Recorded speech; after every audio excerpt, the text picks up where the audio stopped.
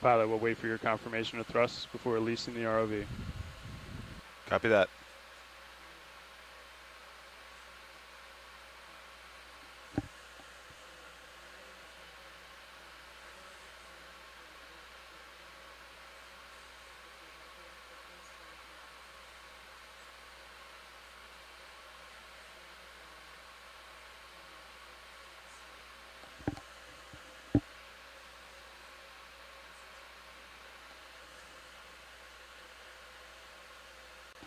Pilot has control. Pull the pin. Stand by for line, pilot. Okay, line's clear, pilot. You can make your way to center line and push ahead, please. Copy that. That's good heading there, pilot.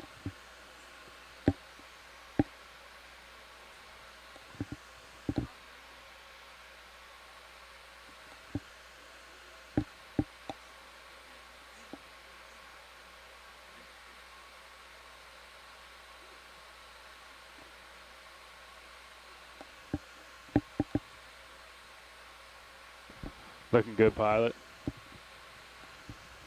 Let me know when you have good visual in the starboard robo. Yep, good visual, straightening out. Great. Auto headings in, off stick otherwise this time. Copy all, pilot. We're going to come down on our forward speed a little. Otherwise, looks good. Copy that.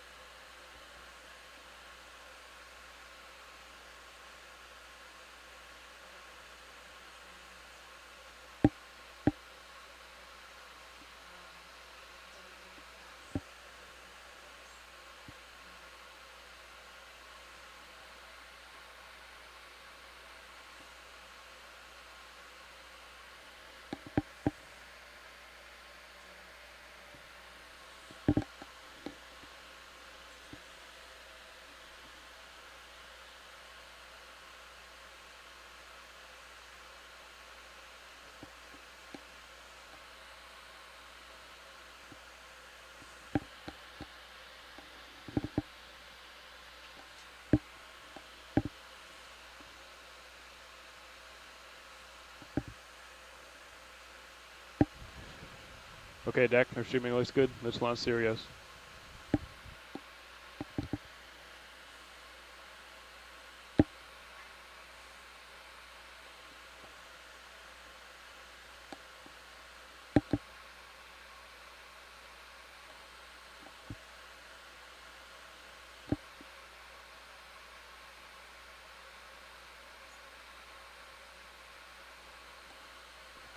And pilot, if you could provide some slack as necessary Copy when that. the Sirius goes over the transom, please. Understood.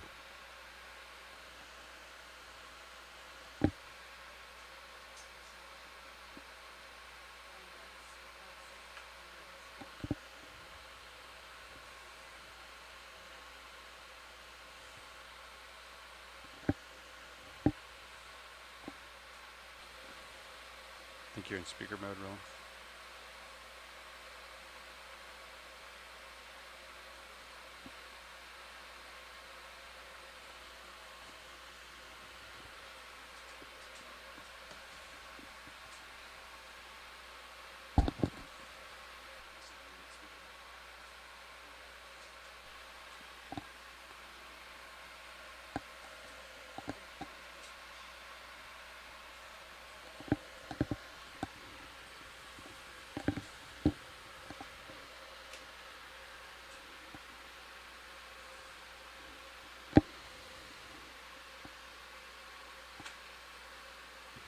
That's looking good, pretty good, pilot. Let's maintain that.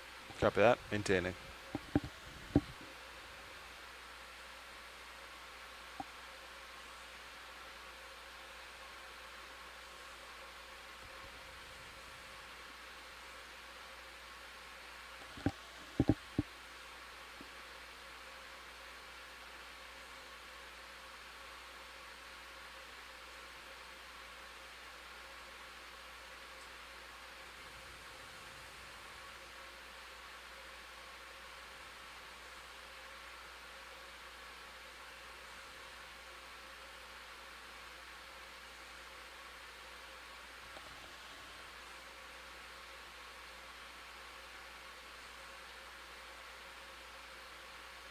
Pilot's off stick.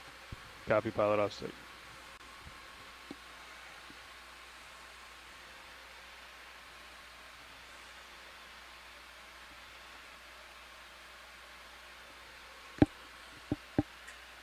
Turns have been reset. Roger.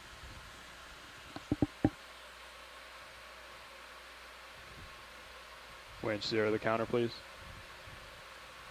Counter 0.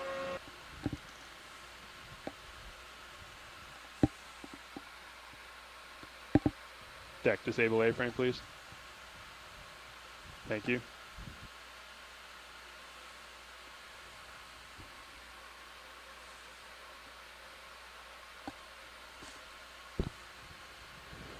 Okay, pilot, are you ready to continue with the dive? Yes, sir. Okay, let's go down to 50 meters and hold at 15 meters a minute. Winch will do the same. Copy that.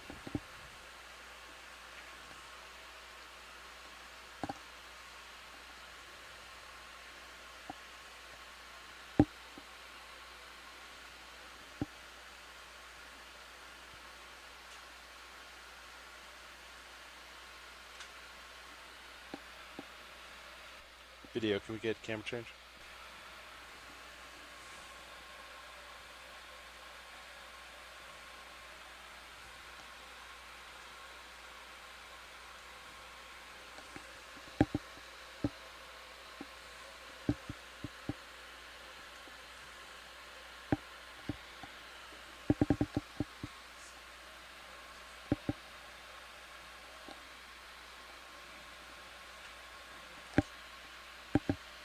One 0 meters, wire out.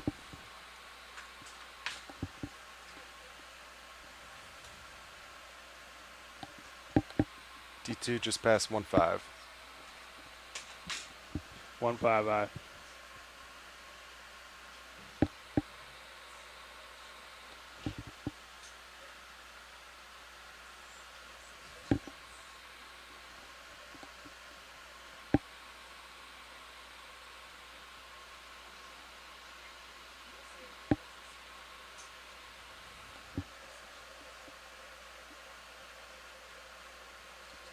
Two 0 meters, wire out.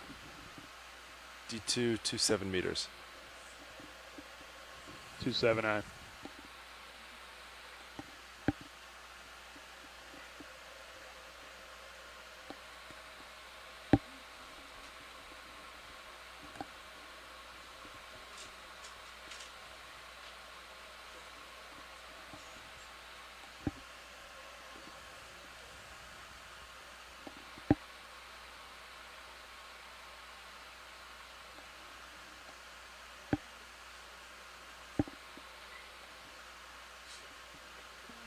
Three 0 meters, wire out. D2 36 meters.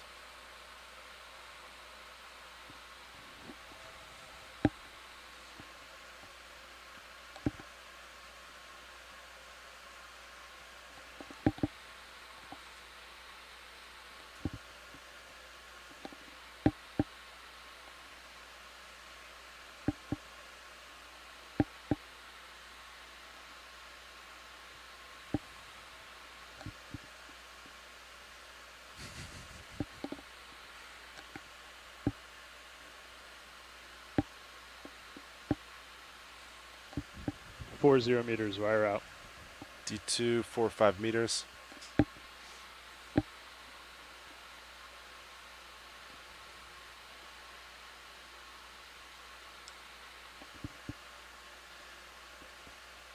Dive suit nav, we have tracking on D2, still waiting on Sirius. Understood, thanks, Nav.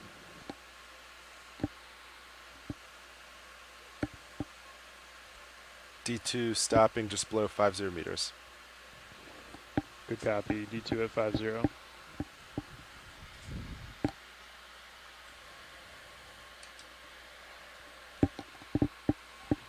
Winch, all stop, 50 meters. Winch, dive super. Good, Des. We pass control to the control room, please. Control and Des, control.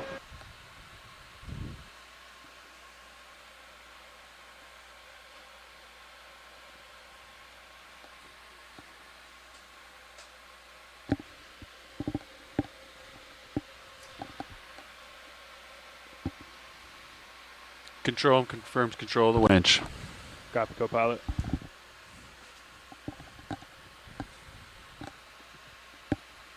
Nav, I think before we pass ship control, I'd like to get tracking on Sirius. So maybe we'll just keep it as is while you guys troubleshoot. Understood, dive suit. Pilots, nav. Still no tracking on Sirius. Would you like me to try to wake it up again? Yeah. I think so, yeah. Stop tracking. Yep. Good copy. Stand by. Run, wake up. Take your time. Make it deliberate. I think this will float away a little bit. Yeah. Shoot buff out. Keep an eye on headings. Yeah, copy that. Looking good. Dive suit nav, just update. We're running troubleshooting right now, trying to wake up Sirius one more time. Okay. Sounds good. We'll maintain until we get that. Roger that.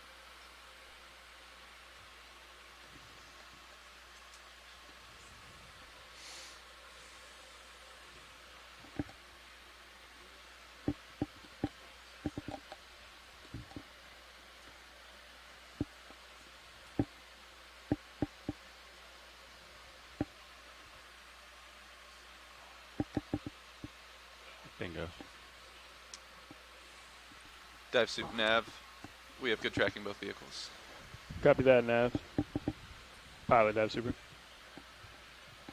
Dive super go. Hey, you guys are free to continue with the dive. I'll work with Bridge to take control, but I'll keep comms. You guys are free to dive. Understood. Thank you. All right. Co-pilot, how you feeling? Good. How are you? Good. All right. I'll give me a second. Let me ramp up my Z-buys. Then I'll kick it in. Good delta, about 3-4 right now. Streaming looks good. Hopefully this biological material will. Behind you too. Yeah. Okeanos has joined the call. We're just waiting for the vehicles to continue the descent and for the scientists to get in position.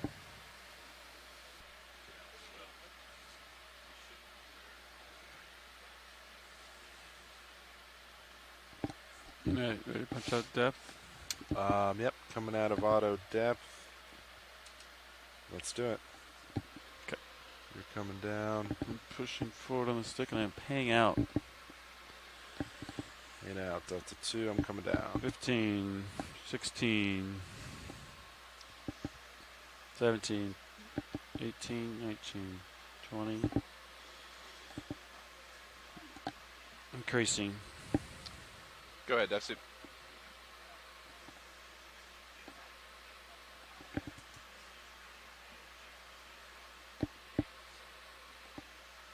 Copy that, dive suit. Nice launch. Nav has comms. Go ahead, Bridge. Standby 1. Pilots, are you guys ready to come into auto here, or want to keep getting a little closer to the waypoint? Doesn't really matter from my perspective. Which way is the surface current going? Surface current is still going to the southwest.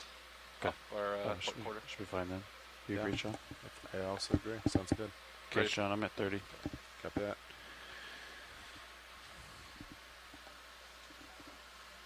Bridge, RV now. Yeah, I think we're good to come into auto position at this time. Copy, thanks. A little bit forward way on as we come to autos. Roger. Delta 2-3 and increasing.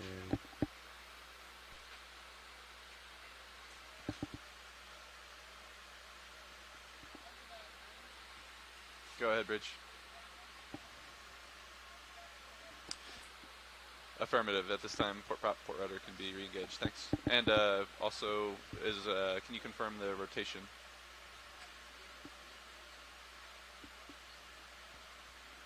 I think we're good with midships at this time. Thanks. Delta 5 looking good. Tasman's I noticed has been pinging around kind of erratically. Oh, it's actually reporting something? Yeah. Roger.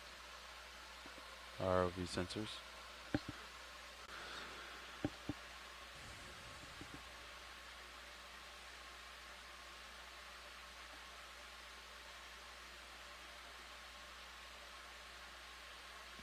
Go ahead, winch.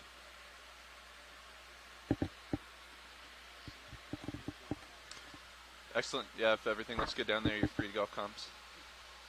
Thanks, winch. All right, so Delta 5-6 looking good, coming down. Have a little bit forward, just in case. Okay. I think we're looking good. Shim looks good.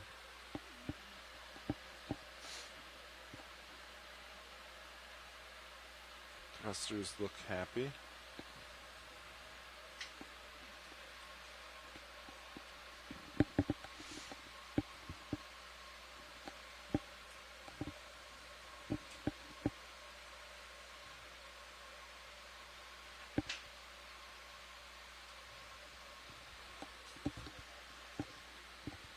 Delta 8, I'm going to back off a little bit.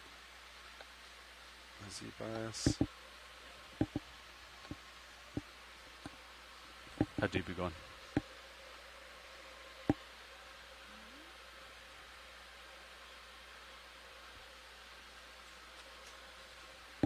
How deep do you want us to go? Oh, sorry. Go ahead, bridge. Good copy. Thank you, bridge. Delta 10, just came back off Z bias a little more. Roger.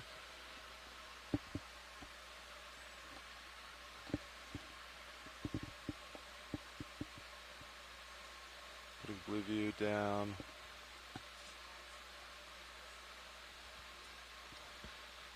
Alright, pilot's ship is in auto position, holding center rotations, midship still. What's the depth of that contour? Good tracking both vehicles. That contour should be, that's actually, I think, a ship line. Oh. Standby. The depth of that target should be 2215. And there's your two Roger. contours right there. Copy that. We're clocking All twos.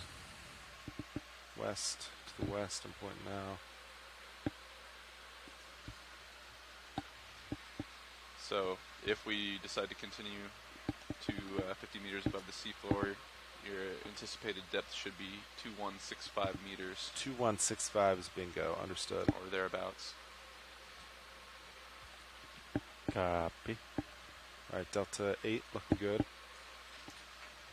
Headings not bad. Fluorescent cameras look pretty good today, don't they? They sure do. They look very good. They look good, co-pilot.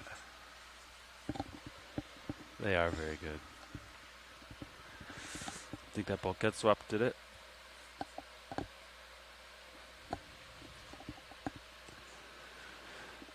caught a pretty big jelly, didn't you? What is that? This big. It's big, yeah. This big jelly thing. Big gelatinous creature. I wonder if it's just like, what if it was a mass I don't know. that like kind of got tangled up and then There's a lot of strings and things. a lot of strings. Still spinning. Okay, we're pushing down. Delta 7 looking good. 30 meters a minute.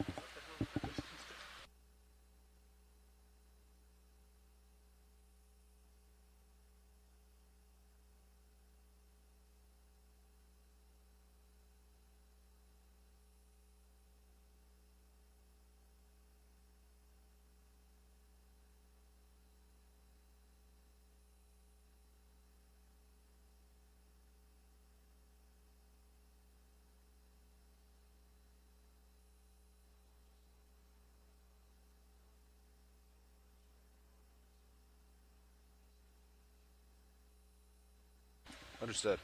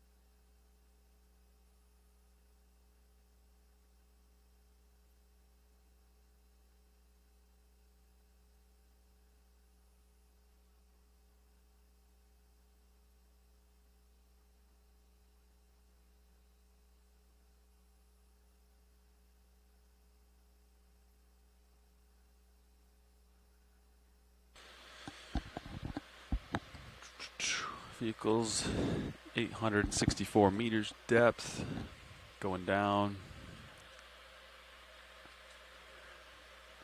Doing water transects today, mid-water dive, which means we won't really see the bottom. We're looking for biologicals in the water column.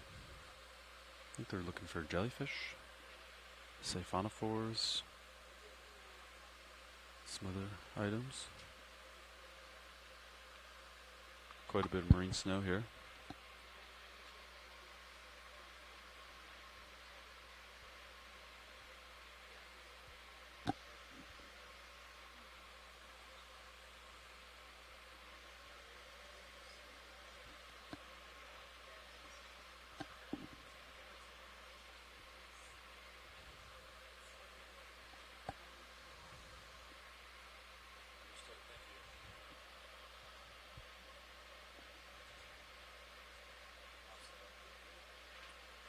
This is our first dive of the cruise here. I think we're going to get 10 dives in this cruise-ish.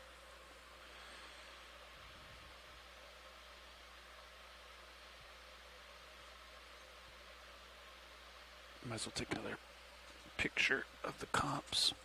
I took one when we started diving, so 1,000 meters, that's a pretty good time to take a pic, right? Yeah, I think so.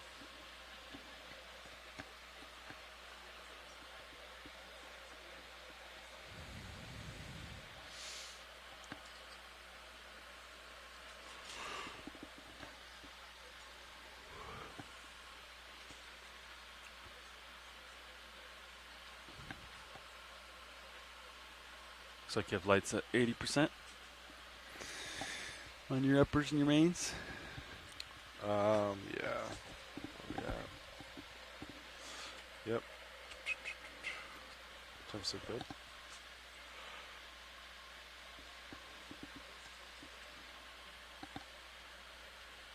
Delta 6 look good.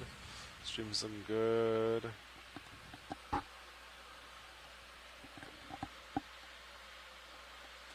Laybacks looking good. Pretty much none. Yeah, staying right there, isn't it? Yeah. Nice.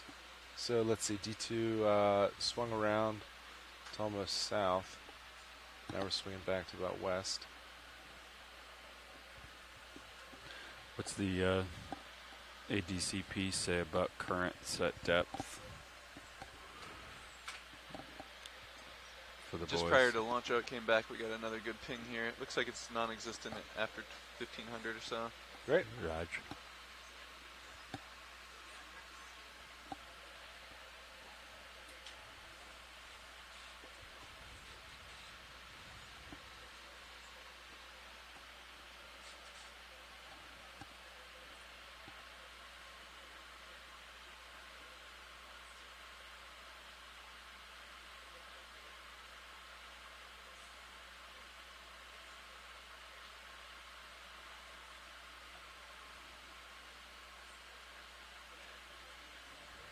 Is it you?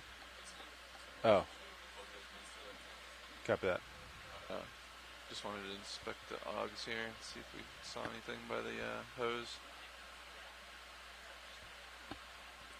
I think we have had.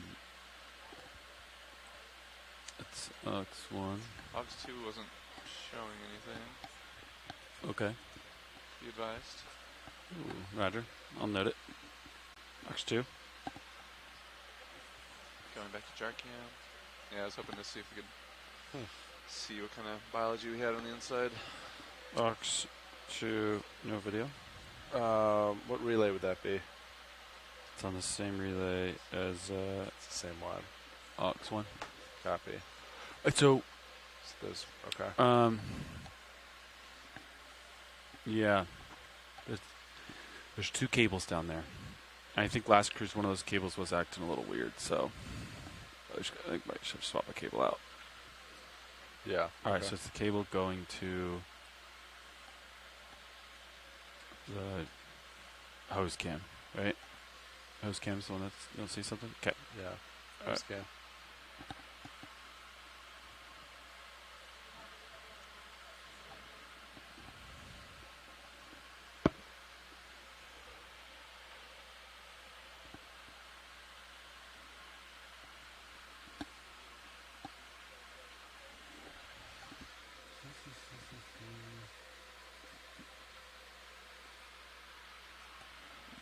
Delta 8.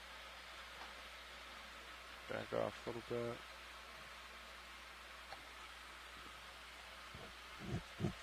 Alright, past 1,000 meters, heading down, about halfway there.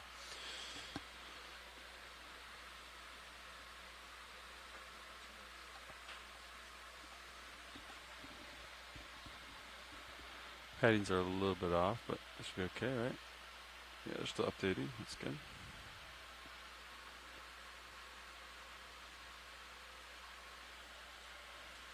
Yeah, good visual on D2 in the, Yeah. what do we call, yeah, there's the checklist. For cleaning, what do you want to call the cameras on Sirius? The new ones you added. That we put camera covers on. Yeah, just the FlexLink cameras or the Just the 2 FlexLink cameras. wide eyes. On here they're called Test 1, Test 2, but next year we should have like a 4-channel system. And we get rid of the analogs.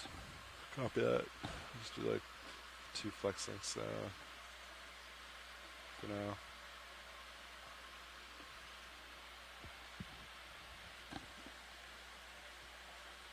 It's too bad about Ox too, huh? He doesn't want to come up to see if he's got fiber power. Alright. Go back to jar for you.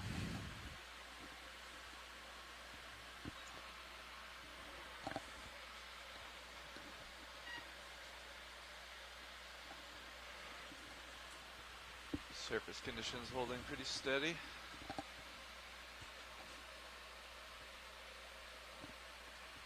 Come down Z-bias a little more. Delta 8-9. Comps looking good.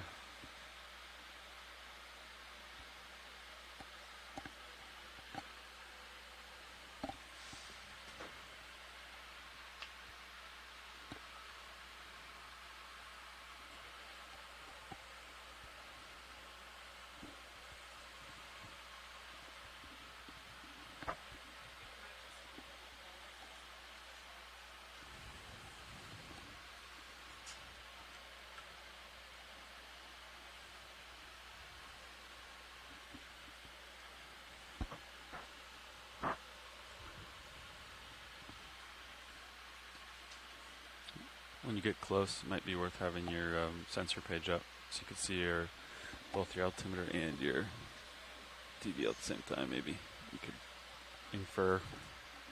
For what's what? Yeah. Oh, I guess we're not landing, are we? We'll be out of here in 6 minutes. It's a good pass off though. Yeah. Yeah, they're only doing Niskin captures at each transect. Each right? transect Basically. DiveSuit recommends doing just prior to the official start of each transect, and I be know. note in the log for next shift. I know they wanted to like wait a good amount of time at each step. 'Cause they yeah, wanted to like. By the time you spin around, Yeah, that's plenty of time. Let the water settle and everything. Yeah, I think that's. But in yeah. general, a couple minutes. Yeah, Find the current, find the direction. Once you do that, I think that should be plenty. that's affirmative. in the past, What was on that, a set. Sally? Oh, it is. The Medusa or Midnight or whatever they call those. Go.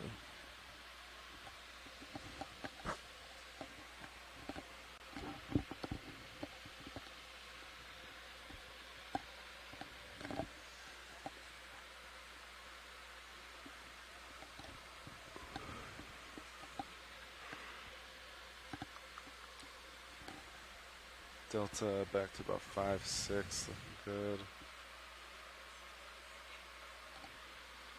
Heading still, kind of maintaining a little bit off. Not bad though.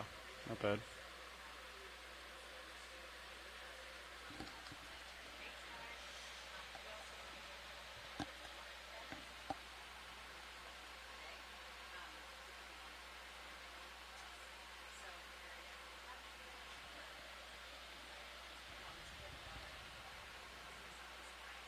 Got you in the Sirius sonar. Looks like directly aft. Assuming it's mounted rotationally straight. Nice. Looking good, pilot. Looking good.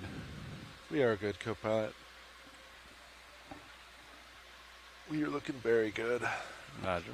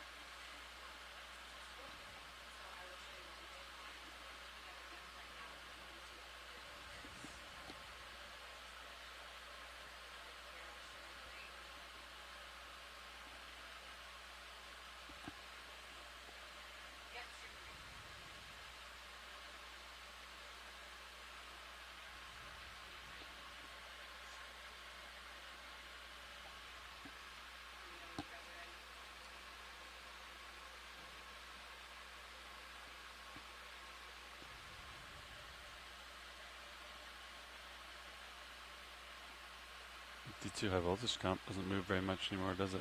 It's such a big comp. Same thing with the high voltage comp. Yeah, like 73. I filled it up to 80. Yeah. Looks good. It's really good.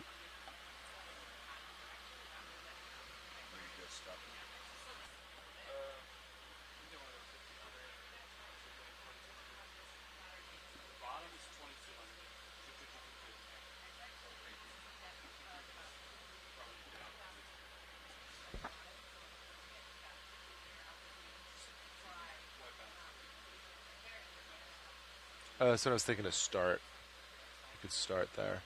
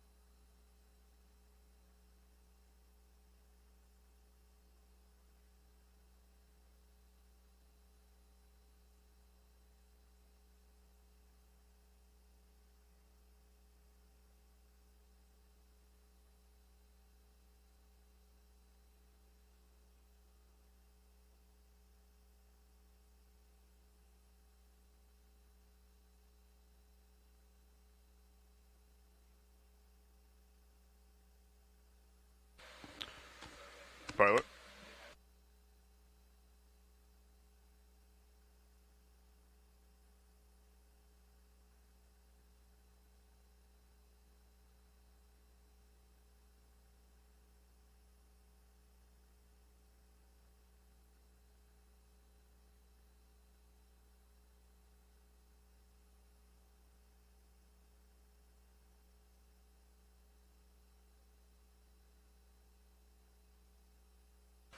This is all like 1450. It's just been packed.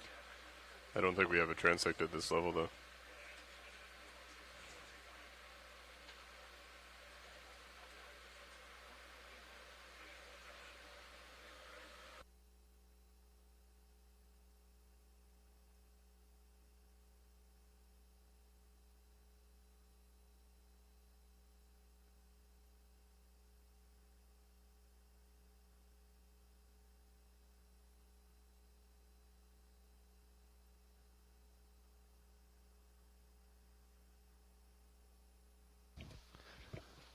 What's up, gentlemen? Yeah. Seems like your head's getting pulled around here, Bobby. I don't know if you're doing that on purpose. Yeah, I mean, I was turning my head, but why am I not in tail cams? I think, so you're in this guy. I think you're just a little low. You can see your... We're only 6 delta. Yeah. I have you in Titan as well as this additional cam over here. I feel like I need to push out a little bit more. I was swinging my head back and forth trying to lose some of our associates. Gotcha. That should not have been. Tapped on our target.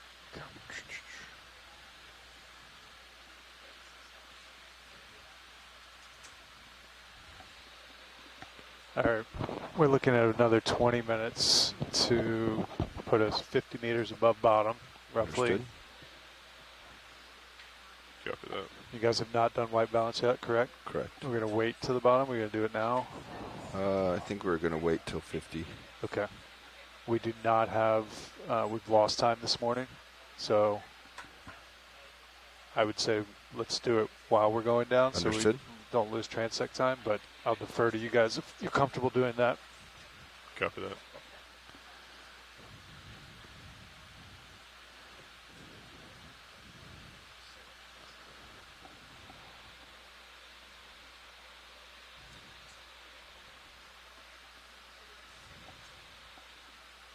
We do have saved, Bobby, the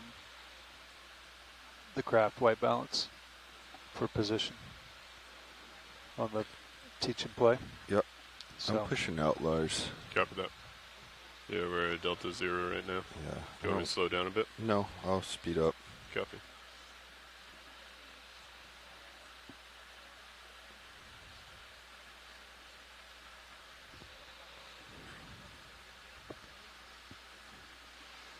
So latest note here, talking with Dive Suit this morning, looks like John and Ritter came to the conclusion they want to set up for the transect, let you guys get comfortable with water flow, and then we'll take the Niskin right when we start the transect.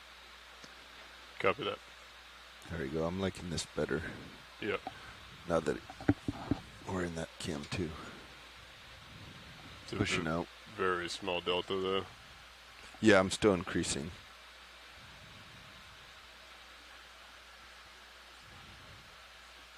Shore rolling.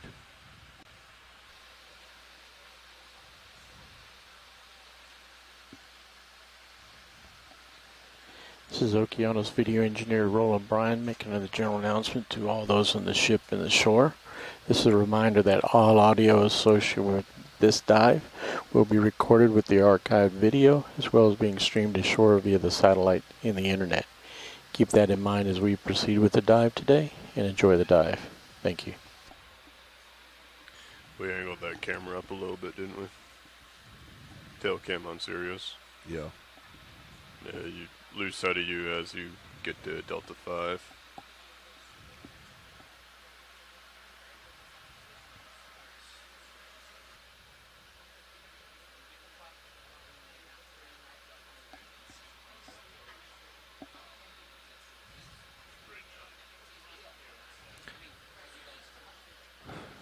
Can you please, Nav, can you confirm our bottom estimate or our transect estimate, either one?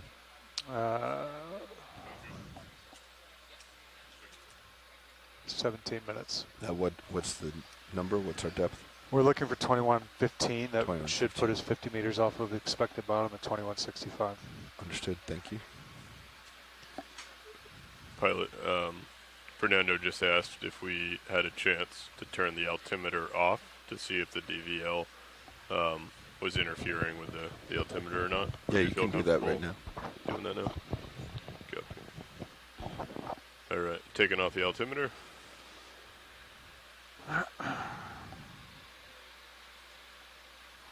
Okay, looks like DVL is acting the same. Still has those momentary blips, 130 to 170.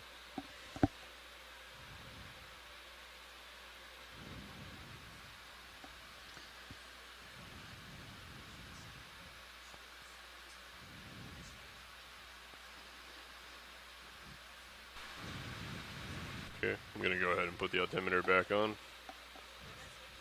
Altimeter is back on.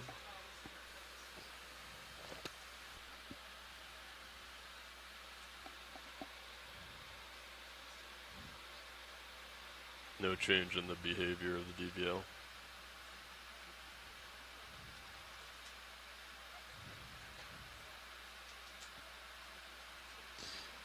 Update to your last question, Bobby. It looks like John already built in what the offset was going to be. So 2165 will be 50 meters off bottom, Copy. according to this. Yep. So that puts us another 17 minutes. That's right at the top of the hour.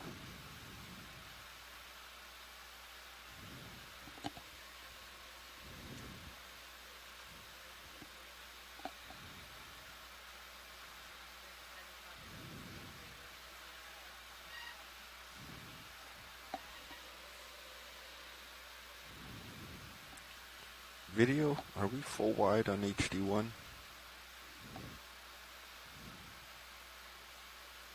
Confirmed. Looks super zoomed in. Copy.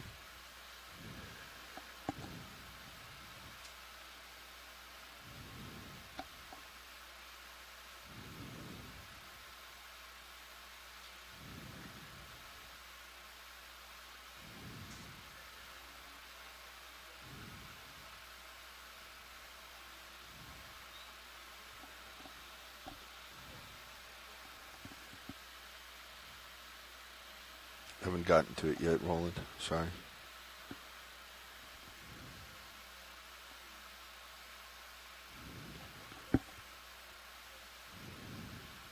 Yeah, on deck it was misbehaving. Just right now it seemed to be okay. It's also trying to move a lot more weight in there. Yeah. Increasing my delta. Copy. Came off a little too much on my vertical. So we can't see the toes anymore with the... I'm not all the way down. Oh, okay, I came back up to get the toes and temp probe out. gotcha.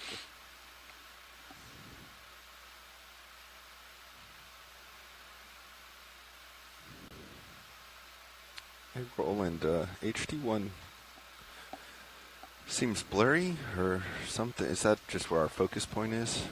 Oh, okay. It was Good focused morning, in deep sea slightly. That may have explorers. been I'm your really happy Zoom. to welcome you Yeah. today to the first dive of the Seascape love that. Alaska expedition. We're very happy to be at sea today. You know, there's been a bit of delay, but today we have a bit of a mid-water dive. So I am Rian Waller. I am a deep sea biologist from the University of Gothenburg, and right next to me, I'm Jennifer Ashoff, and I'm a professor of geology from the University of Alaska in Anchorage. Good morning, everyone. yeah, good morning. And so before we start here, we're going to have a land acknowledgement before and at the end of each dive, as we're working in Alaskan waters. So as we proceed to explore the deep waters off the Aleutian Islands, we respectfully acknowledge that we are working within and around the traditional Alaskan native homelands of the Sukpiaq, Alutiiq, and Inongon We acknowledge that the native homelands and honor the indigenous knowledge and heritage of these coastal communities and their relationship with the ocean. We will work with care not to disturb the Alaska Native uses of the ocean environment, and we look forward to building upon this indigenous knowledge to add to our collective understanding of our oceans. So with that, we will begin Dive 1, and first of all, I'm going to turn it over to our mappers to show a little bit of where we are today. Good morning, everybody. My name is Shannon Hoy, and I am the expedition coordinator for this expedition, but also sitting in as a mapper right now. So if you can join me on Stream 3, we are going to go over the map, give you some context of where we are, where we're diving today, and then we'll go back to talk about some of the science objectives for this water column dive. So if you can see on Stream 3, we've got a map of our operating area. So we left Kodiak yesterday, so 400 meters off which bottom. is very exciting. We were all extremely excited to be in the water today. We're off, and we were able to steam about 21 hours along this arc. Oh gosh, now I'm getting into geomorphology here. But south of the Aleutian Islands. We're right here on Dive 1, and we hope to proceed along the Aleutian Islands as we progress throughout these next 10 dives, weather permitting.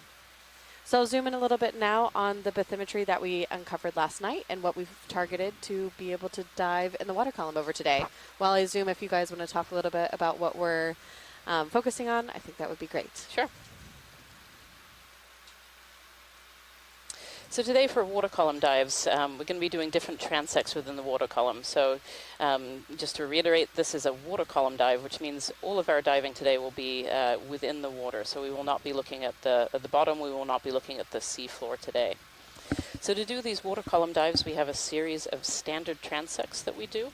Our standard transects are 900, 700, 500 and 300 meters. And within those transects, we hold the ROV steady and we move through the water column at a very steady pace for about 30 minutes or so today.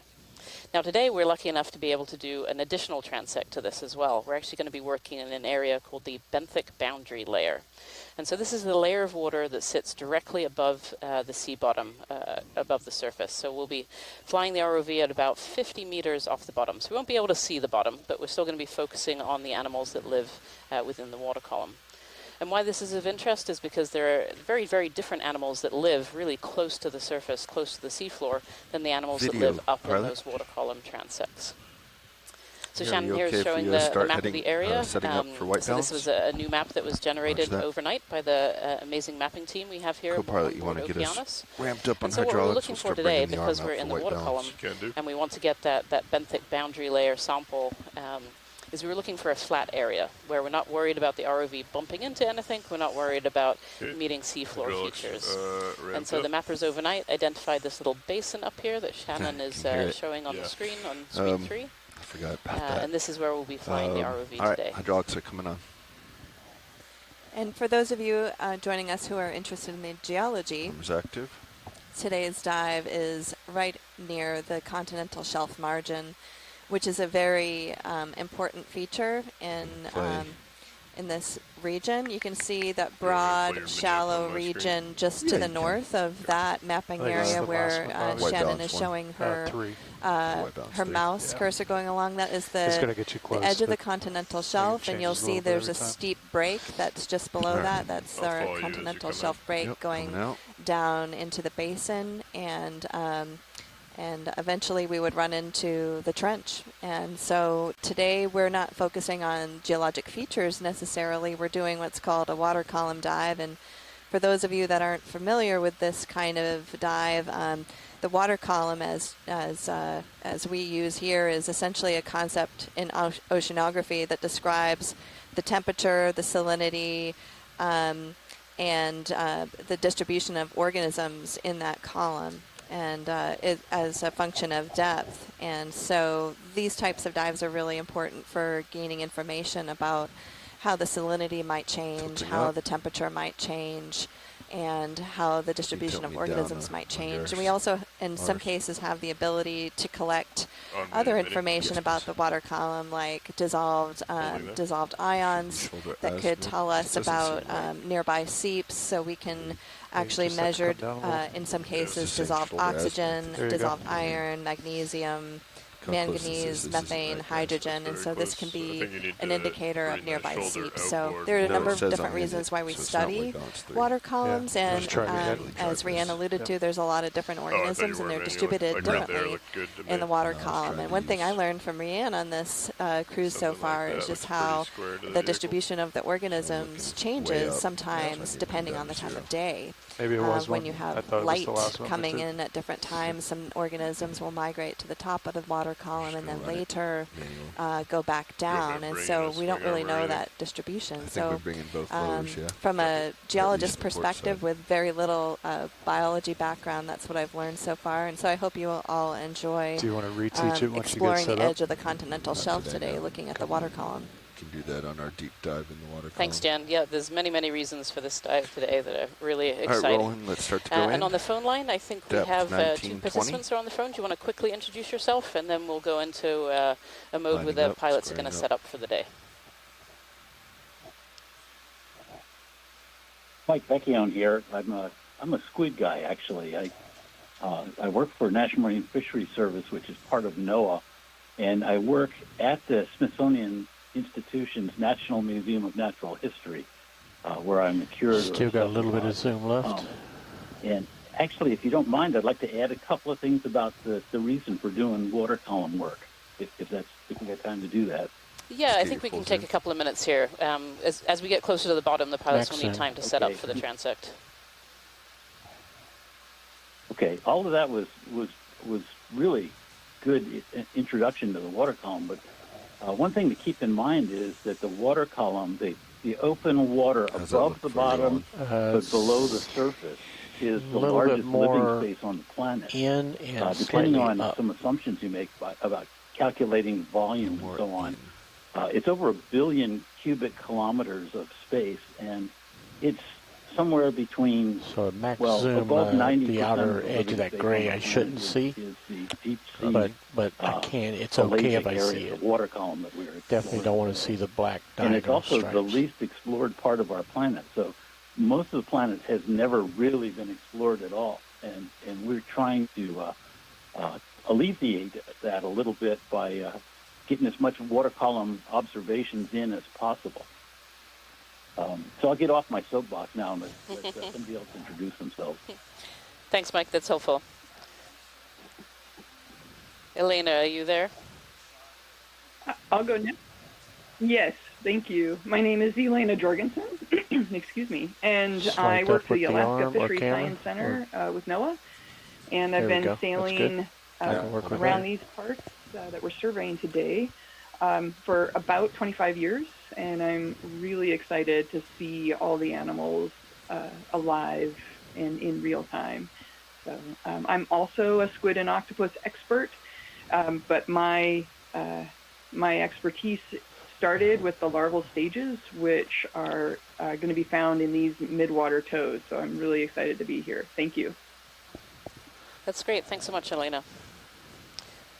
Okay, I think with that, unless mapping has any more to add, we will go into our dive. So we're going to be a little silent here while the pilots set up 50 meters from the bottom. Approximately 5 minutes. And then once they're ready to go, we will begin this dive.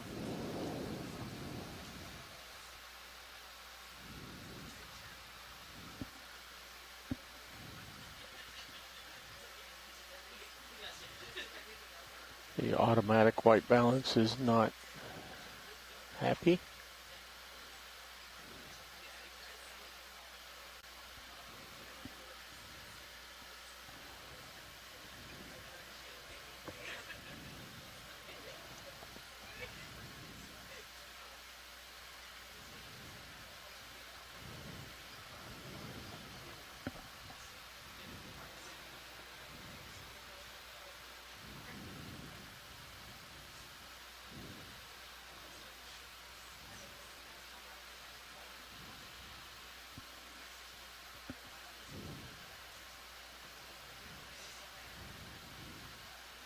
Recalling a previous white balance.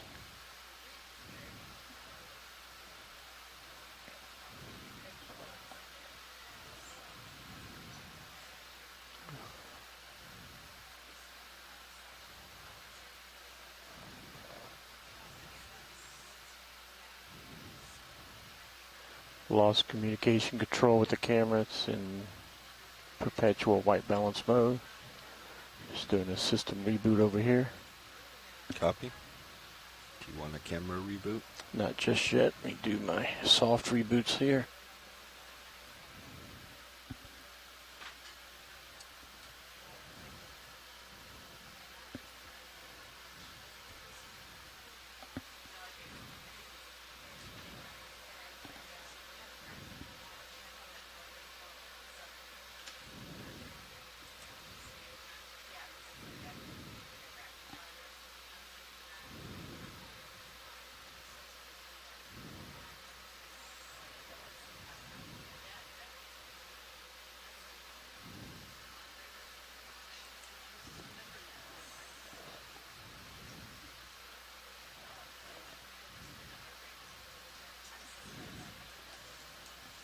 .2070, stopping in just under 100 meters.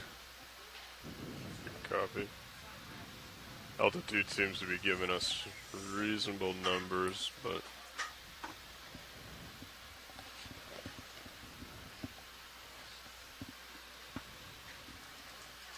coming back on Delta just a little bit. copy that.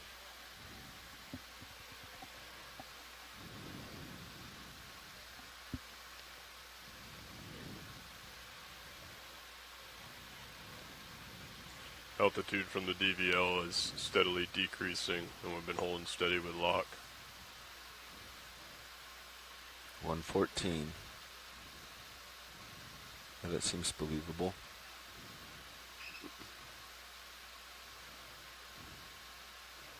So we saw that, what, 120 come in? It was roughly 130 that it became steady, but it also, 130 was one of the random numbers it was jumping to, yeah. So I'm not quite sure. First I saw after you mentioned it was 120, so that's pretty good today. Okay. 100 meters off bottom, I believe that. Yeah, we're looking at a 2200. That aligns, yeah, that aligns with bathymetry. Okay. We should start seeing nothing on multi-beam yet. Soon.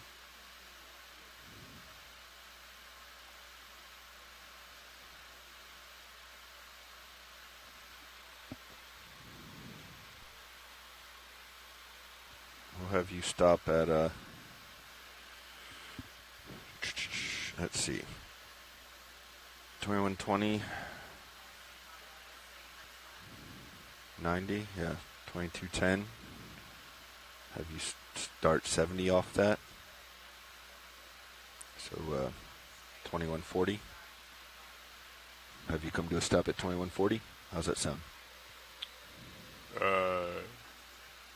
Good. Yes. I'll be stopping in 10 meters. Yep.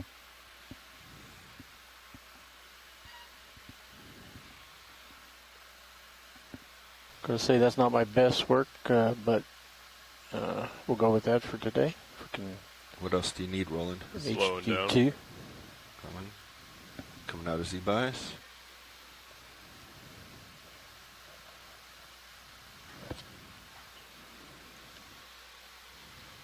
Sirius, I'll stop 2140. Roger.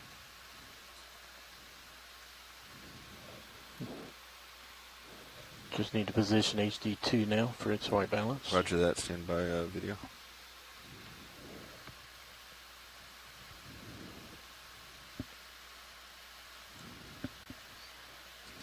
Okay, you can engage auto head at this time. Got that. Auto head engaged.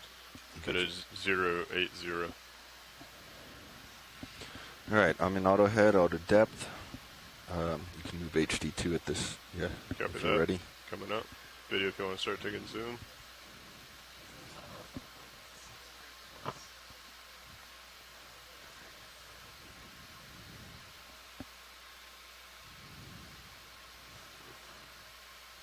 I'll hold there. Alright, let's get me up on whatever cameras you need. Copy. And I'll start to come around. Understood. I'm going to tilt all the way down to see you. I don't really have a sense of which way the tether's going. Looks like it is up above you, but slightly off to your port, judging by that guy up there. So I think I'll just allow you to bring your heading about. Video's clear. When you're ready. All right. Thank you, video.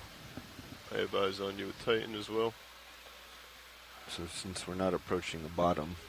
Okay, so I'll swing around to starboard then. Yeah, stand by one. I don't really see the particles moving an awful lot here. Pilots, before you put the arm away, might I request it to be tilted down a little bit more, just momentarily? Stand by, Roland. Let us get in position, please. All right, I'm going to back up. I don't see a lot of movement here, so we'll first get into position and then adjust. Copy that. I'm going to follow you with Titan. Yep, so I'm backing just slow. Understood. Coming down a little bit more, increasing delta. Copy.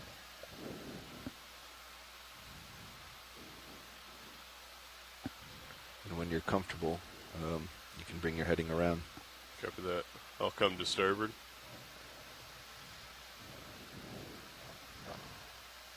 Oh, excuse me. Port would make more sense, right? Yeah, getting our turns opposite would be nice. Okay, coming to port. Okay, I think is that you? Yep. Already? Oh, you snuck back quite a bit. Copy. Okay. We have the new down cam as well on Sirius. Test 2. Okay. Swinging around 270.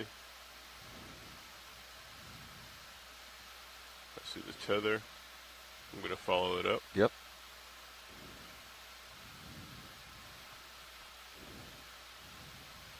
Okay, I have good visual of you. Delta 18. Coming up to 45 degrees. Holding there at 45. Yep, backing up some more. Copy that, centering up on you. Yeah, I didn't sneak under you, remember? Yeah. You were just turning, so it was supposed to be there. All right. I'm going to call that bottom, gentlemen. Yep. Copy. Before I forget, I'm going to bring your swing arms back out, forward. Yep. Before you change the swing arms. Video wants one more on white balance. Just, I'm currently in auto XY. All right, I'm going to work with video. Co-pilot, if you could just keep an eye on our vehicle positions, please. Bridge, are we now? I just wanted a quick hey, Bridge, pushing the arm down just to get it into the manip cams, just to see if we can will be just pick up south, whatever direction you guys are heading color right on now. the chip charts. You know, we're not requiring bottom today, so we're 50 meters off bottom right now. We're mid-water for us. And if you guys can go ahead and verify the center rotation is set to the A-frame at this time.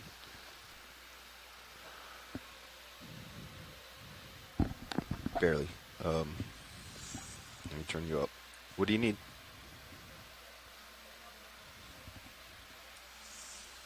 Copy.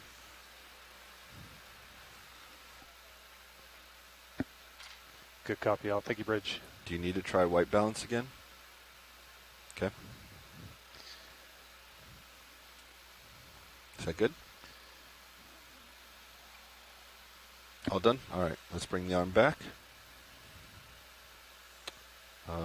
Clipping, are we okay on Did we still need to cam do today? the steel camera chip chart?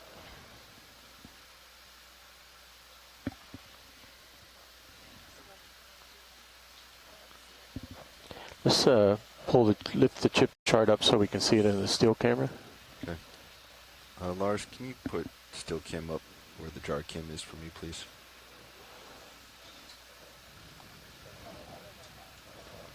Just going to get a reference.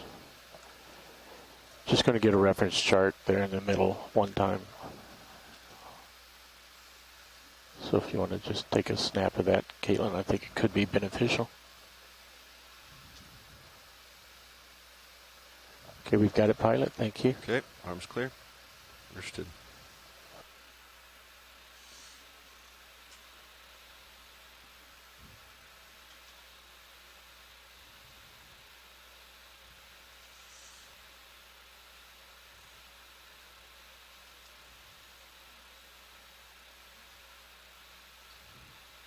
Lost my light on Mini Zeus. Yeah, I brought that lights outboard. Do you need it back to stow it? No, video can pull it up. Copy. All right. And hydraulics coming off. Copy that. Hydraulics are off. Mini Zeus is going to be Craft lined back hydraulics. Are we getting any readings off the blue view? We're 50 meters up. We should. No, I didn't. I mean, I've seen a hint of it there. Yeah. About 60. Okay. So I've been in auto XY this whole time. Yep. All right, I'm going to go ahead and secure hydraulics. Yep. Disabling HPU. Secured. Autopilots have held very steadily. Okay. Steady.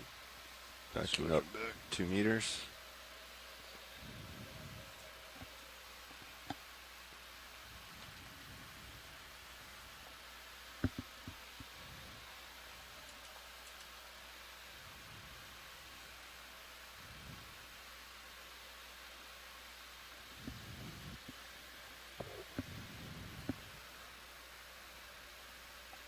Okay, how do you feel, co-pilot? Looks pretty steady. Roger that. Going to bring my delta up a little bit. Well, let's see. We're at 50 meters here, so why don't you actually come down as you're comfortable. Understood. I'll come down to maybe a 15. Yep. And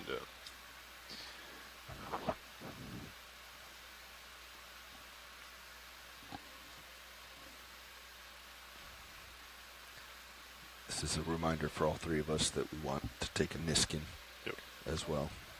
Yeah, right at the beginning. Whenever you guys are... I turned you on. Sorry. That's okay. Whenever you guys are ready to start the transect, let me know. We're bingo time, so... All right. You want to try and get lined up in the current? It seems pretty light. I'm not seeing overwhelming current in any direction. Sort of looks like it's coming into us. What do you guys think? Video I would thinks say you're good. it's moving towards you, but Yeah. I don't know if it's fast enough. I think let's just leave it here, and we'll adjust as we begin if we need to. So we'll just keep the ship where it's at for right now. Yep. Just to be clear, you took out XY, correct? I did. Okay. Yes. Right. All right, we'll call start a transect at the top of the minute here. Copy. Top of the minute. Let's get hydraulics ramped. Yep, Lars, whenever Let's check with clipping. Caitlin's giving thumbs up. Ready for Niskin. Roger. Okay, hydraulics are up. You ready? We're ready. Reset and fire. Okay. Confirmation. First Niskin sample 1809. All right, stand by one. Let me collect all this info. Yep. I'm going to put the suction jar back up. I'd rather leave our still there, please. Copy. If we want to switch out something else for suction for you, I'd say do it over there. Maybe Titan. Do you know what monitor that is? I don't know off the top of my head. Okay. We also don't need 2 tail cams, so maybe we could put it up there. Okay. If we get in that situation, I can always switch it back. Science, this is video. Just making sure I have the right one. Hey, Roland, go ahead. I was thinking about changing up the multi-viewer to be what I believe would be most useful to go ahead and secure hydraulics. Mid-water scientists. If that's okay, I'll give them multiple cameras plus the either vehicle or high pack. I'm not sure which is most beneficial to them.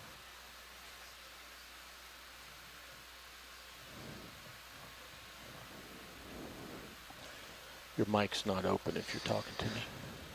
Whenever you guys are ready. Yeah, I think let's do this. We're ready? Okay. We will officially start our first midwater transect at a depth of 2158 in 5, 4, 3, 2, 1. Thank you, pilot.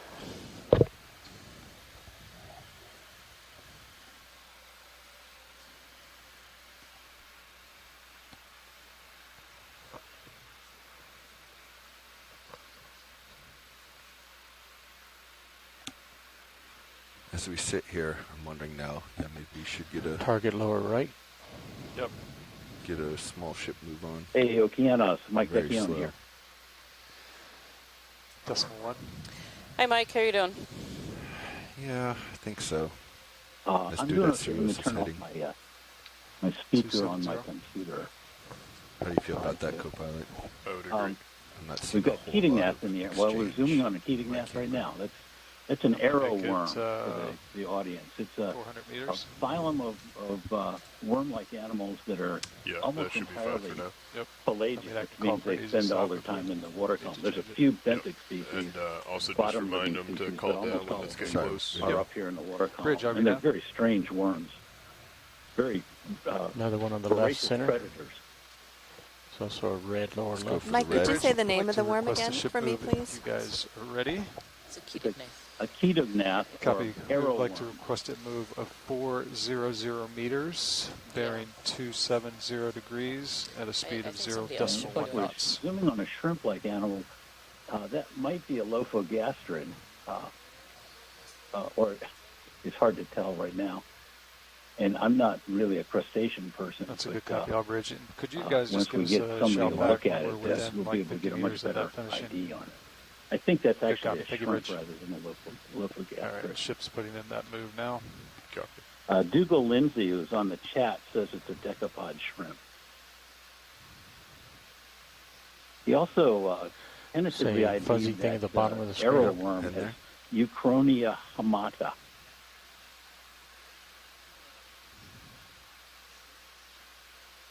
Go for it.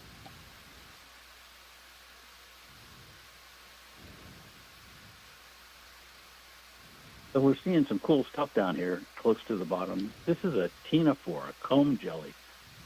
There's several kinds of comb jellies, but one interesting thing that's come up about these recently is that Pushing in. increasing scientific evidence indicates that these are what we call the sister group to all the other multicellular animals.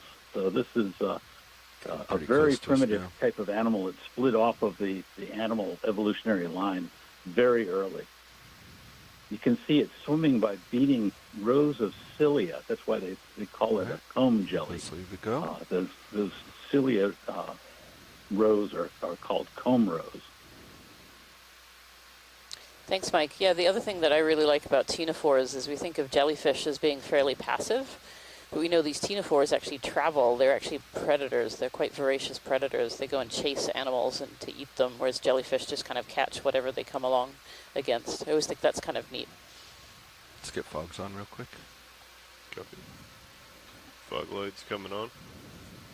Google has 50%. mentioned in the chat line I that can the increase if black you need. pigment It's patches on this practically on the species camera. I think are that's Yeah, different a minimum from focus the now. North Alright. Atlantic Copy morphotype. that. Let's get it out of view. Thank you, Roland. So Fogs it's back on, interesting. please. Dougal Fog is lights a off. jelly expert on the gelatinous groups, including ctenophores and jellyfish. Just going off left center. Upper left was the one. Oh, I was looking at this one center. Let's Oh, there's snap. a good one. Yep.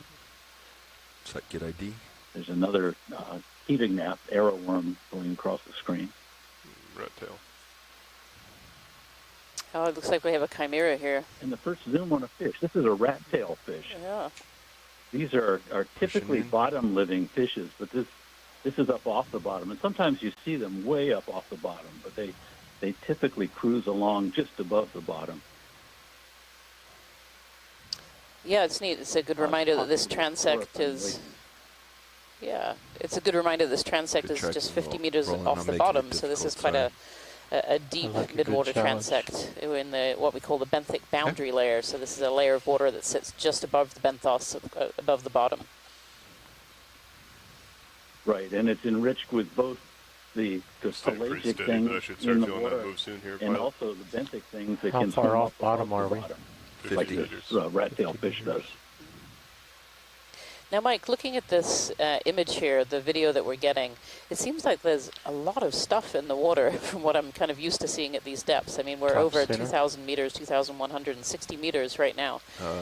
You know, is this Very normal? close. Would Sorry, you think Roland. this is normal No for this worries. area? I think I'll lose it before I I've got never worked in this area before, so I don't know what. There's one center. Let's go. There is a lot of marine snow in this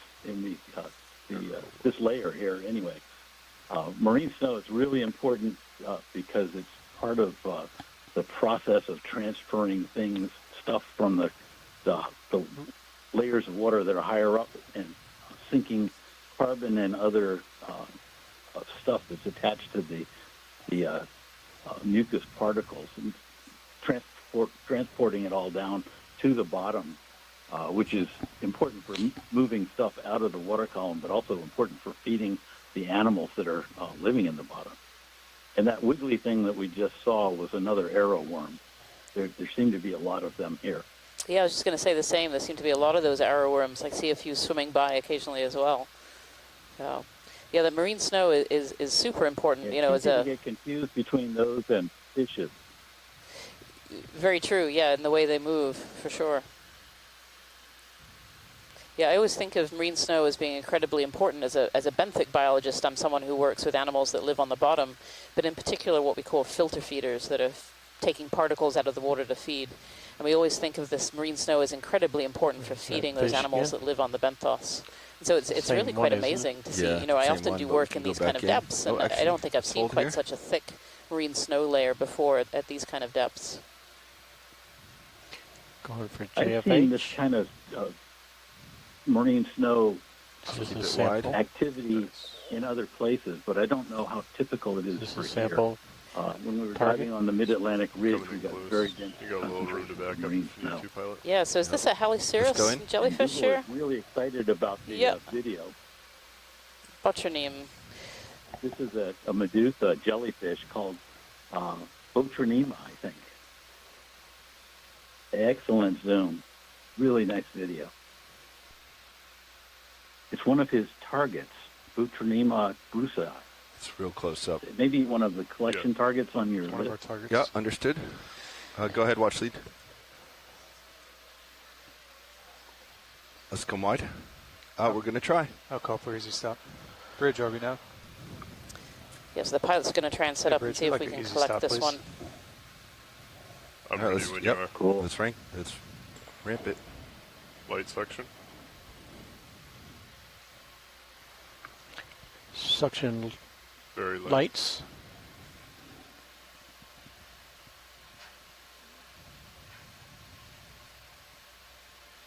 Let's confirm. It's in.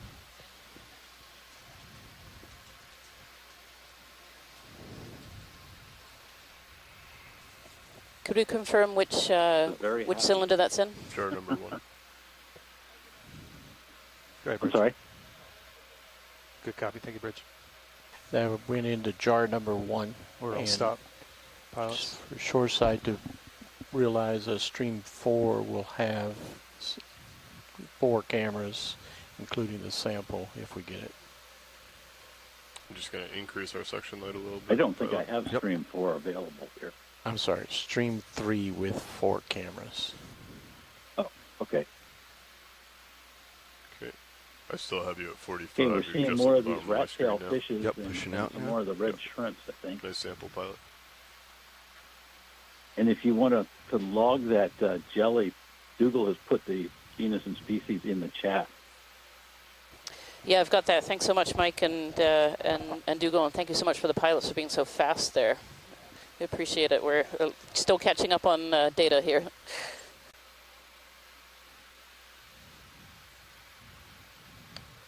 Delta is 18. I think it came down a little bit for that, pilot. I did. Let me get back up to my 50 mark and push out.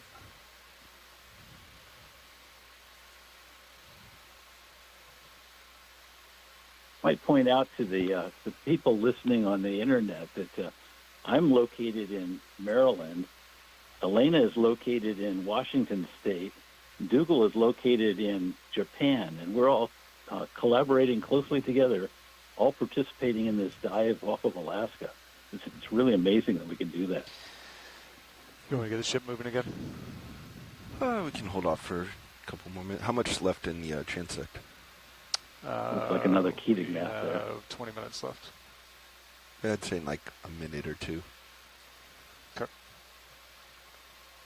I got enough forward from that last move still.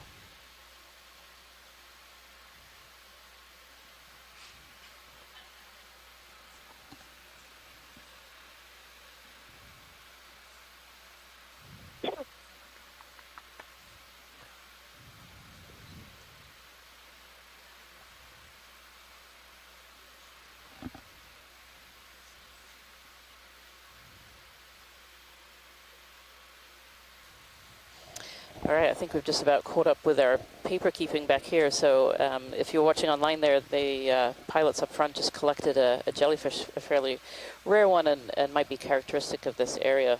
And that was Upper identified by left. some of our scientists on shore Near the top. who are participating in White this line. call. So Yeah, you can on snap. board here, we just have two scientists. We have myself, Rian Waller from the University of Gothenburg in Sweden. Marine snow. And next to me, I have All Jen right, Chris, Ashoff whenever you from want. the University of it. Alaska Reach over in now. Anchorage, who's a geologist. And we really rely on the scientists on shore to help us identify Hey, Bridge, I think we animals want to go ahead along and the continue way. that move. We We have just about started as a 300 or brand so new one if you scientists guys who are want. So interested it'll in be a this range expedition. of 400 meters, And each day, bearing a different subset come online and speed chat to us on the chat 0.1 to help knots. us identify the animals and look at areas of interest. So this is a very wide-ranging exploration, and we have whatever's scientists easier from for all you over guys. the If you world, want to as just Mike was continue saying, it or create it as a new one, doesn't matter to participating us. in this research cruise right now.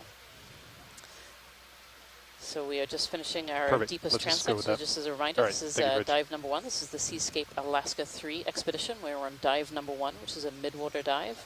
We're currently about 60 or so miles from land, and we're diving in about 2,160 meters of water right now. We'll be doing different midwater transects during this dive today. So this is the deepest transect that we'll do, that we're coming towards the end of. And then we'll go up to 900 meters, then 700 meters, then 500 meters, and then 300 meters.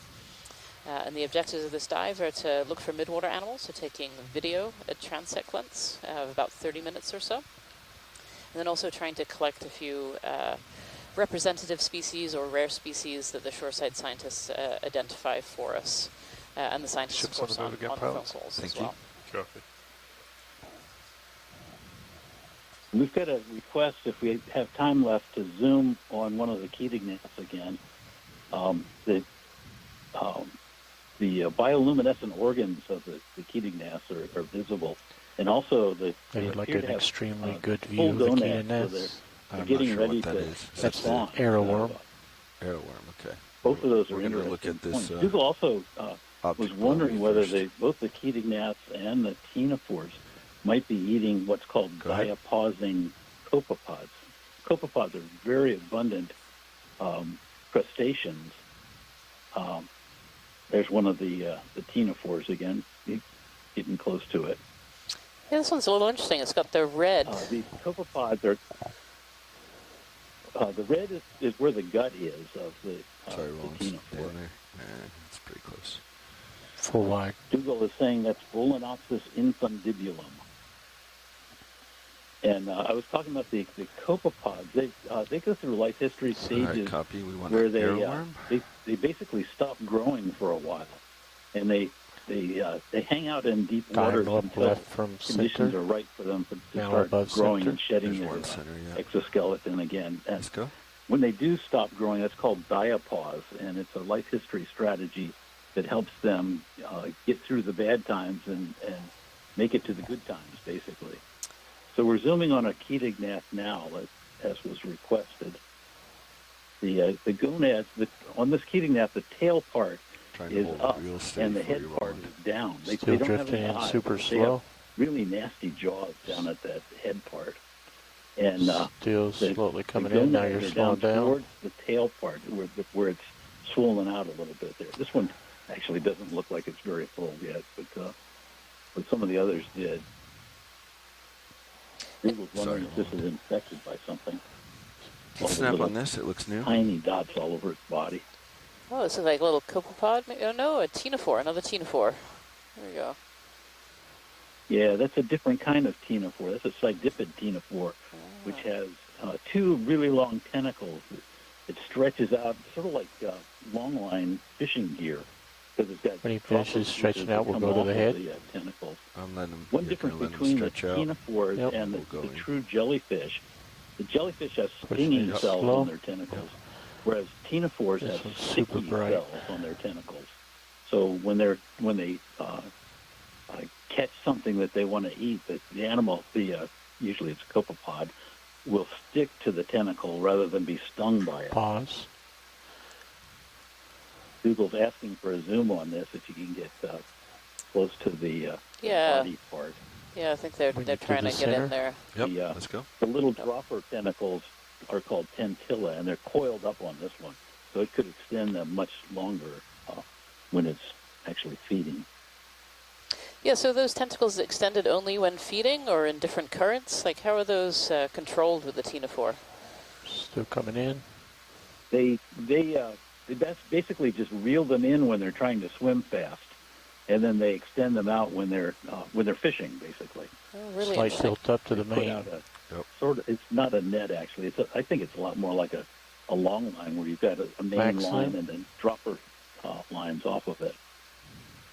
Whoop, off it goes. Got a little too close. Full line. Yeah, Douglas put a come down species 5 name on that degrees. now in Just the be chat. honest. Yep, pushing back out. I'll return I'll back read to it if 45. anybody cares, but it's Okeanos dunlapi. Yeah, that they have striated muscle in the tentacles. Thank you, Dougal. That's really helpful. Right, I'm at 45 again. Copy.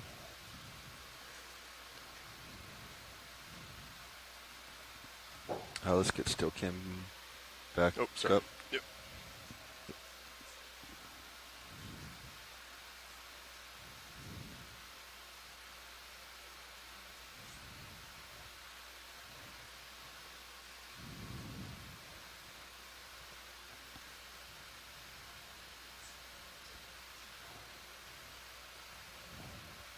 Oh, I see. I missed a note from Elena Jorgensen where she put a tentative ID on the fish. She thinks it's Coryphonoides cinereus, which is a species of rat tail.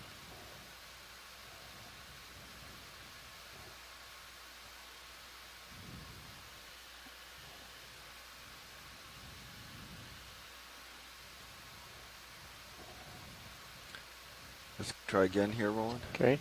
Go only for the head this time. Yep.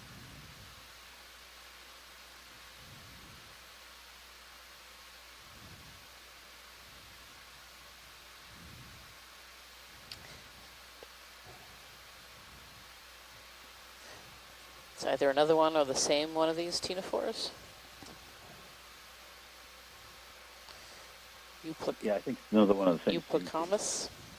Fishing for lunch, Dougal Lindsay says. It's has its tentacles spread out beneath it, ready to catch some food.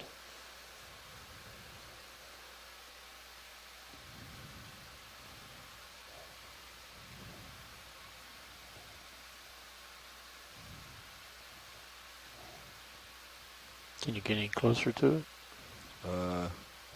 That's max zoom. Okay. I was trying to find it in my other cams. Oh, there it is. Okay, I see it now. Getting closer. Oh. Following it up. It's realized we're there. You see it reel in its tentacles. It's real close now. Yeah. Yeah. Too close. Up, he stopped for us.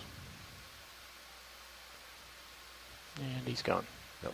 It's got one of the two down tentacles to reeled in really tightly. The other one's still all right. But just going to have to air that here. Yeah, you got two large eyes and a Very nose. nice zoom. Yeah. All right, everyone, this is the official end of our first transect this morning.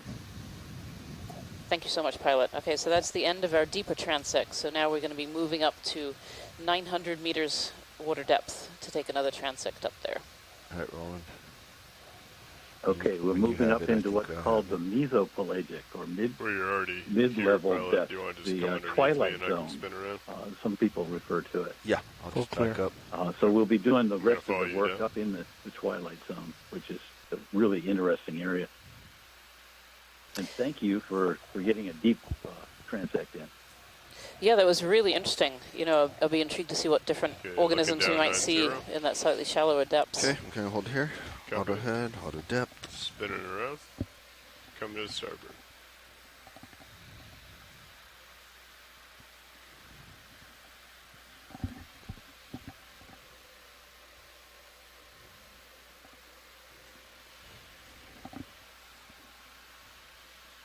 Very nice flying, Bobby. I'm going to put my phone on mute until we start seeing things I can talk about. Okay. Inverse of you, pilot, if you want to push out. You got it. I'll hold steady for now. So on the quad split, I put the normal dive screen up so you can see our depths and their location on the high pack.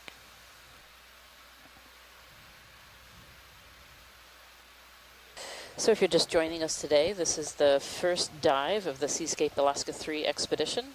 We are doing an Aleutians water column dive today.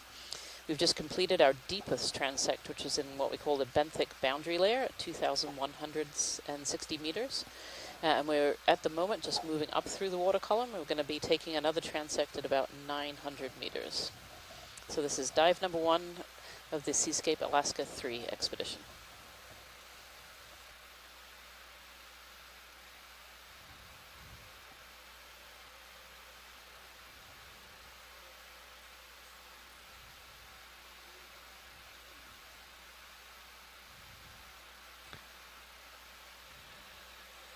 Okay, visual. In my tail cam. Coming up. Delta's 5. Okay. Let me know when you want me to start heading up. Auto depth out.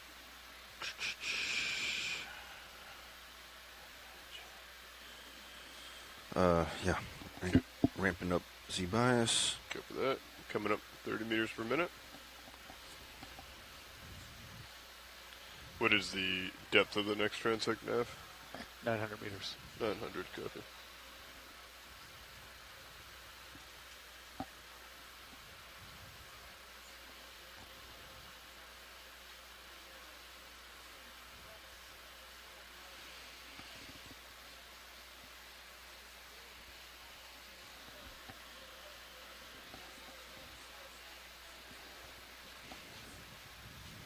Okay, locked in, 2930. 70 up. We're going to come out of auto heading. Yeah. Coming out. Nice sample. That was tricky to get good video and react. I'm just glad we saw it. He snuck right in on us.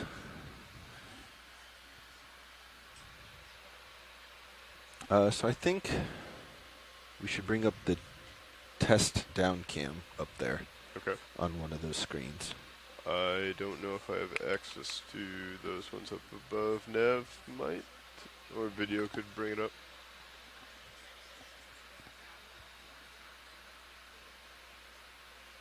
No, not that one. On one of these, let's see, what do you want to lose? I want to keep this one in case we do a sample. It's good to bring it up, Mini. So maybe the left tail cam? Yeah. I don't have those up top. Hey, Roland, so Sirius aft up there, third monitor in. Can you make that Sirius test 2, I think? CP test 2? It's down camera. It's one of the new ones we're testing. Over here it's labeled test 1 and test 2. TS. Try that. That's the one, but can you put it 3 monitors over? Yeah. That was test, the other test. Aft? Yeah.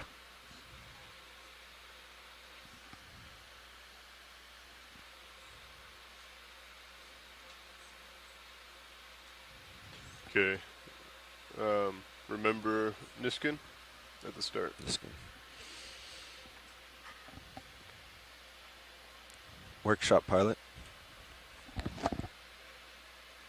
Would you mind coming to sit here for a second? Or sending someone else? Thank you.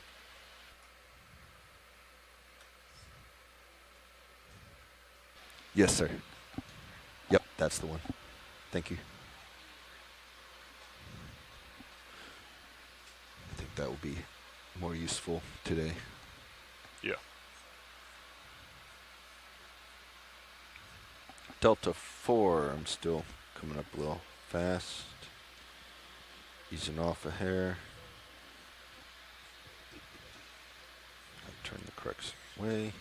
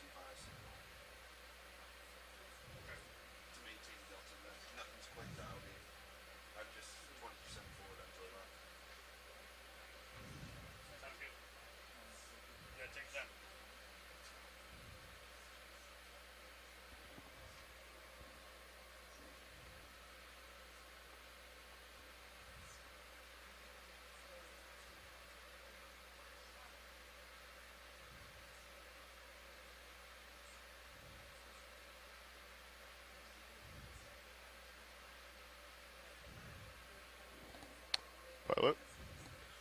Just to let you know, we did switch out this camera, which is normally the Sirius aft camera, for the down-facing camera. We have the other test one over, all the way over to the right, for your reference. Copy that. Yeah, I heard you guys talking about it. Is that particularly for this? Yeah, just to get a sense of how it works in this situation. Nice. Like when you set up for the next one? Yes. Yeah. Cool. Yeah. So when it comes underneath, and yep. To get a sense of how that helps.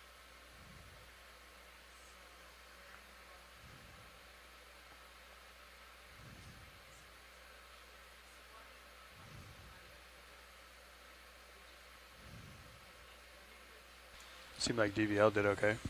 Yes, it seemed to start picking up pretty consistently around like 125 or so. Yeah, it was pretty high. Was it altimeter tracked secured? it right down. Altimeter was on. Okay. So they were working at the same time. I was curious if that was coming from the DVL or coming from the altimeter. I think it was coming from the DVL. The numbers it was spitting out looked closer to the ones that the DVL was producing on the sensor page. We did not see anything crazy in the blue view showing us that we were 50 meters above. Hi everyone, this is Jennifer Ashoff. I'm the science lead in geology. If you're just joining us, we are on a dive that is about 60 miles near Tugiak Island, and we're ascending to a water depth of about 1,960 meters. And we are beginning a dive where we're completing a series of water column transects. So as we move up through this water column, you'll see a wide range of ctenophores and various other jellyfish. I'm a geologist. I'm doing the best I can here. But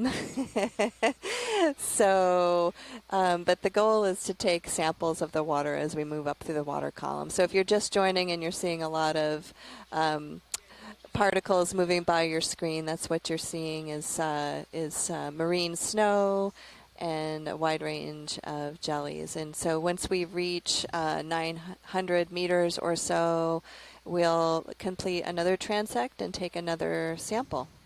And at that point, we'll take some time and discuss some of the organisms that we encounter at that water depth. Yeah, that's a really good point, Jen. You know, I don't think we've talked about yet that we're taking these water samples. So at each of our water depths, we're taking what's called a Niskin bottle. And this is a bottle that's on the back of D2. And they have lids that are open right now. And then when we want to take a sample, those lids close and take a sample of the water. And what we're using that water for is a process called eDNA, or environmental DNA. Environmental DNA is a fairly new technique where all of the DNA in a water sample is taken out and extracted, and then they're able to tell from that what organisms are either in this water mass or close to this water mass or have just traveled through this water mass. So this fantastic new technique is giving us really good insights into what we call biodiversity, so the types of organisms that live in areas. And the theory is that we might be able to use this eDNA in the future to be able to go out to sea, just take a quick water sample, and be able to say, okay, these kinds of fish live here, or these kinds of corals live here, without having to deploy more expensive assets to be able to do it. It will give us a much better idea of where animals are in the ocean. So that's eDNA, environmental DNA, and we take those samples at each of our transects. Rianne, since we have a little bit of time, I was wondering if you could explain some of the creatures that we've observed today and some of the differences. For example, what's the difference between a ctenophore and a jellyfish? Oh, now you've got me. Mike might be the better person to tell. But yeah, so a jellyfish is in the phylum Cnidaria, and ctenophores are in a different phyla. And they're gelatinous animals. They have a lot of similarities. They look fairly similar. But the big difference that I know between the jellyfish and the ctenophores is these jellyfish are these passive swimmers. So they have this swimming bell, and they have a little bit of movement. They can orient themselves a little bit in the water column, but they're mainly moved by currents. Whereas ctenophores have these comb rows that Mike was telling us about earlier. They're called teens.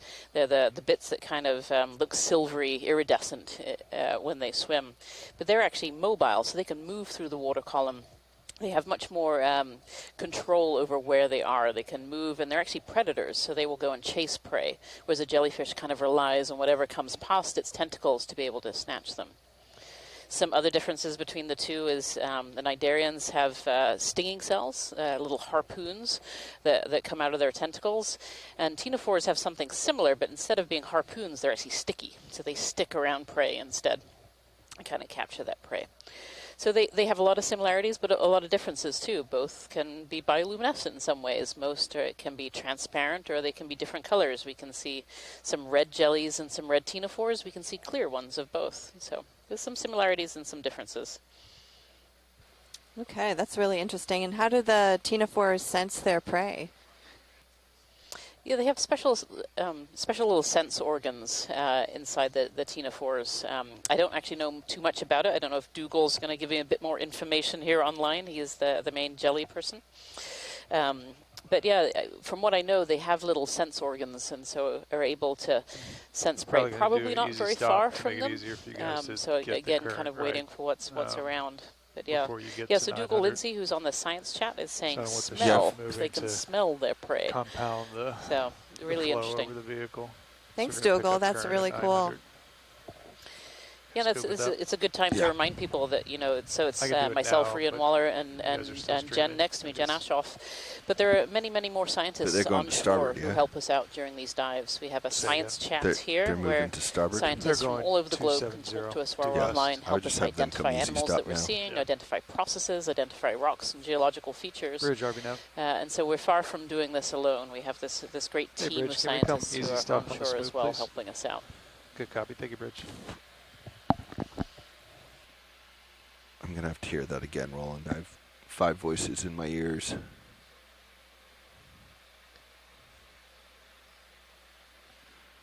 Yeah, we can do that. In 500 meters or so.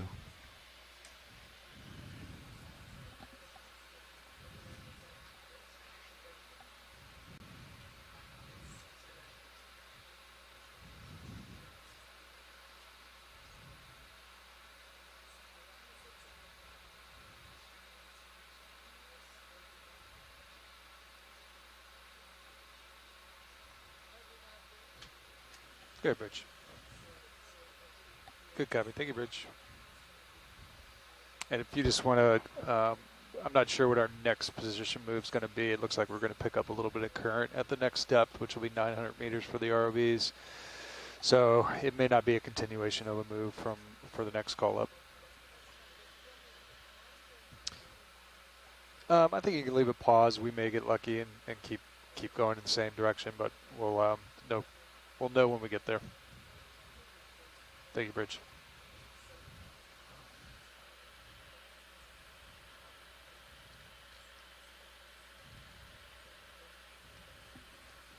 Delta 10, increasing Z bias.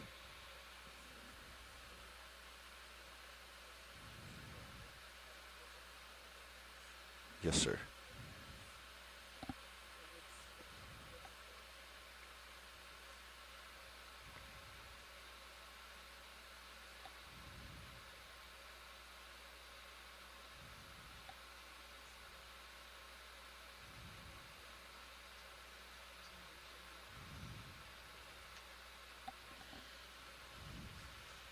Copy.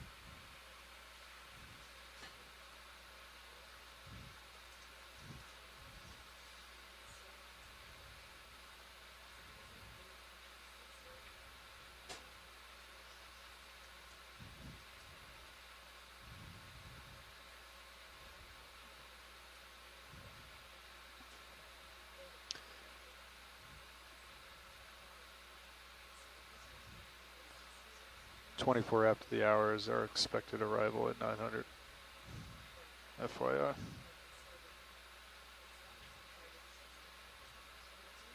Copy.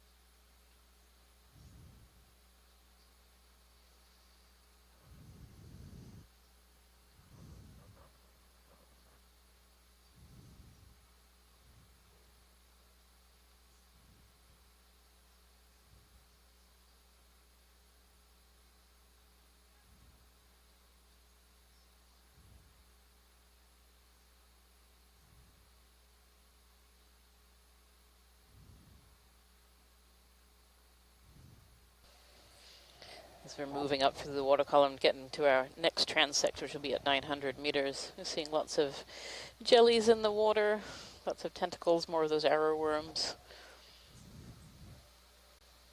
So we're seeing a lot of things going by at fairly high speed. There's another one of those larvation houses. So even though we're moving between the transects here, even these video from between transects is still incredibly valuable for understanding the biodiversity in this area. So what kinds of animals are living in this area. A little fish, myctophid. There certainly seems to be a lot of life in this area. And just to remind folks, we're off of the Aleutian chain right now. We're not too far from the Aleutian Trench, which is a subduction zone, an area that's very deep in the ocean. We are currently about 60.5 miles or so from shore. We are in 1,600 or so meters of water, and we're aiming for the 900 meter range. And we're in the middle of dive 1, which is a mid-water dive that we're having. So we're looking at animals that live in the water column. So we've just completed a water column transect in what we call the benthic boundary layer, so really close to where the seafloor is, and about 50 meters off the bottom. And now we're coming up to do a transect at 900 meters. And once we've completed that one, we'll also do one at 700, one at 500, and then one at 300 meters. And the reason that we do so many different transects at these different depths is that different organisms like to live in different parts of the water. I think traditionally people think of the water column as kind of this big mixed mass, that it's all the same, that it's not very different. There's lots of different currents in the ocean, some currents that run deep, some currents that run kind of in the midwater, and some currents that run in the shallow water as well. And they have very different properties. They can be different temperatures, different salinities, different oxygen levels. And so different kinds of animals like to live in these different areas. And then today we were fortunate enough to do a dive down at the benthic boundary layer, 50 meters off of the bottom. This is an area that's very, very understudied. This area can have animals that like to feed on the seafloor, that kind of come up off the bottom a little bit and then go down to feed. So it can have a very different fauna, a very different composition of animals than what we'd see up in the water column. So we're hoping to see some different things in this 900-meter transect that we're coming up on in the next kind of 15 minutes or so. We should get there.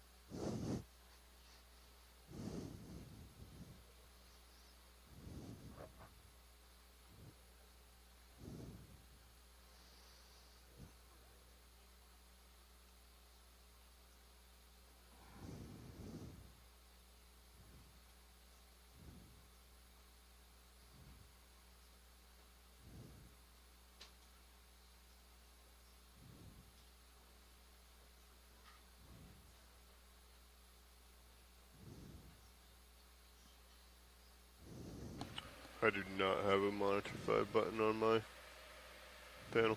I have 7, 8, 9, 10, 11, 12. And then monitor left and right. I think Navigator might have 5. I do not.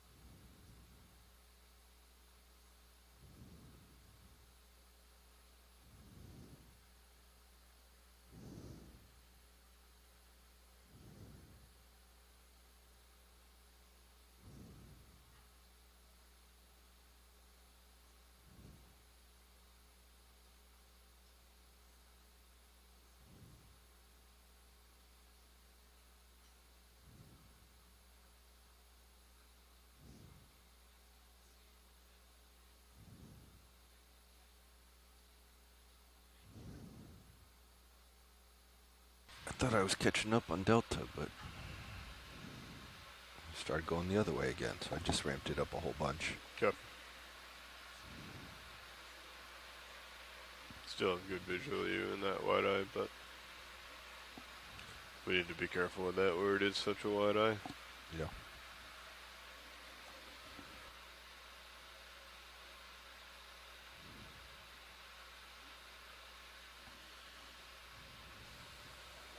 It's like a bloom of ctenophores here. Look at all the ctenophores in this this video. Yeah, 1450 is where we saw them coming down as well.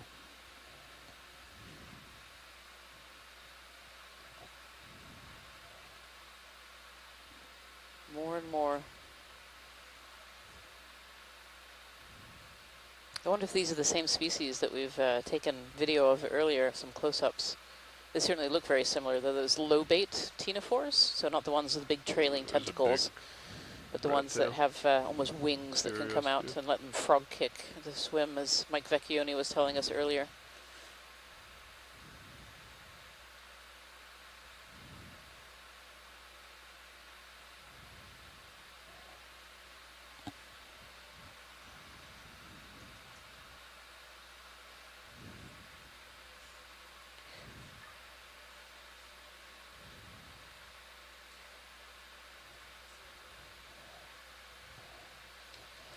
In shallow water, these ctenophores can sometimes bloom in such high numbers when the conditions are correct. They can clog ships, ballast water, and clog up shipping lanes.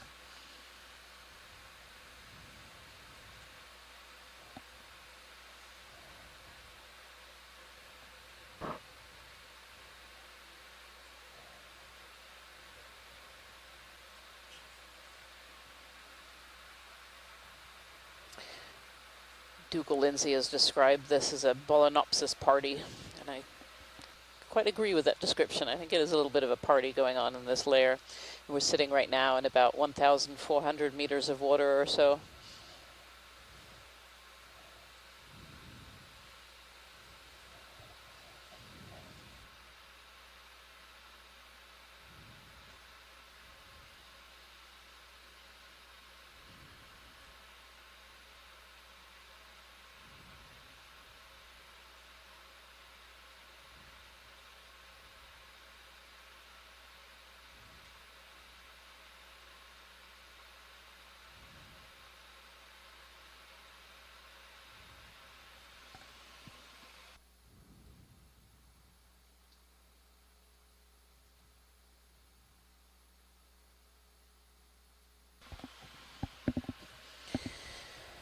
To add to the ctenophore party, Dougal Lindsay is saying the way they iridesce, so those teens, those comb rows on the side have this kind of iridescent glow to them, and they look a little bit like a disco ball, a little underwater disco.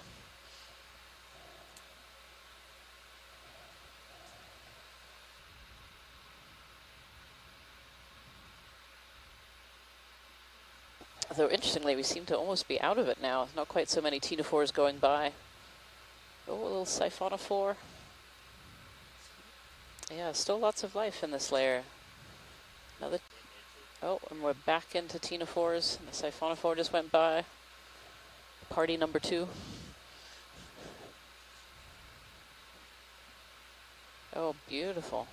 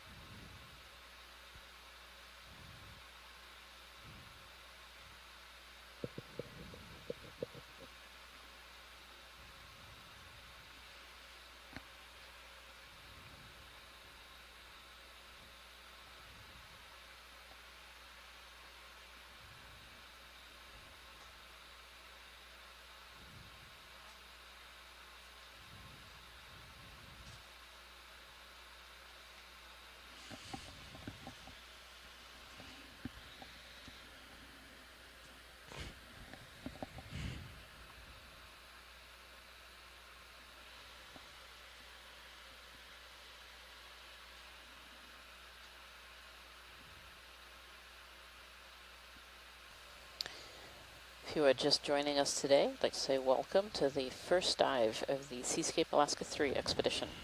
We are working off of the Aleutian island chain, and today we're on a water column dive. We're currently about 60.5 miles off of land, and we're working, our deepest depth today has been 2,260 meters. And we're currently on our way up to do a 900-meter transect. So for these water column dives, we do transects in different depths of water. We started out our deepest at the benthic boundary layer, and we're moving up to 900 meters. Once we've completed our 900-meter transect, we'll move up to 700, and then 500, and then 300 meters water depth. And what we do in these transects is we stop the D2, the ROV, let it settle out, and then they drive forward at a slow pace for about 30 minutes or so. And during that time, we take video images, and then there may be some collections as well during that time. And these videos are incredibly valuable for scientists to be able to look at the kinds of animals that are living in these different layers. The water column is far from a mixed, homogeneous place. There are lots of different climates, lots of different habitats within the water column. The animals that live down towards the benthic boundary layer are very different from the animals that live up in the water column. So we're hoping to see some different things in each of these transects today. So we probably have another 10 or so minutes here before we get up to our 900-meter transect. Then the pilots will settle out the vehicle, get everything nice and steady, and then we'll begin our transect at 900 meters.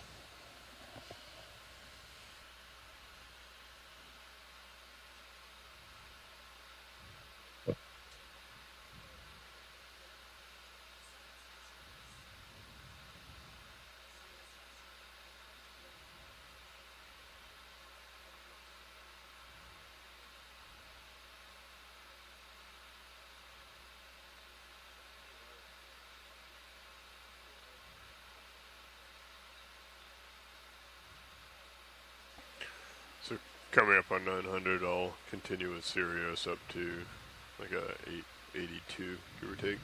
Give you 18 meters delta and allow you to settle right on 900. Okay. Reminder for Niskin.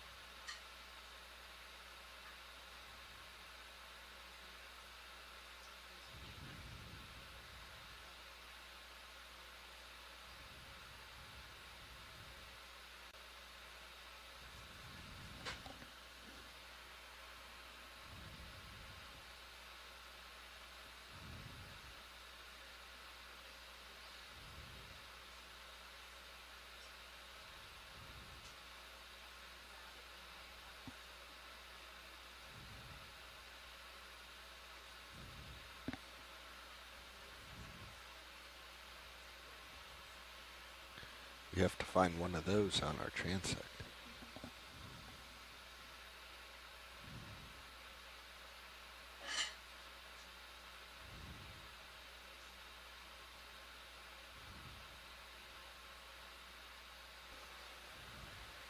Yeah, I think we got a sample of it once. I was shocked that the whole thing fit inside the jar.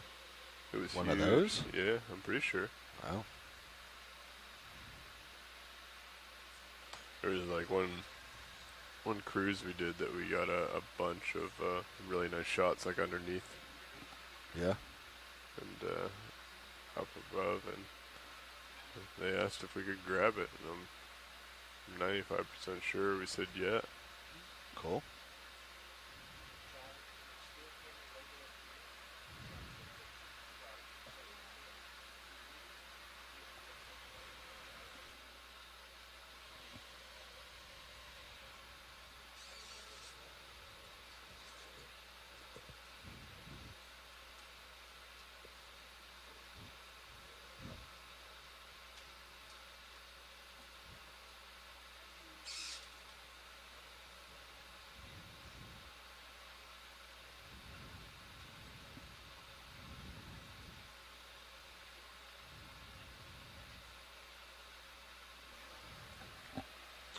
Cirrus passing 1,000 meters. All is well.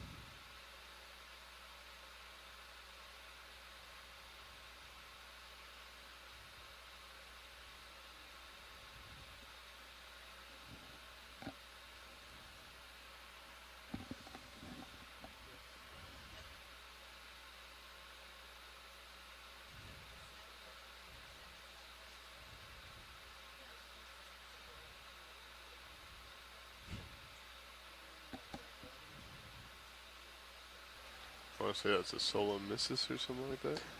I think we have enough rolling, but yeah. You got that I'll right, double pilot. check. Someone misses. Okay, thank you. What was that? The jellyfish we just saw. That was a solo missus.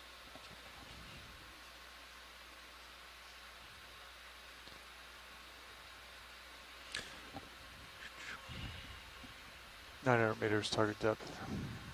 Be advised. Copy. 50 meters away.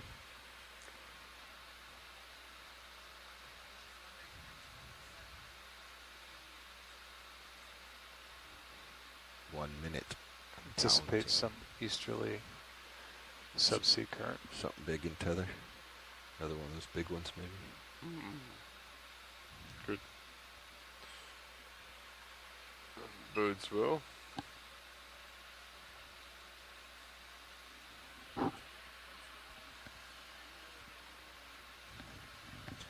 You're expecting southeasterly? Mostly easterly at 900. As in coming from the east? I believe that's what we would anticipate. Alright, so I think in this setup I'll do the turn. Copy that.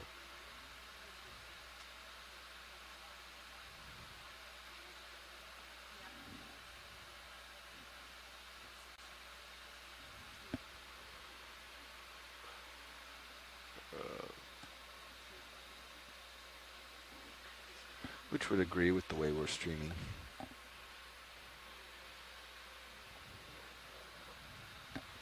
Okay, passing 900. Gonna continue another 18 meters and then hold steady. 882.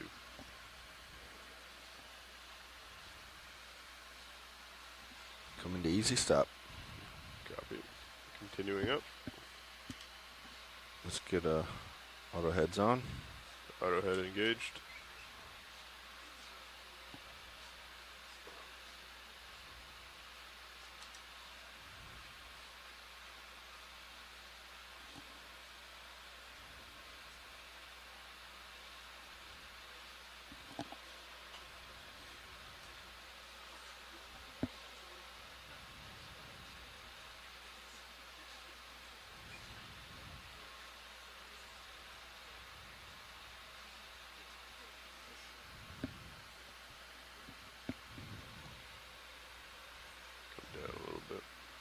Alright. I'm going to start backing if you're ready. Ready for you to come back. Delta's 19, looking good. Backing. Camera's all the way down. Have you in Titan. I'll follow you as you come down. We'll also try and catch you in the bottom cam here. Backing. Copy.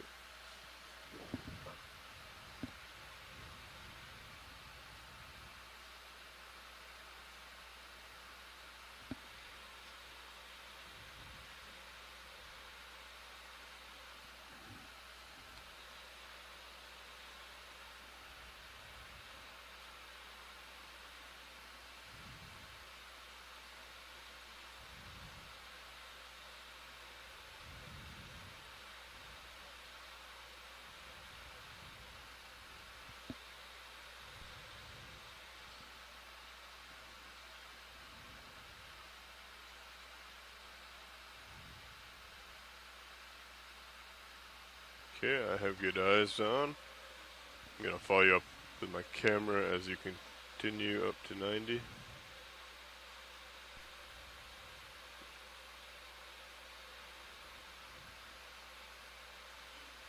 Holding 90 there. Copy. Kind of looks like it's... I'm going to come to starboard. Copy that. That'll line up with the current. Looking good. Looks like it's going to almost be just to port of your current heading, about right here. Copy. I'll bring my heading over a little. Pushing out a little bit. Get a preview, little preview. This one doesn't count though. I'm coming up, following you to 45. I'll also come down slightly to altitude, or sorry, delta 15. It's a pretty dinner plate jelly right there. Not quite in the transect, but still, it's a beautiful specimen. Called Solmissus is the genus name. That for Dougal? I think we're just setting up Mike, so I don't think collection's on the cards right yet because we just got to this transect. If you guys are ready, we can start beautiful. it. How do you feel, Collect co-pilot? One of the features of this jelly is the tentacles are often facing upwards. Yeah, I'm downwards. comfortable. All right. I'm close. Let's start closely dialed in. Transect now. Let's hold off on transect. Let's do a Niskin. To me. Well, he wants to grab this. I don't know if you have enough time to do everything. Okay, we can swap. We're supposed to wait 10 minutes before we do the bottles. This is the official start of the second midwater transect for the day at 900 meters. Okay, what's it called? Do we want to grab this? Watch lead, pilot.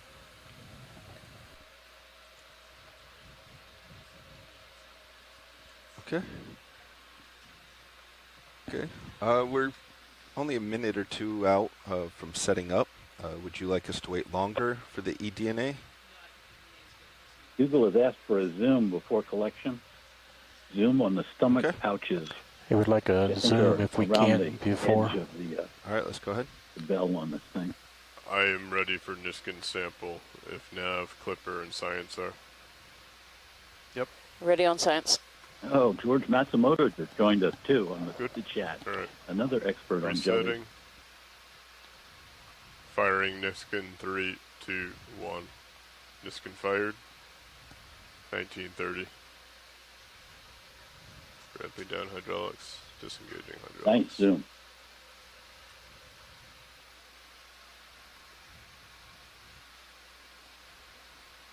Thank you, co-pilot. Nice job. Going to go in tight on the reddish tint. It's slowly floating into you, pilot. Be advised. This is beautiful video of this. These are called dinner plate jellies of the genus Come out a little Solmissus. bit, just a little rolled. This type of deep sea jelly, one of the features is its tentacles actually face, right a lot of the tentacles face upwards. Well, I'm ready to sample if we're good elsewhere. I think Google's satisfied with the zoom. If we could go ahead and slurp it. All right, let's come full wide, please. Co-pilot is ready. We're on jar 2. All right, here we go. Okay. Pushing in. Okay, attempting to Suction. sample. Yep. Ramping.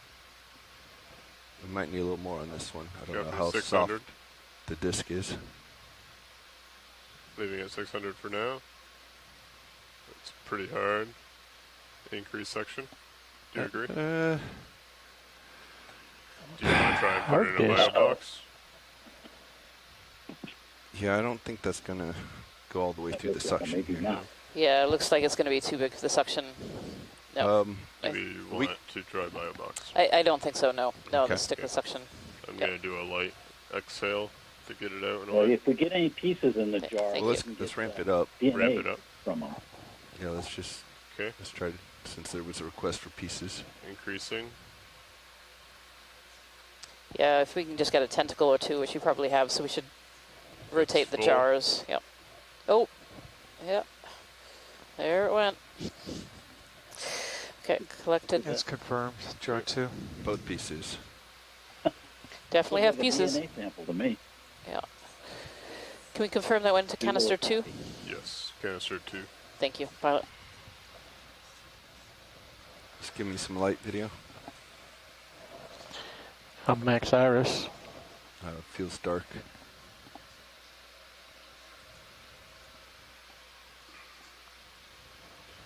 Pilot, I am looking down 6-4. Copy, 6-4. Yeah. And there's another one. Lights in its typical. We're just going to drive by this one. Don't think we need to spend much time on that. Drive lasers across it. I'm actually going to go with still cam on this one. Okay. I have stand by for steel cameras. Like a mice. There it goes. Still cam, are you ready? They're prepping. Okay. Nice lineup.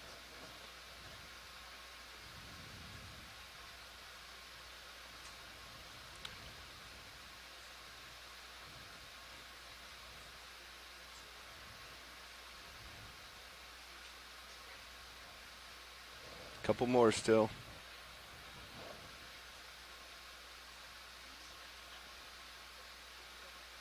Yeah, Dougal says that's the same species. We can continue on the transect. I'll talk to We're getting OKX. some still images that you guys can't see. Or a different camera we're processing. This is the pilot speaking on OKX right now. It may look a little odd in our main screen. We're working with a new camera that's recently been installed on the vehicle, getting some high resolution, high definition stills of this jelly. And we will be moving on just momentarily. Beauty shots. Yeah, if there's any way to paint the lasers on that, that would be helpful. I don't know if it's too high up. It might be. All right, well, let's come. We're going to come off and get lasers on.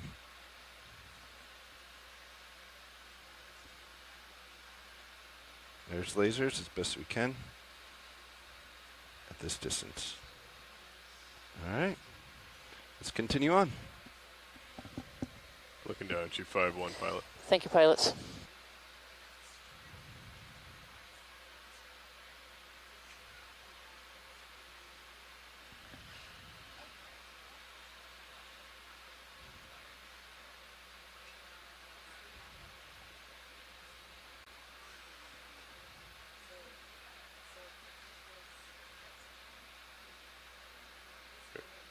It's 45 degrees there. Yeah, all light up bars are in and pointed forward.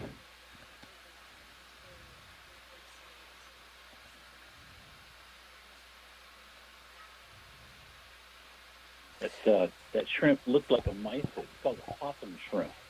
They have a brood pouch underneath their carapace. Good snap. Well, they refer to them as possum shrimps. Little McTophid fish there, maybe? Pushing in. Yeah, let's get a zoom on the fish. Oh. Look at McTophid to me. There it goes. So if you just joined us, this is just a reminder that we're on dive 1 of the Seascape Alaska 3 expedition. And we are currently off of the Aleutian Islands diving a midwater dive, so looking at animals that live in the water column. We've just completed our deepest dive, and we're up now at 900 meters. That's and between us, just right, started a co-pilot? transect looking at different I organisms. was going to mention it, but it's between us. There's also a massive one right up here. Yeah, and for people who are listening at home, 3 dots 900 at the bottom. meters is the deepest part of what's called the mesopelagic, or the twilight zone. And it's called that because, at night the whole ocean is dark, but during the day sunlight can penetrate into the water, and it can penetrate Gently globally. lower center. Sunlight can penetrate down to about 200 meters with Swimmer. enough power to drive photosynthesis. The Is that the same as what chemical we've seen? I think so. chains In the that distance, let's plants go for use yeah, to the small turn one. sunlight and carbon dioxide and water into food.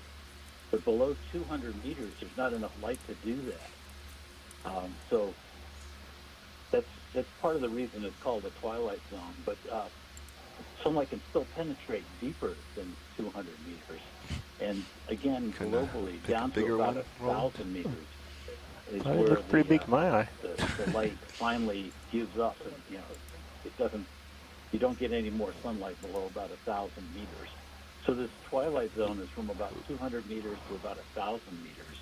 And a lot of interesting things happen here. This is where the biggest migration on do the Earth. one at the bottom left now? Every day, lots and lots of animals swim up towards the surface and spend the night up there feeding, and then when the sun comes out, they swim back down. You can turn your camera down if you wanted to see that. Mesopelagic. So up to you. It's a dynamic area. It's not as big as the bathypelagic, the layer below it, but there's a lot of stuff going on, and there's more abundant animals in the mesopelagic in general than the bathypelagic. But you'll notice that here we're not seeing as much stuff as we did in the first transect, but that was a transect that was in the benthopelagic, the layer that's right up against the bottom, and that's like we were saying before. Should we get a little bit of a move on? Another jelly So we're just right of center. to work in the mesopelagic here. Yeah, it's midwater too or late, twilight unfortunately, Roland. Maybe You can try. Yeah, why don't you work with Nav and see about... we want to go at your heading that you're at now, or You might notice also I think kind of more my heading. Things seem to be coming across your view. Okay. In that Do you want me to first swing my head around to meet you? area. Yeah, why don't you come 5 or 10 degrees to port? Marine snow Square is up just with sinking me a right little. through Wonder here. if this is a Going collection down to the item. bottom. Let's snap.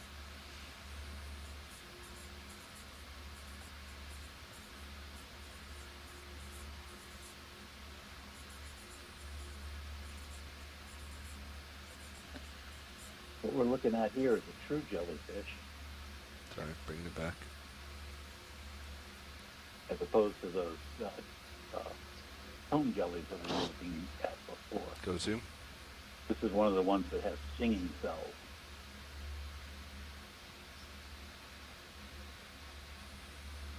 That's a very nice zoom on a very small angle.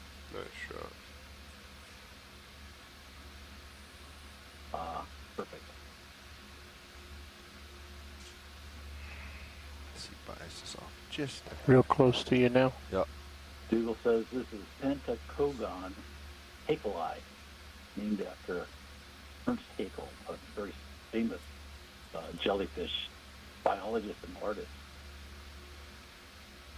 George Matsumoto is pointing out that this get fog has lights? got really nice Maybe. gonads. No, that's good. Okay. Are we allowed to say that on the internet?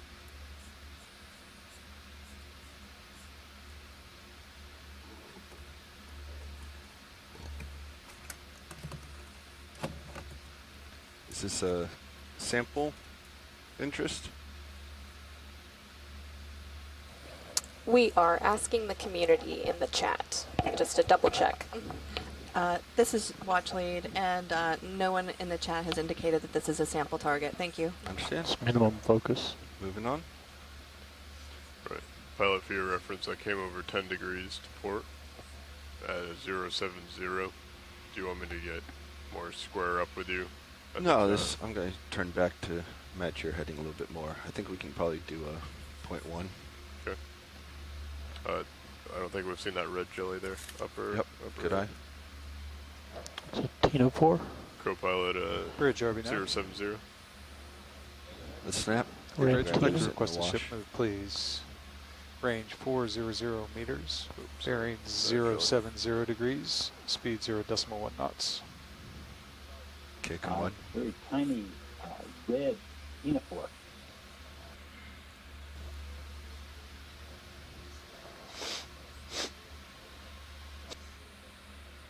Good copy, all. Thank you, Bridge. There was not a move in. Okay, we had paused the last one. Okay, that makes sense. Red is a very common color at these depths because what light is down here is blue. White center Red doesn't screen. penetrate through water Go ahead. very well. Google is saying that might be an undescribed species of ctenophore. The reason that red is a common color is because the blue light is all that's common down here. Does not reflect off of red pigment. Did you catch that about the red? This is Yeah, this it's is a again, Soliolid. yeah. It's Just keep an related eye out to for you it. and me, actually. It's south. Well, it's related to the south anyway. It's called a nurse. It's budding off a whole bunch of babies So these are all clones of the, sorry, of Roland, the, I'm the trying. big one that's off to the right. So it looks like a tail there, but it's a chain of buds that are clones of the original animal. Yeah, These things got only too live far to out. Can you reproduce come down a when meter or it's two? staying in the scat. There's no Just stomach. until I get some more tether. They can't feed. I'm going to stabilize it, Roland. I was getting my tether yanked on. Okay.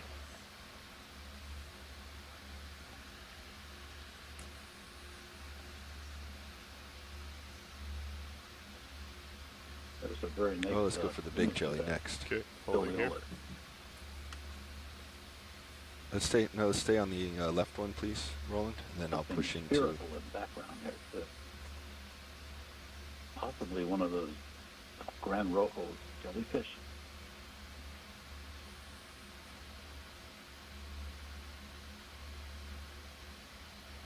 You want it tighter? Yeah. Gran Rojo, the big red.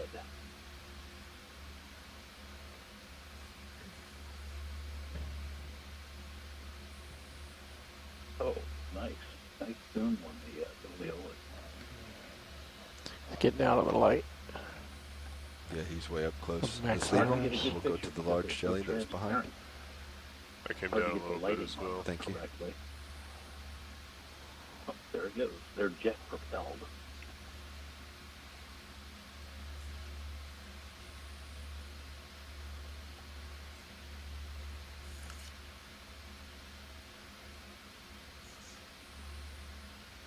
Dougal says George named it. I think he's talking about the jellyfish, actually. George Matsumoto, who is Got on any the pirouette capabilities? I'm going to I try. think was one of the people that described it and Come named down it. just a tad more. Give you a little more. Thank you.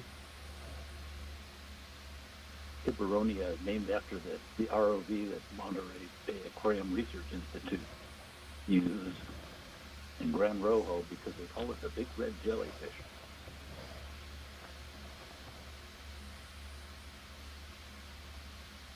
I see a copepod. The copepod's drifting above it. Somebody mentioned that there was a mysid on it. I'm pushing in, rolling. You might start getting tugged here. Be advised. If I remember correctly, I can't get all the way around these right things now, don't rolling. have the stinging tentacles like other jellyfish left. do. They have what are called oral tentacles, but they don't have the tentacles around the edge of the bell. Am I saying that wrong, Google or George?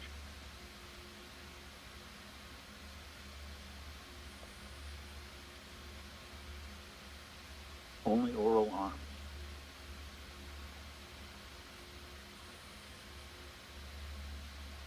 Very strange jellyfish. No marginal tentacles.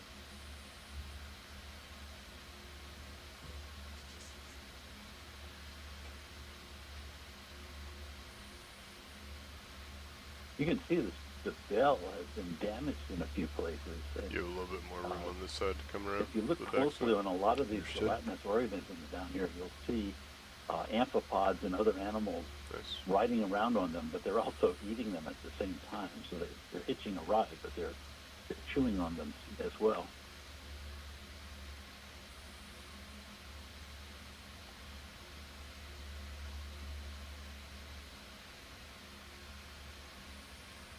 Google's saying that these have nematocyst Lasers on? But I don't even know where those are. I think I'm not lasers a jellyfish are on. person. Okay. Yeah, lasers are on.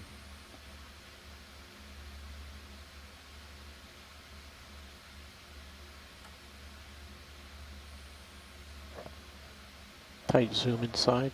Yeah, I'm trying to come down and get you some more light. I have fog lights that are ready if needed. Go ahead, fog lights. You ready, pilot? Yep. Coming on. 50%. The spotted appearance here are nematocyst warts. What Google says.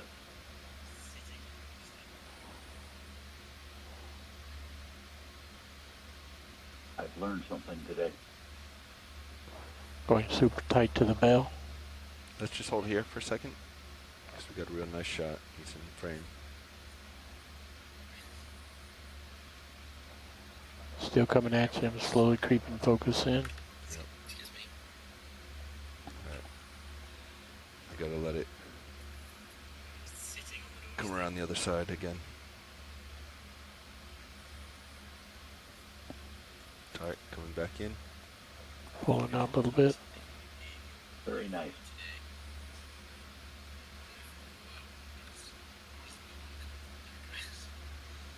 Google says the jelly is so massive that the radial canals need to form a Filtered network down. in order I'm to also get going to nutrients come up to a every little bit corner where I of came down. of the jelly, the body.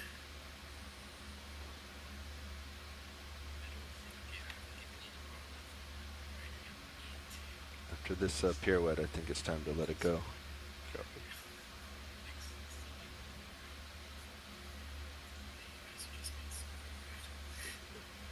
You're good on tether? Yep. I think we're gonna let it go. I think we've got enough of this. Okay. I know Monterey Bay Aquarium Bring Research fog lights back got a down. lot of detailed Full wide. observations on this. Video coming off with fog lights. Lights off. Coming off.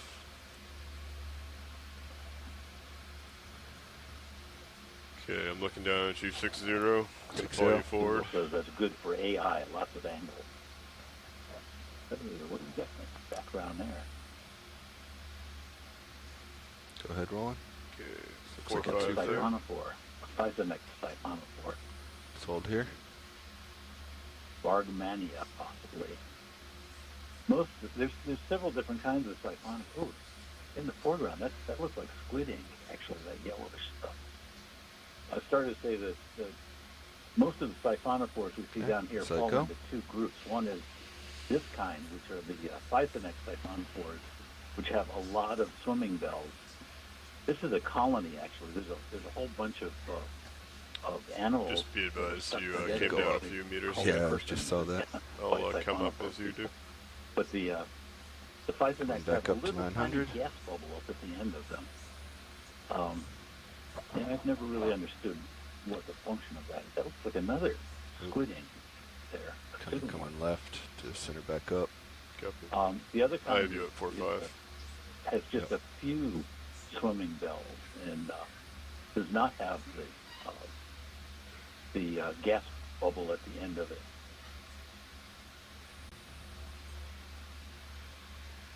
That's called a Calicoperan siphonophore.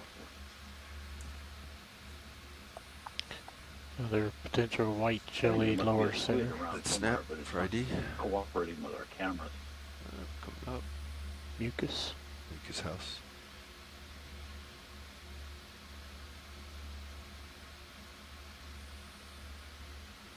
In the distance, another plate to the right, coming center. Yeah, it looks like it. Google points out that the gas in the float on those Siphonex siphonophores is carbon monoxide, which is poisonous to many kinds of animals. Pushing in. There's another one of his dinner plate jellies. Yep, if you can come wide. Already seen and sampled.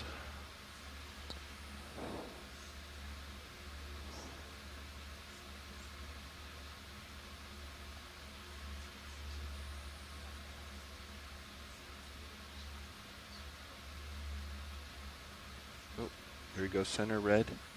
Snap. Trying. I think I heard earlier this was undescribed. Undescribed. That's a shrimp. Oh, never mind. Zooming on something red there. Is it too far out, Roland? Yes. Okay, let's come out. Or at least partial, so I can, there we go. Looks Get like my bearings. All right, let's go back in. Try to grab ID. Again, the red color is very common in many kinds of animals. Go ahead.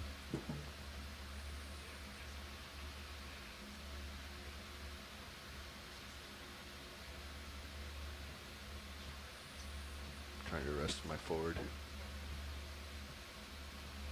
Just let it drift. Sorry, Roland.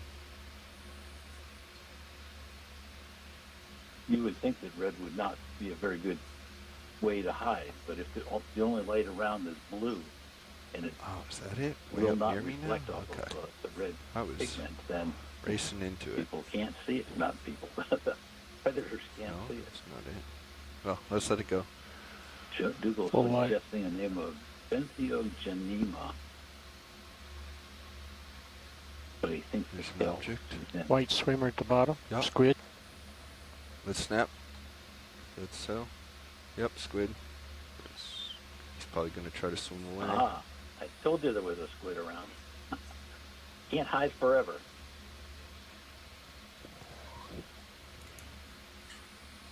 Look him down a little. This is where Elena Jorgensen's got to get on the Lasers line and all. what it is. My Lasers guess are on. is it's some kind of a grenade. It comes with. This is where Elena's tentacles are being put together. Elena? Yeah, hi, Mike. I'm sorry. Yeah, it looks very much like a gonadid, but I cannot tell you the species. Do we have a guess about how big that is? Oh, it looks like it's got a photophore on the eyes of it. Oh, really? Is it the ventral eye? Because that would make it a pyros. Anteroventral, yeah. Pyros? Gonadus pyros? Correct. Well, I was getting a reflection that Let's looked hold like it there. a photophore on the central part of the eye. But Probably that going might be to want to what look it is. closer Sure, if you can zoom get on it. though. Yeah. Resetting. Let's go. And I didn't take a screen grab. How stupid of me. I'll have to get one from the ship. Go all the way.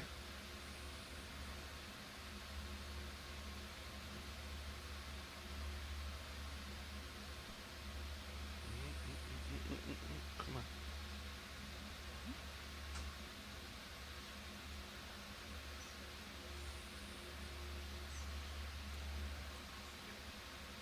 Nice. Very nice. He is moving. You see that photophore right on the ventral, anterior ventral Let's part keep of the it there. eyeball? Let me get closer. See if I can just drive it Yes, off of zoom and for a little bit. That. Sorry, I'm just trying to get a good look at it. Yeah, Pyros, as far as we know, is the only one that has the eye photophore in the family Gonadidae. And this does have the right body proportions to be a Pyros. So, oh yeah, and that's a really good shot, really good angle. So is this a common I squid can't go in any this area? deeper, unfortunately. Thank you, pilots. And I came down quite a bit. Yep. Let's come back up. I'll follow you up. I'm going to come left as well. Understood. Coming up. Quick rush to get back into position. Oh, let's hold here. Tina 4. Yeah, That's send this jelly. there. Yep. Let's zoom.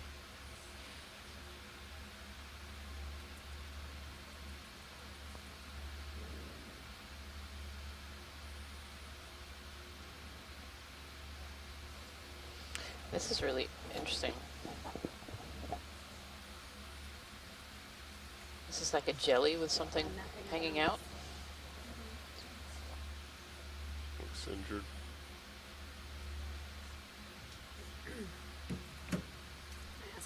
That's a jelly that somebody took a bite out of.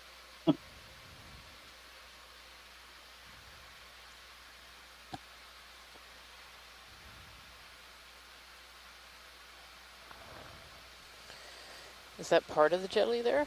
Or is that something else that's hanging off the bottom? Swing my head for you. Well, that's one long Slightly tentacle. upstairs. They Yeah. have a bunch of shorter Coming over. tentacles and then one extra long one Okay. that's used for prey capture.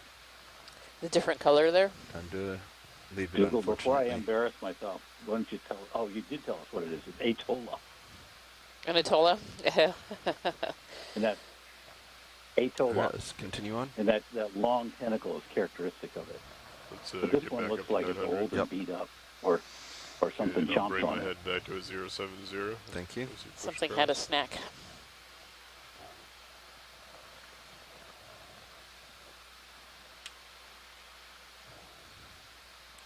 All right, watch leads. We just have to get back in position, which unfortunately means letting things go by for a minute here.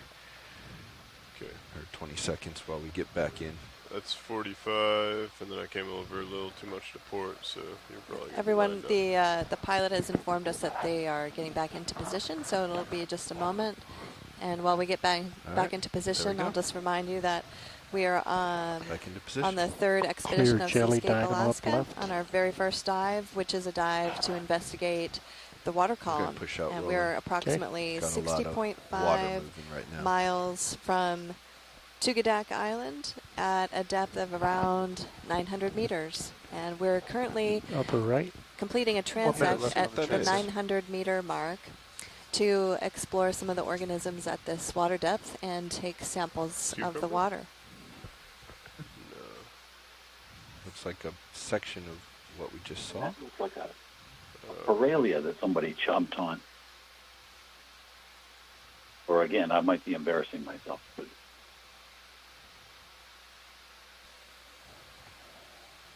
would you say, Nev, how much in the transect? Yeah, it definitely looks like it's got a chunk missing out there.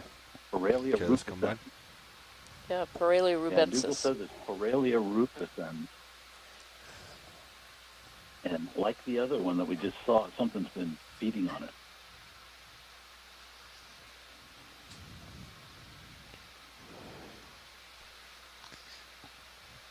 Okay, everyone, this is the official end of our second transect today.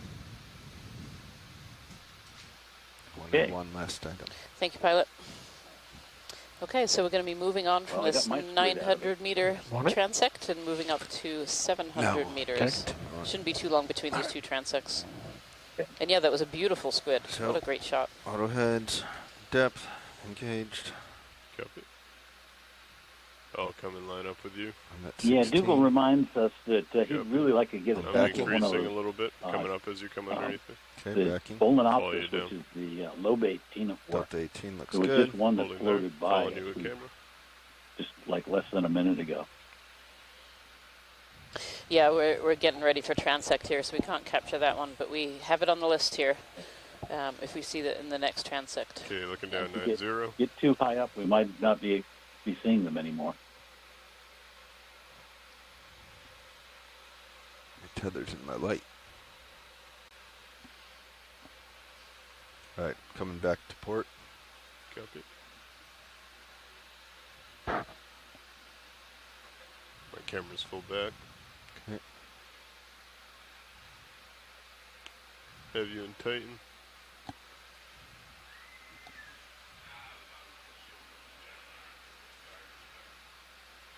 Pushing back. Copy. Following you with Titan. Delta 18, all as well. Increasing depth.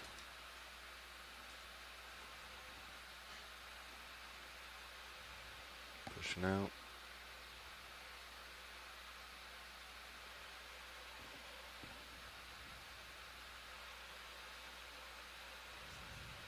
Okay, starting to see your light pull in my tail cam. Coming up. I have good visual.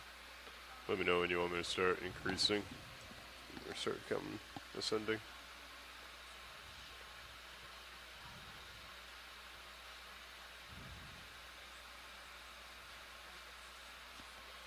Yeah, you can start coming up. Coming up.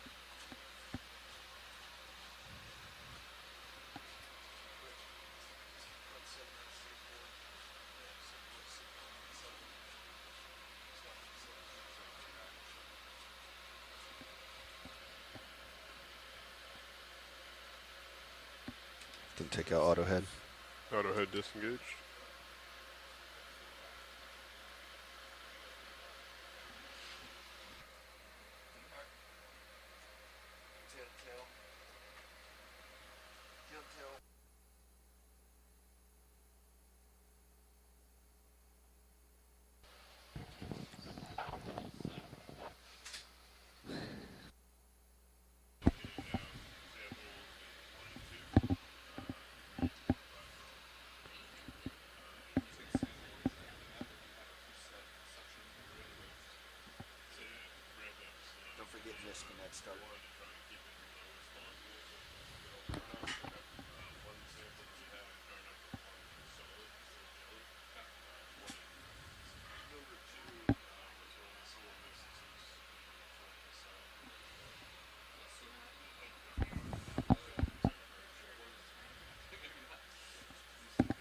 So jars 1 and 2 have samples. So number 3 will be the go-to.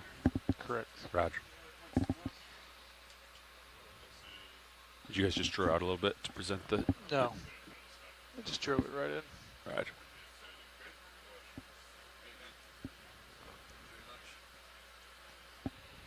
Copilot, we're going to stop at 700. Roger that. D2 at 700. Yep, I'll go up 15 past that. Roger.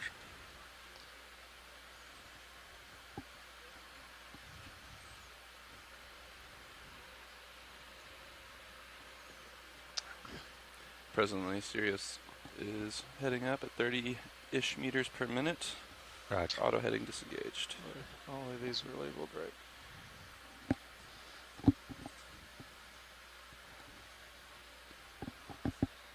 No idea what the starboard rail is supposed to be. RV starboard. SD maybe.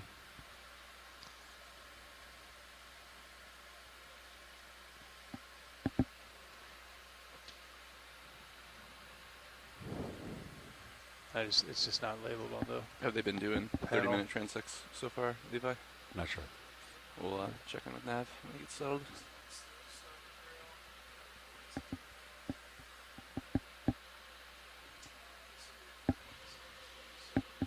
Jars 1 and 2 full presently.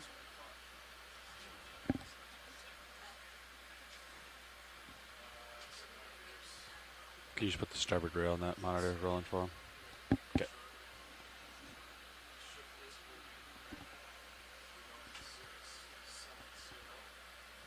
Alright, passing 800, 100 meters to go, 3 minutes, Delta 10.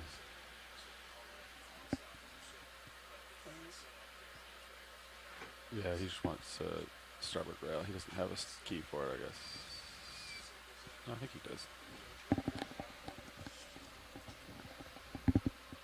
Oh, that's a Titan though.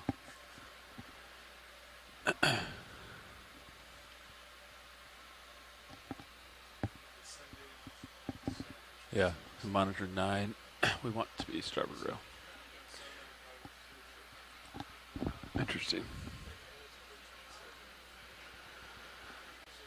Monitor 9.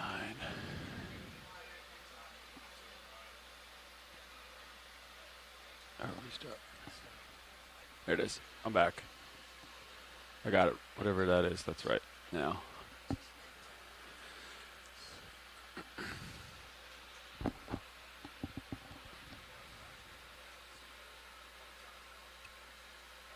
John, I think for the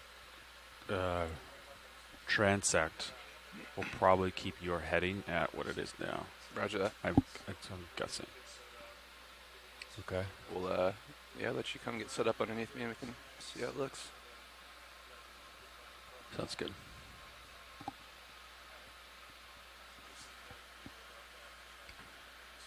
Push up a little harder. Yeah, delta increasing slightly. Yeah. Almost there. About a little over 50 meters to go.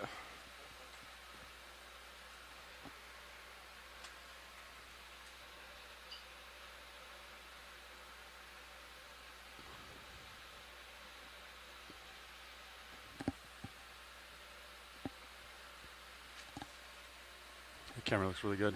That jar cam. Looks nice and sharp. Pilot, Crisp. co-pilot. Hey, Nav. So, did video put that camera up there? I did. I have 9 and I have RV starboard here. Okay. I think your RV starboard It's labeled not correct. button is needs to be checked out. Yeah, it doesn't light up anything, so it must not be here. The one that is labeled as ROV starboard, it seems to be like the Titan. Titan. There you go. Nav, when you get a chance, can you just brief us on how we're doing time-wise with everything? I think, let me double check, but Chris said that we are right on time. Okay. Appreciate that, no rush. 15 to go for me. Roger that. 15 for Sirius. Bridge, this is Nav. We just swapped down here. I just wanted to make sure. It seems like you are in a move. What's the range of that move currently?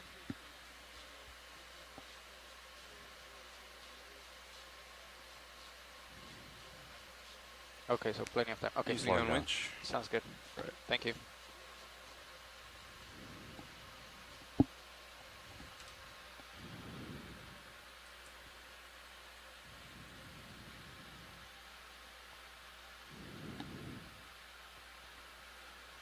Sirius holding 685 depth. Okay, so ship is currently moving northeast. I'll engage auto heading if you're ready for me, pilot. 1 second. Okay. I'm out of depth. Punch out drill lock. Delta 14. I'm gonna get a little more delta. You can stay there if you want. Copy. Or actually, I can call in a little bit. I've got you in. Got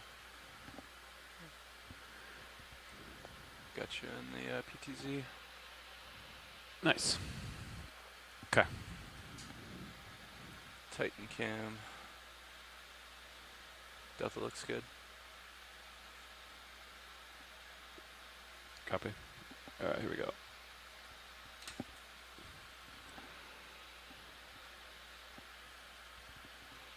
My auto heading's engaged. Copy that. You want to give me a little more delta for now while I More get delta? underneath? Yeah, Copy that. Coming in. 18 or something.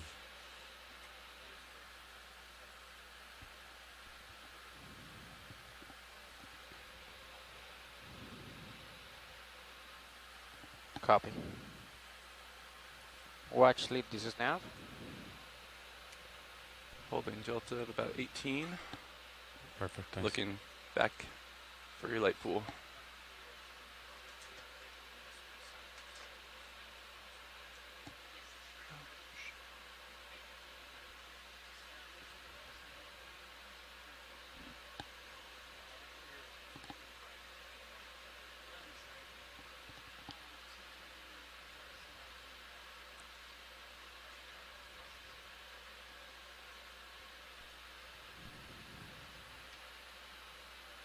Yep.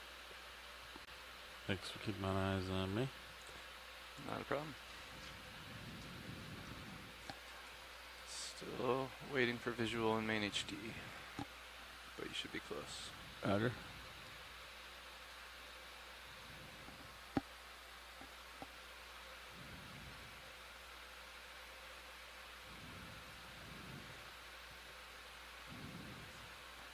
There you are.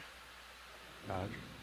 I'll probably turn starboard, but I'll wait until I get further underneath you here. I can follow you up to 90 down. Raj. Tyler's looking good. Yep. It's looking real good. What do you got for ship move right now, Fernando? We're currently... Are you asking about the heading? Yeah, what's the bearing and bearing speed? Is... Sirius main HD looking straight down. Raj. 370. Turning. Copy that. 370. No, no, Looking hold good. on. No, Tyler's it's good. 070, sorry. 70, Roger. Sirius heading. What speed? 0.1. Roger. Feels like I'm going pretty fast. Might consider stopping it. Alright. Alright, let's get you lined up. Let's feel it out first, Fernando. Alright, line up with you. Go pop. I'll follow you with my camera, and once you push out, I'll descend a little bit. Yeah. I'm pushing 60 just to keep up. So definitely stop the move. Copy.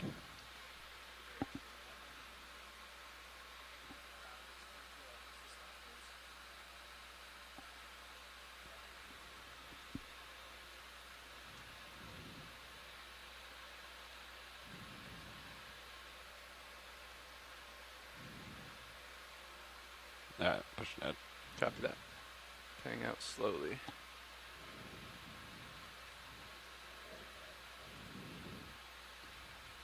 Tether looks good.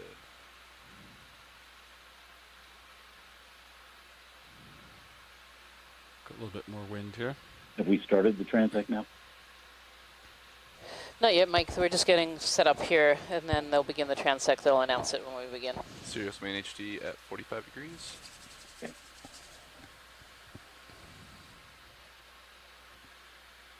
The myctophid? Team Delta. Those are very common and abundant fishes. Well, Dougal says it's a bathy lag. It looks like a myctophid to me. All right, John, just so you know, they have samples in jar 1 and 2. Gotcha. So the hook 3 will be the go-to. Hydraulics, looks like valve packs are enabled, but hydraulics are not on. We may or may not draw out. They didn't draw out when I did it. Okay, do a drift test here. Away. Off stick. See how fast I drift back. I'll keep you in the center of view for now. Okay. There's one problem with working remotely good, really. is there's a lag in both the video and in the telephone connection. Maybe you guys feel good. And Copilot when you're we never can tell exactly how much lag there is, Let's and do it. whether Let's start it. the lag on the telephone and the lag on the video are equal, or okay, whether so it's the a water different sample lag afterwards? between the two. Well, you can do water sample right now. And the same's true also I'll for just the keep a view of chat this room. while you guys So, start it and get the water going. Okay. I think the Sometimes Copilot's when we getting ready. are communicating with each other, we're talking about different things and don't actually know it. Then do we have the survey 2? This is a ready jellyfish for the called water sample? Paralia. Okay. Watch lead. This is nav. Can rotate down. to see Copilot's getting Always ready look for like a the big water head sample. of cabbage to me. They're about to take.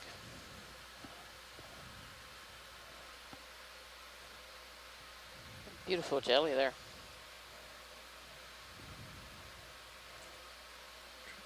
Yeah, you can see a difference between that and the big red jelly, the Grand Rofo, John, can you rotate down? because this has got tentacles all around the edge of the bell, which the Grand Rofo does not. No, you did.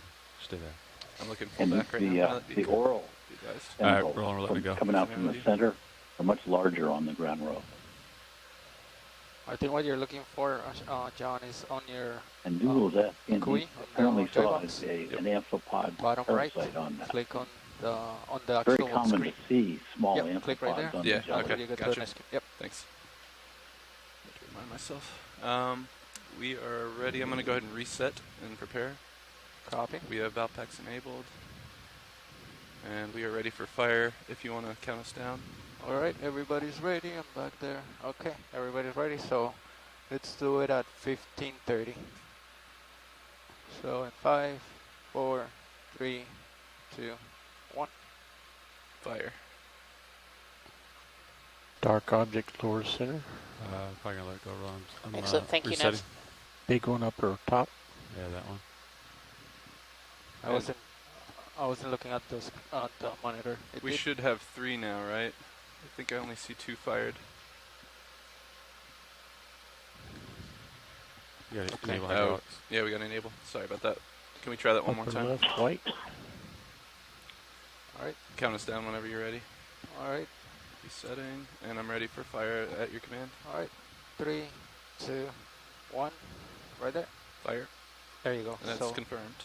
2016-09. Fish center. Setting. And securing hydraulics. All right. The colonial jelly we just passed was a Bring camera siphonopod back up, called Pilot. Apolemia. All right. So we're It's ready one for of the the, start of the transect. Yeah. The other group. Okay. So Lower watch center. lead. We're going It to start the escapes me right at the transect moment. at It's not that it's Python, pretty it's the other group. 2016-15. Think the water's coming at us too fast. I'm zooming forward, Ron. Okay. So we're starting right now. Okay, so we're starting the transect now officially. This is the 700-meter transect that we're taking. And if you've just joined us, we're on the first dive of the Seascape Alaska 3 expedition. We are off the Aleutian Island chain. We're about 60.5 miles from shore right now. We started our dive today at 2,260 meters depth. We're taking different transects through the ocean, through the midwater. We're looking at midwater animals today, so the animals that live in the water column, not the animals that live on the bottom. So we've done the transect down at the bottom, We did a transect at 900 meters, and now we're starting a transect at 700 meters depth. Take it, Roland. You want it? And since the mesopelagic extends from 200 meters down to 1,000 meters, we are pretty close, just a little bit below the middle of the mesopelagic. 400 meters. Oh, the beautiful siphonophore. 5 degrees. Nurse Doliolids, which is reproducing asexually, forming buds all along that tail.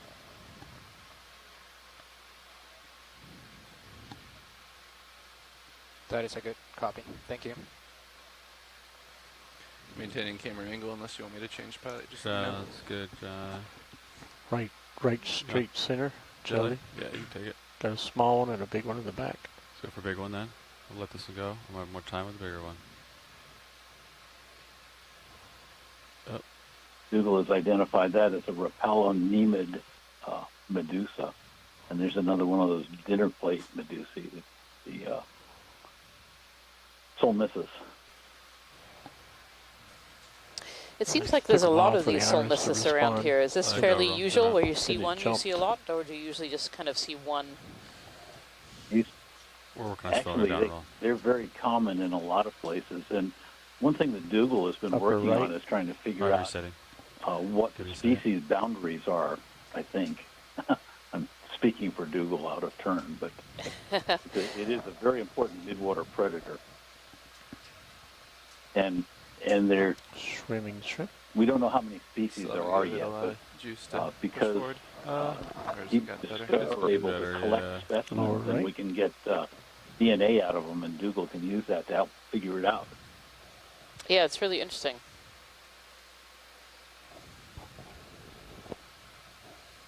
He really wants one with 24 tentacles or less. We'll see if we can do some counting in the back row here. Yeah.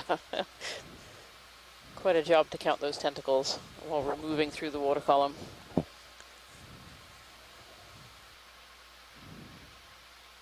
The shrimp right up at the top there.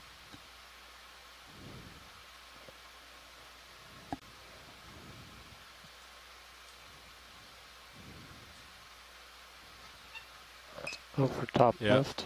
I think we saw it at the same time.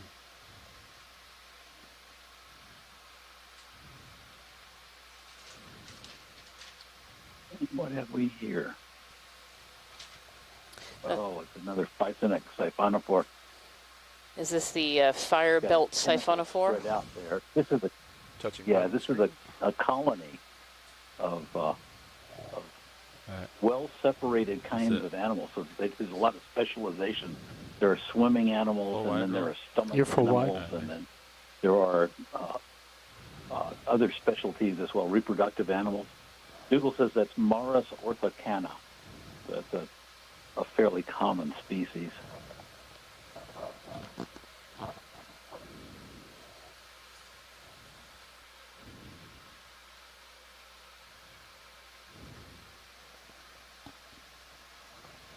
Little shrimp.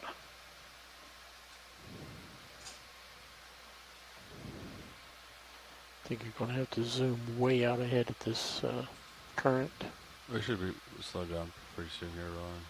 We've got the ship starting to move here, so should help us by 0.1. Be another little myctophid going by.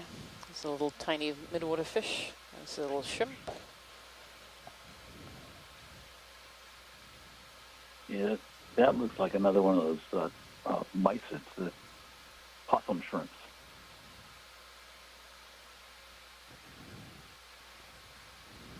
And Dougal saw a polychaete somewhere in here. Oh. Pelagic polychaetes are really cool when you get a chance to look at them.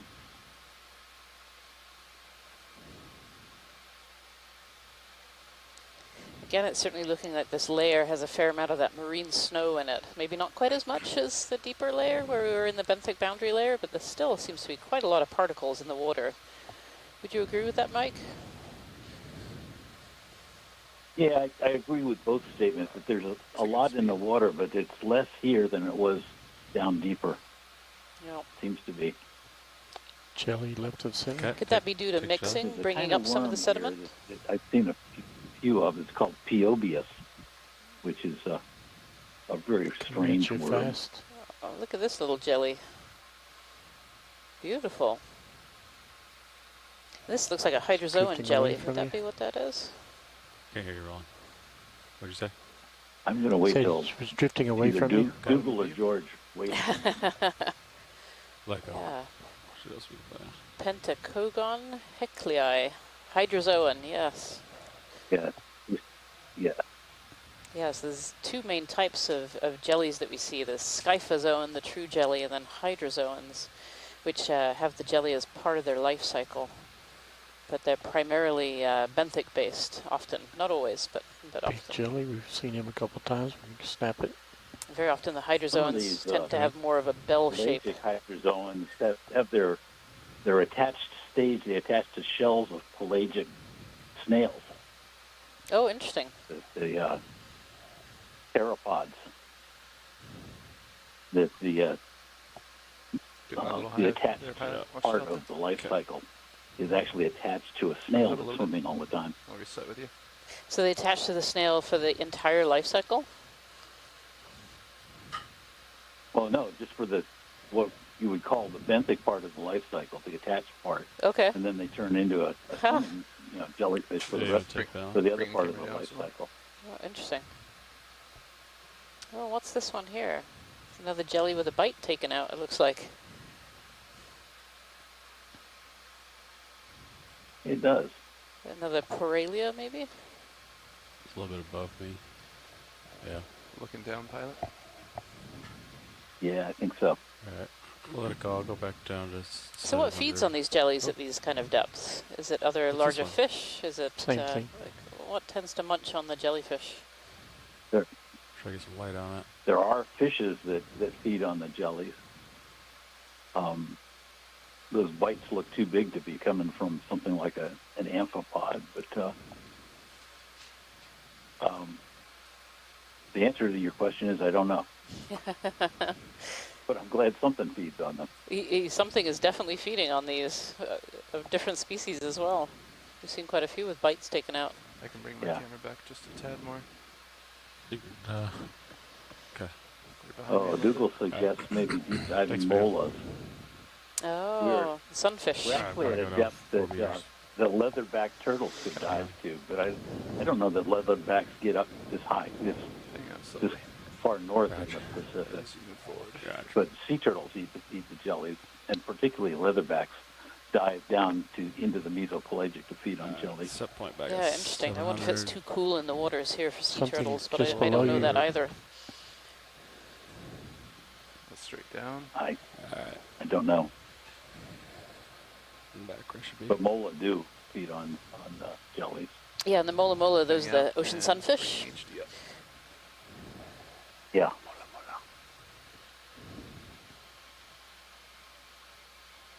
We're at 700. What's the next transect per hour? 500? I believe the next one is 5. Yep. Alright. Yeah, Elena Jorgensen is saying Elena in says the... she doesn't think they've ever collected a mola this far north. So, we've identified a mystery. We have identified a mystery. Serious back to 45 degrees. Roger. Thanks, John. Something is having a bit of a feeding frenzy on jellies down here.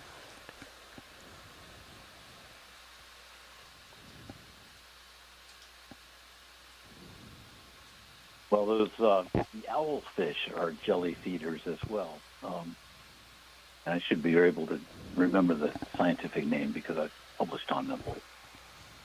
At this back here.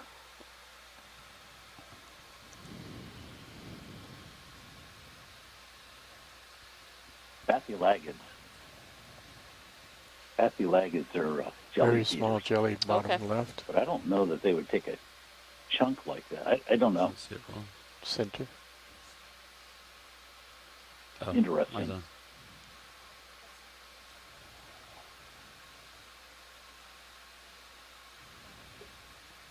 Another tiny jelly. Yeah, a little one. Clear. Okay. Yeah, Dougal agrees that the mouth is too small on the bathylagids take the kind of bites that we're seeing. Swimmer That little lower jelly left. is called Botryonema. Okay.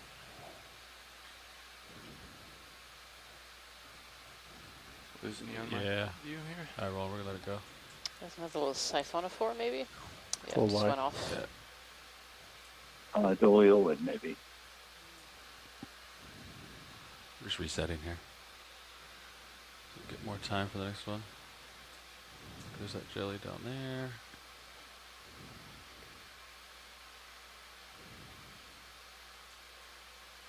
Shrimp.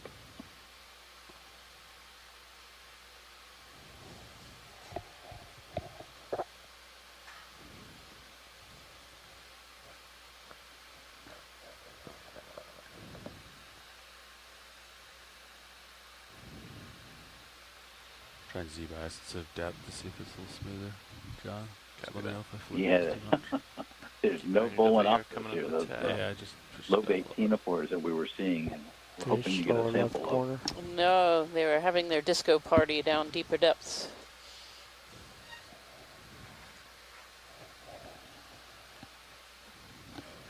We're certainly looking out for them, though.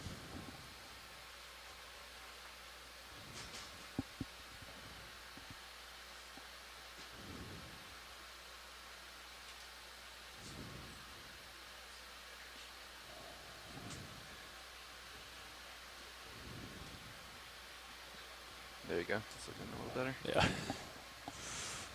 Back in depth. Let's change it on that. Alright. Let's find something good.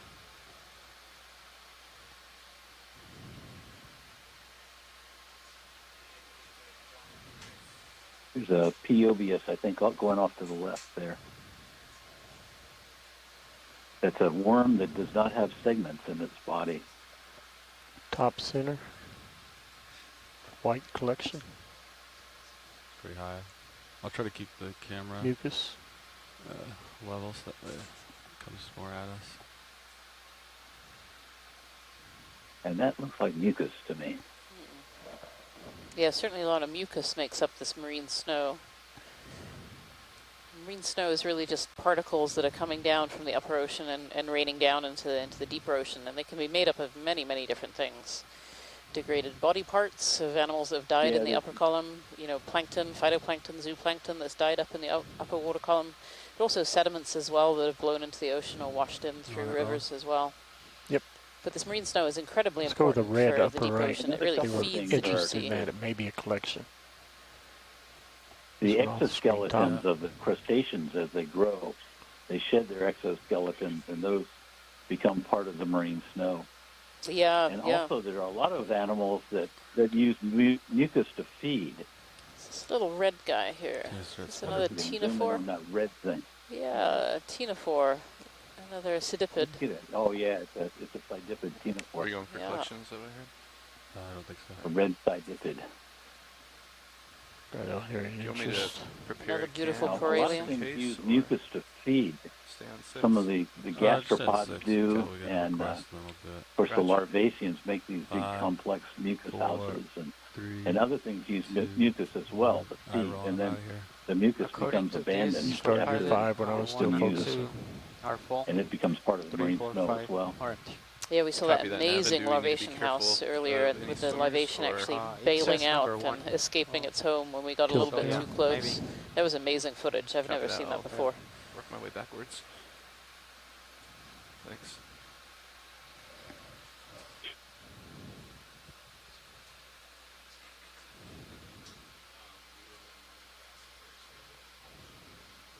You want to try to slow me down more? What's that? Increase speed. Copy. Shrimp. Bridge, doesn't it?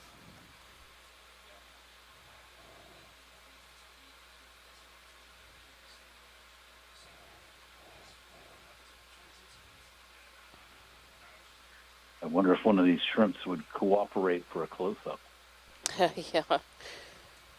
They seem to be swimming out of our range pretty rapidly as soon as we get there. 0.2 knots. Yeah, they're pretty picky about things approaching them. With good reason, I think. I mean, D2 is quite a bit larger than these tiny little shrimp. I'd be a bit scared. Yeah, brightly lit up and making all kinds of noises and vibrations. Yep. That would be terrifying.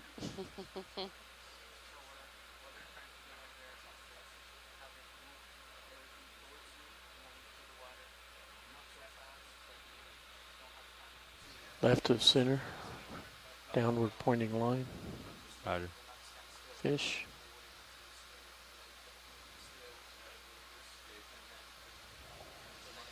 Is that another little myctophid fish? These little midwater fish? Yeah, let's see. Delta's holding, looking good. Oh, there he goes. Yeah, I think it is a Still myctophid. using auto depth pilot? Yeah, depth.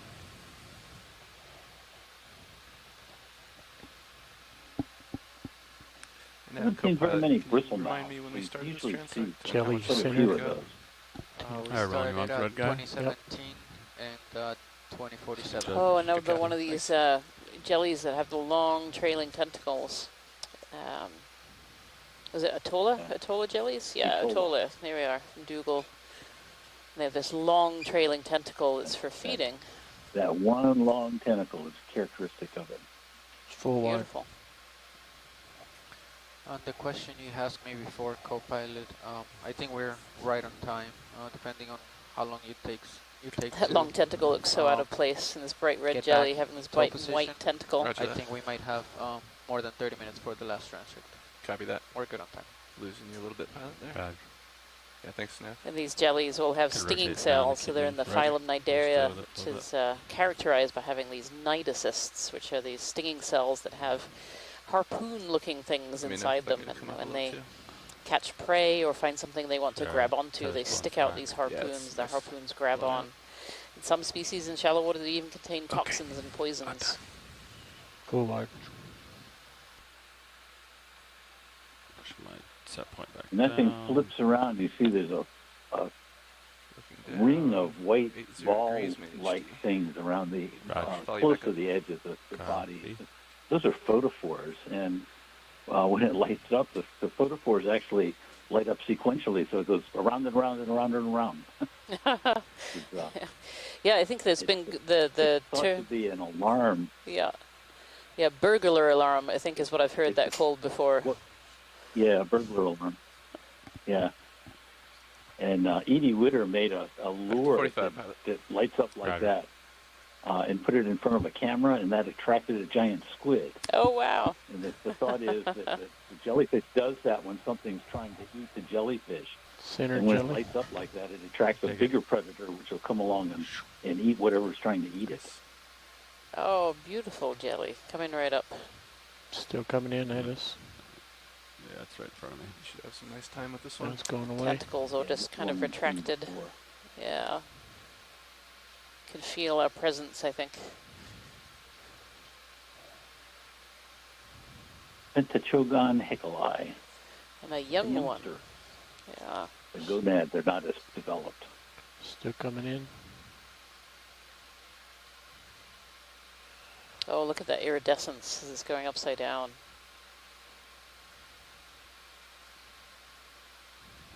Thanks, Ron. Yeah, a lot of people will mistake that for bioluminescence, but you're right, it's iridescence. It's breaking up the light that's coming from the ROV.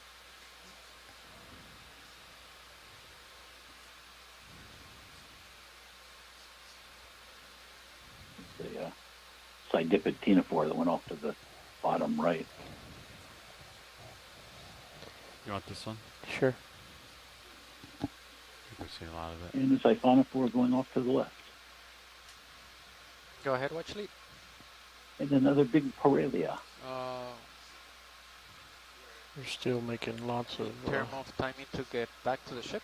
So we're currently 20 minutes into the transect. We have 10 minutes left. Seems like the water's still coming at us quickly. According to the last navigator, we're supposed to do another transect. Man, I'm going to have to sign off for just a minute, just for a few minutes. Okay. I'll call back in a few minutes. Thanks a lot, Mike. We appreciate it.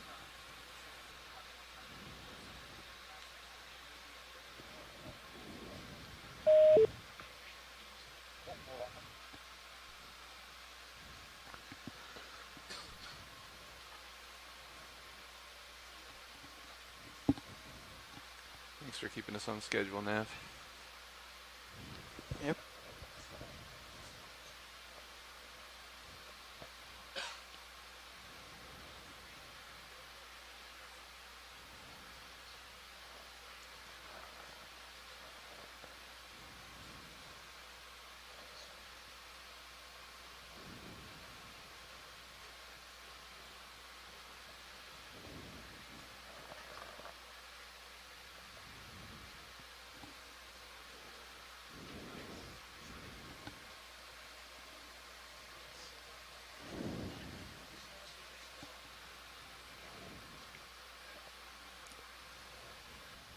We're going to get the white swimming shrimp, diagonal up left, almost center.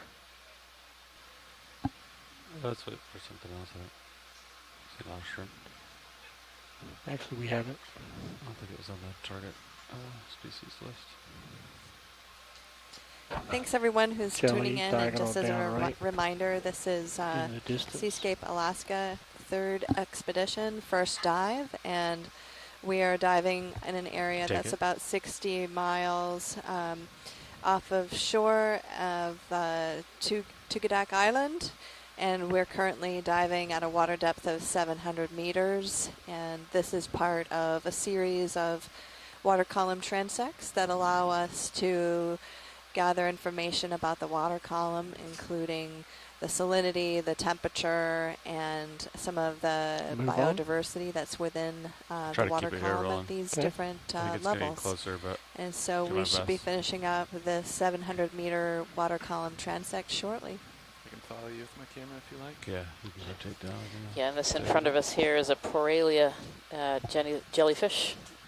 Nice bright red color. Red is pretty common in deep waters because red light is actually attenuated or bounced out of the water column pretty early on. So if you're a red color at depth, you're actually pretty much invisible. So it's a really good color for an organism to be. So we see a lot of red jellies, and when we get down to the benthic dives, we'll see a lot of animals that are red or some variation on red. This is a beautiful shot of this Poralia. Let's get centered on the center part. We've seen quite a few of these today. Some even with chunks taken out for where something has been feeding on them in the water column.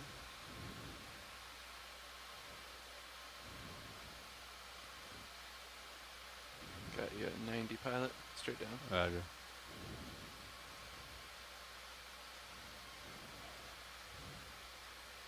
All right, rolling. Got 5 seconds. See that line of fine tentacles all around the outside of the bell. All right.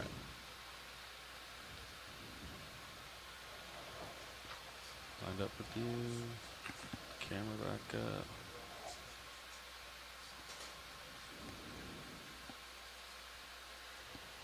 Up at these shallower depths, the water current is moving quite a bit faster than it was down at the deeper depths. So you might notice the water going past us quite a bit faster. It's a little harder to keep steady at these depths. You can see all those particles moving past us. Oh, a little fish.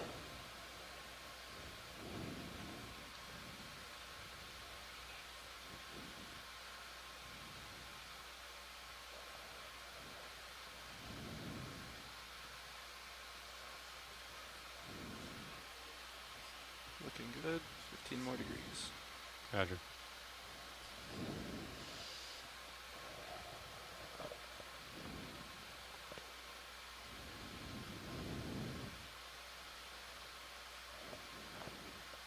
And that's it.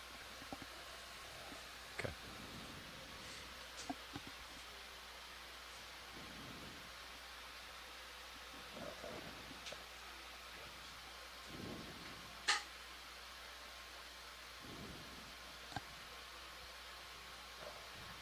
Okay, watch, lead, and pilot. We have about 5 minutes to go on this transect. Okay.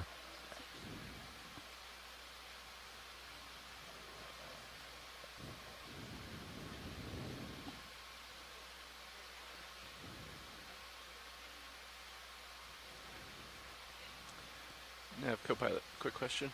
Yep. What is the current difference, the higher we get in the water column at the next two transects? Does it pick up a little bit? Yeah, so at the surface it's southwest, and it just becomes more. Maybe, okay. yeah, the magnitude becomes more and more as we go up. Copy that. We'll, So that was the end of the transect at 700 meters water depth. So we'll be moving up to 500 meters water depth, We and then still eventually have about 300. 4 minutes to go, watch lead.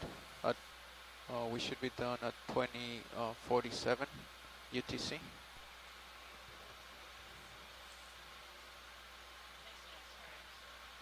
Shrimp top center or something else. Yeah, Nev, we'll just keep an eye on that, I guess, at each.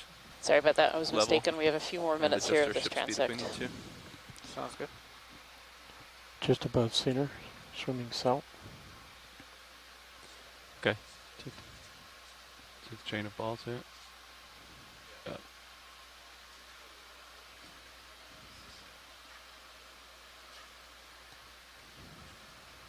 It's coming at us too fast. Oh, going away. Couldn't tell. Red thing.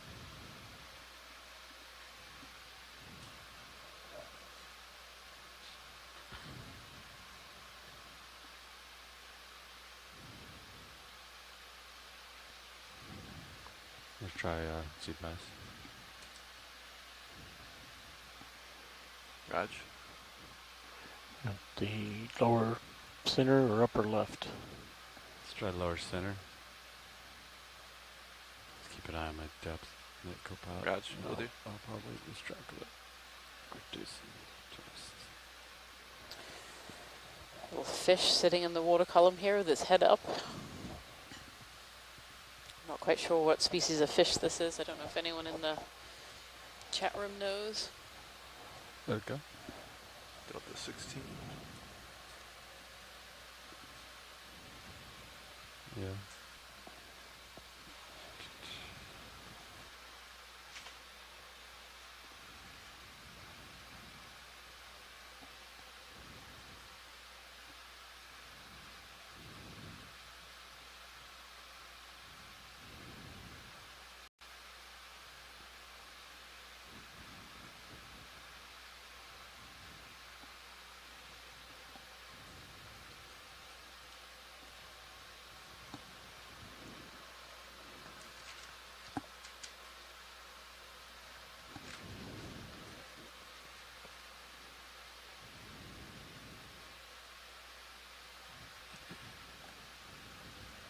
You didn't happen to jot down starting comp levels at all today, did you? I took pictures of the co-pilot Oh, out nice. there.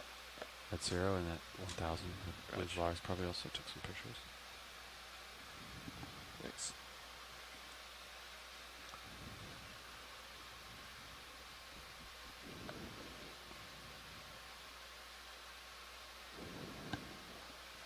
Okay, watch lead. We have about 1 minute to go till the end of this transect. You want it rolling? Yep. Hitting the brakes. Going. Oh, so this is another one of those siphonophores, the Marius, the fire belt siphonophore. Hold this distance. It looks like this one's had a little accident. Something's come into contact with something that's broken the pieces apart. These siphonophores are really interesting because they're actually colonies. So it's lots of different organisms all connected together. And siphonophores are pretty unique in that each of those little pieces is doing a different job. So some of them are for feeding, some of them are for moving, some of them are for reproduction. It's got like a bunch of extra. You can see this colony's just been broken apart. It's not quite as beautiful as the ones we've been seeing during this dive. Let's go tight to one of them. Okay, go for it. Pick one. Oh, yep. Oh, look at all those little zooids that are broken up.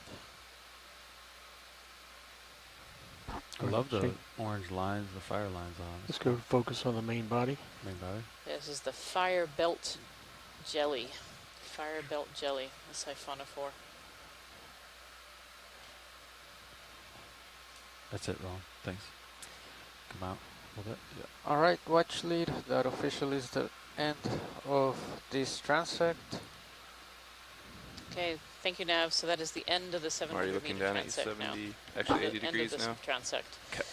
So now we're moving up into 500 meters of water depth. where we will do another transect in this Alright, mid-water I'm out dive. of depth. I'm auto heading. Making my set point inverse of view. Come up just a little bit. Yeah. Got you and tighten as well. Beautiful. And following back. Alright. Pushing. Pull back. Copy. Got 18 delta. Perfect. Pushing forward.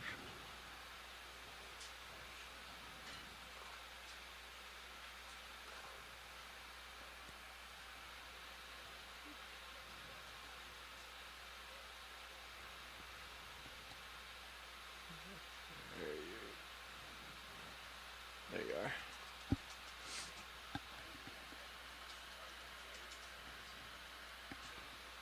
You can punch out your heading, I'll punch out mine. Auto heading up. I'll joy lock my whatever percent ahead. Punch out depth. Waiting to ascend on your command. Actually, let me check my joy lock again.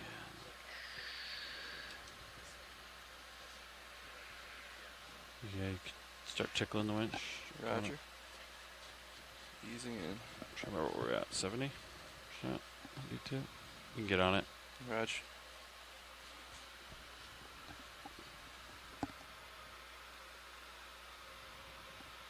Delta 15, headings look good. Tether looks good. Delta 14, winch 29, looking good.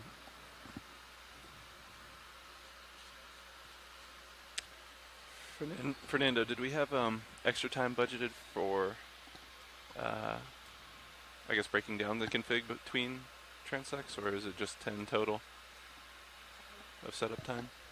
I can't remember.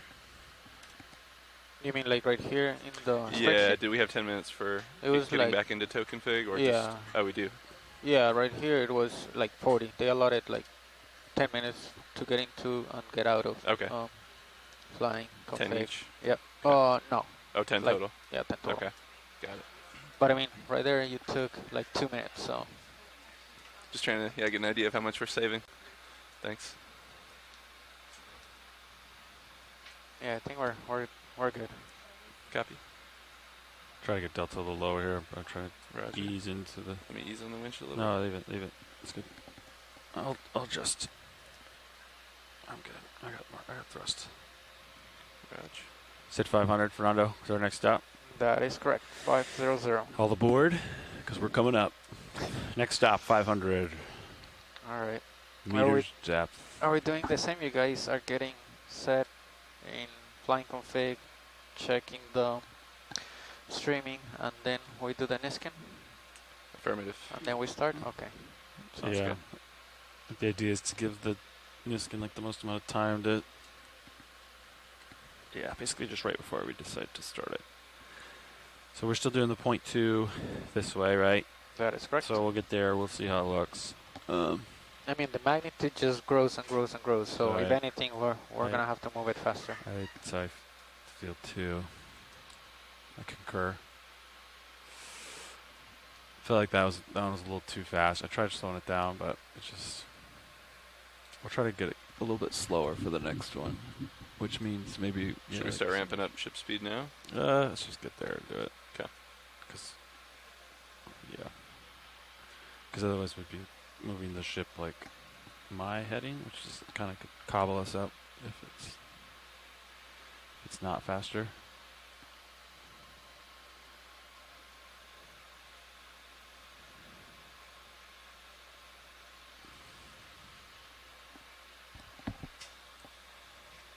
I'm gonna try Z-buys for the next one. Copy that. It goes pretty close to 30, maybe 27, somewhere in there. And then you'll just have to keep an eye on me if I get too high or too low. Does that work? Works for me. All right. Delta 4. Decrease my thrust. Now that we've arrived at my desired delta. What is the current ship speed? 0.2. 0.2, okay. Yep.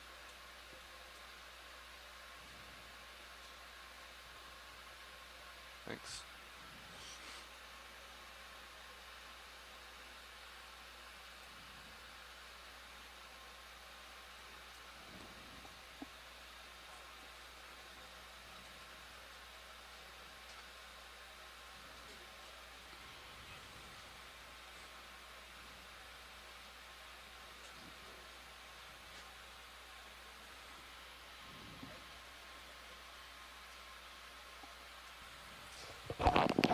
Hi everyone, thanks for tuning in to our dive this afternoon, and I wanted to just give you a overview of the expedition and the dive that we're doing today.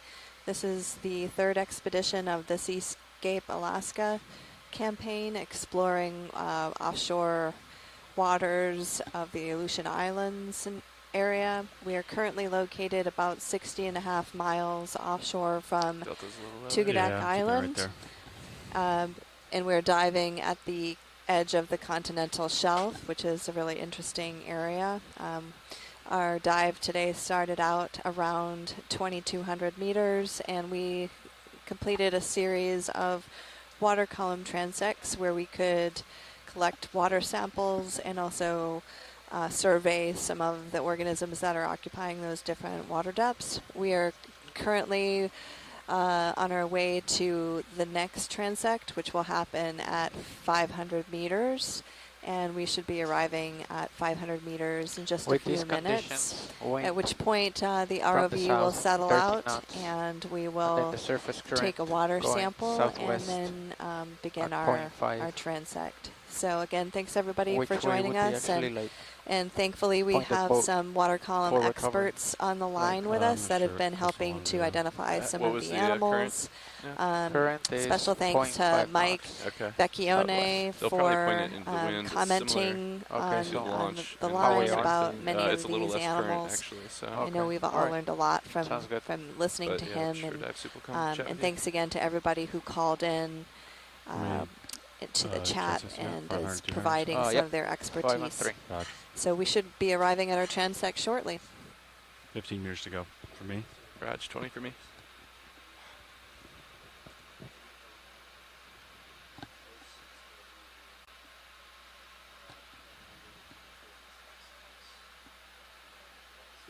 Alright.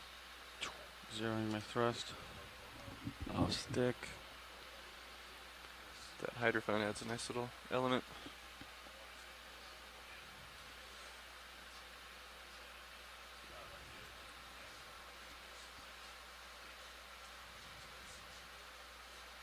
Alright, easing on winch.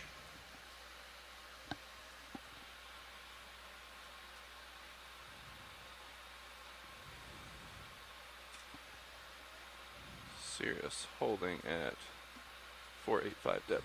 Alright. D2 holding. Let's drink set point up 1 meter to get a crisp 500. Locking in. Do we want to go back to the same heading we were at, or? Where are you at? 25? You can stay there. Raj. Auto heading. Seems like the wind wanted you there, so we can do that. I see you in Titan. Now, the ship move was that direction, so now your heading is not necessarily the ship move, right? But we'll roll with it. Okay. All right, we're in auto heading. Got a decent delta. I'm gonna back up. Raj. Tracking in Titan, and then I'll come up a little bit as you get close. Great. Pushing astern. Aye.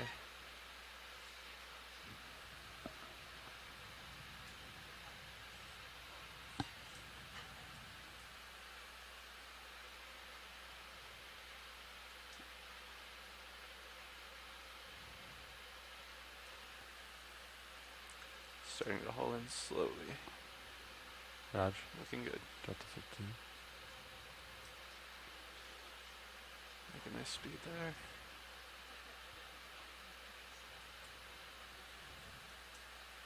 There you are.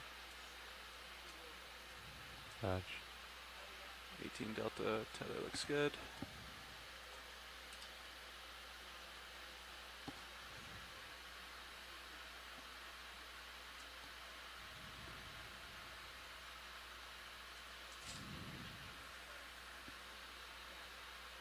I'll line up with you. 2.5, 2.4-ish. Raj. Looking down 90 degrees.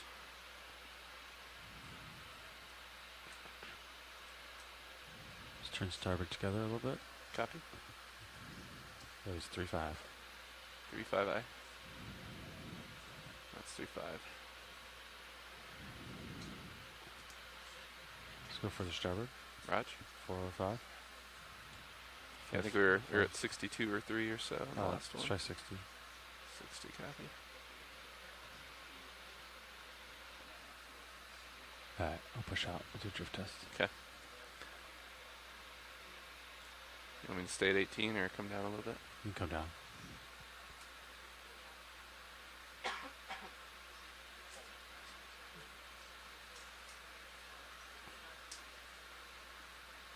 Yeah, Fernando, you want to increase the speed like we thought we would?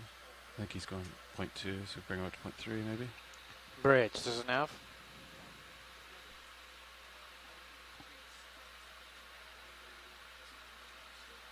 Delta 15. Alright, I'm off stick. Let's do a drift test. Badge.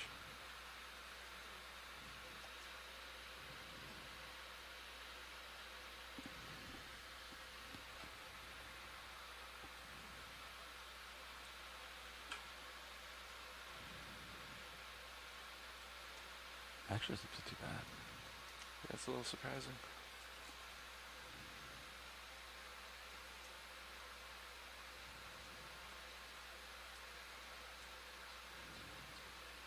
Right? It's slower than I thought it would be. And that's kind of what we wanted, to slow down a little bit, right? Yeah. Alright. We'll let the ship move settle out here, but give it another minute. Well, I guess we know that if it looks a little too fast after the ship ramps up, we can bring it back. Yep. That's what it was here. For sure.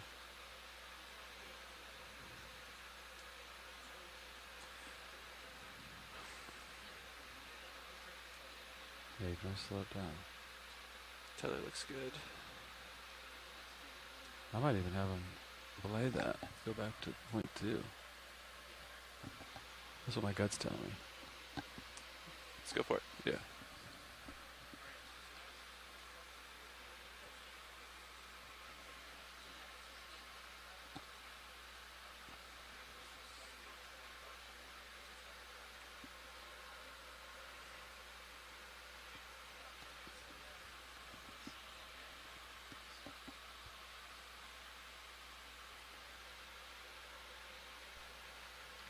All right. Bringing it back down to 0.2. If everything looks good, let me know, co-pilot, when you're ready to do the Niskin. Hydraulics enabled. Copy. And cans reset. We are ready on your mark if all stations are ready. All right. Video, survey 2. This is the navigator. So we're going to take a water sample. Let me know if you're ready. Okay, you're ready? Yes. All right, and then science leads are also ready. All right, on your count, co-pilot. Copy. We'll do it at 15 after. 15 seconds. That's 4, 3, 2, 1, fire. Collection complete. Copy. Hydraulic secure. Alright, John, I'm in Z-bias mode, so keep an eye on, make sure I don't Copy. float around too much on you. Delta 15, I'll keep an eye on. I think it's just because with the depth, I get this oscillation. So I'm going to try a smoother. Are you happy with our heading? Yeah. Okay. Okay, so we're ready to start the transect? I'm ready. Copy, okay. Well, actually, this is now, we're ready to start the transect. We're going to start it at 2202. Starting right now. Roger that, Mr. Fernando. We're off to the races. Roland, you want it? Sure. Oh, hello. Hello. Caitlin. We'll keep looking there. Welcome to 500 meters. It's pretty deep. There's something straight ahead of us. Which That's like a point, pointed top. Go. It looks like a top. Go in. Okay, going in. Delta 16. Oh, Squid ahead. I'm getting closer to it. Okay. Copy. I am. Oh, this looks like it might be a little glass squid. I am cranking the focus. Yeah, George Matsumoto on the chat is agreeing.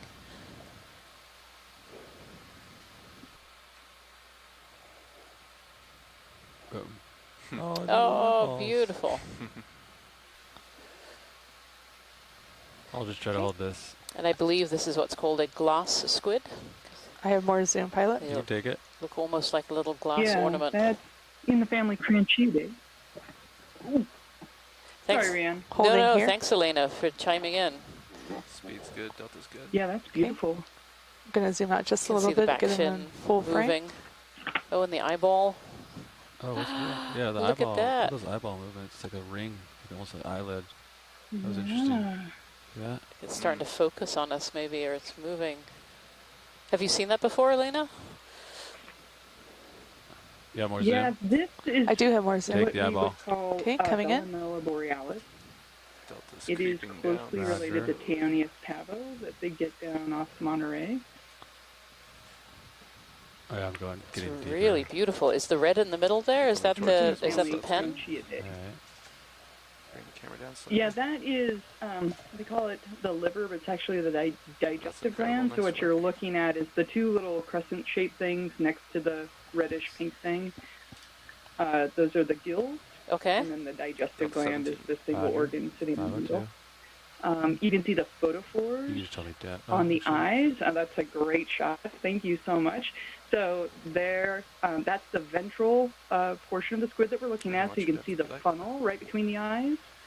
So we have this beautiful set of photophores right by the funnel, and then right underneath the eye, like the eyeball. Oh, did you just see the eye?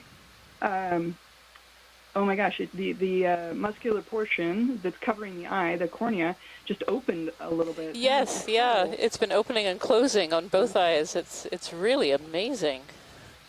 Yeah. 503. Yeah, wow, this At is 19 Delta, we'll phenomenal. call it.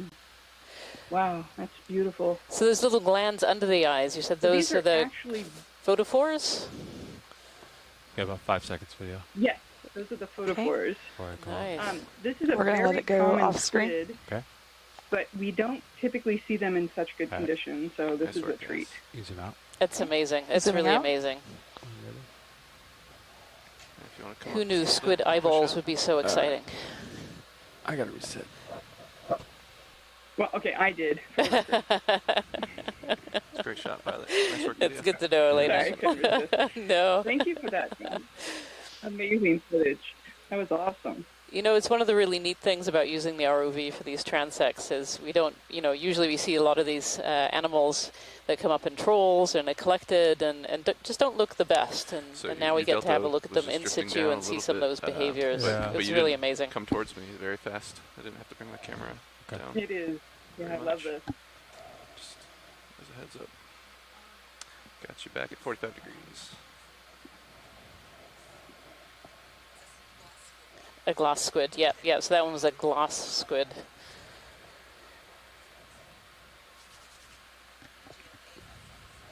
Alright, so I don't have auto heading either. Kind of full manual, just drifting. Happy.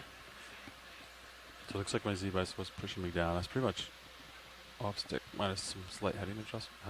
Nice. Did you like how that felt? Yeah, Better? yeah, a lot better.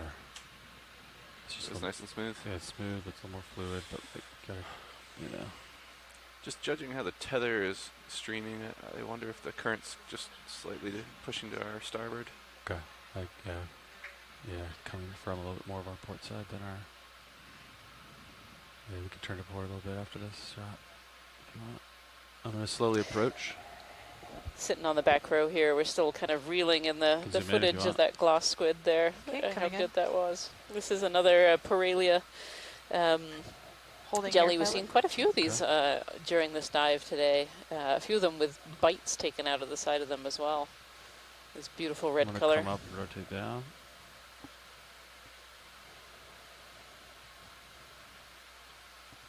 So the fine tentacles just Alright, as I'm it gonna try to keep pulsed it right there. here. Maybe get it a little bit further away from me because it's losing light. Okay, zooming in. Got room to back up. Alright, I'm gonna back up.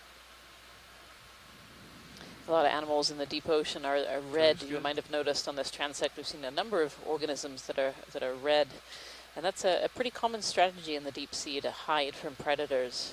Red light is attenuated or bounced out of the ocean pretty shallow, and so there's no red light at depth. And so if you're this red color, you're effectively invisible to other organisms. So it's a great way to hide in the water column. The other strategy that's really common in the water column, a little bit more than on the benthos, is to be clear as well. It's quite quite energetically expensive to make your body clear. You've got to hide all your organs, hide all your bits and pieces. Take whatever zoom you want. If you're red, you can kind of make things different shades of red. Stand by, pilot. This Paralia is being bounced around by the current generated by D2.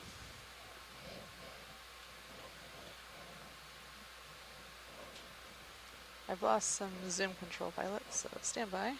Got it. Would you like me to turn, pilot, or? No. I have a feeling Mike Vecchione is going to be upset he missed that footage of the squid. And he comes back on. Just don't look at the big screen right now because you might get a little sick. Just pick a different camera. Agreed.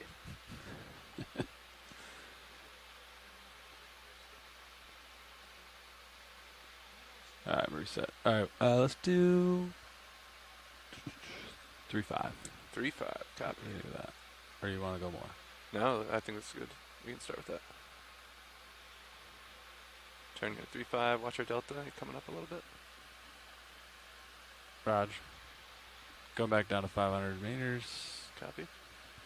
Sirius heading, currently at 3.5 degrees. Alright, let's try that.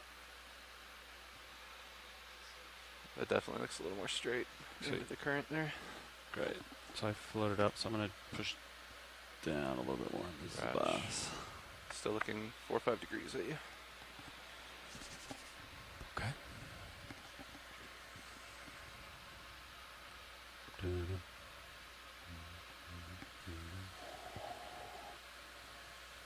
So if you're just joining us today, we're on the first dive of the Seascape Alaska 3 expedition.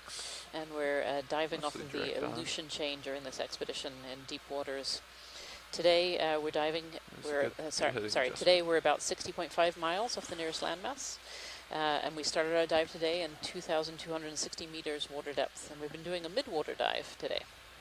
So we started our first transect at 50 meters off the bottom in the benthic boundary layer. We then did a transect at 900 and at 700, and now we're in the middle of our transect at 500 meters water depth. And so what the pilots are doing with the ROV is we take the ROV up to a depth, and then they move forward at a steady pace, and we take videos and sometimes samples of organisms that we encounter in the water column. Delta's a touch high. We've seen some really cool things today. We just saw a really neat glass squid. Seen lots of a couple of different kinds of jellies and ctenophores as well. So it's been a pretty exciting dive for our first dive of this expedition.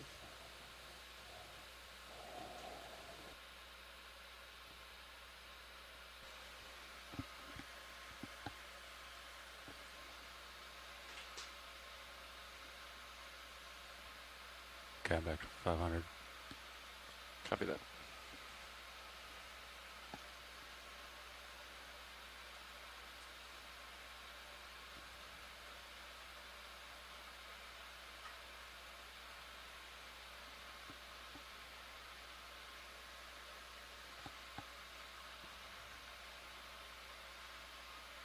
Video, you want to zoom in on the balls? Okay, zooming in. Siphon force, is that what these are called? Holding here.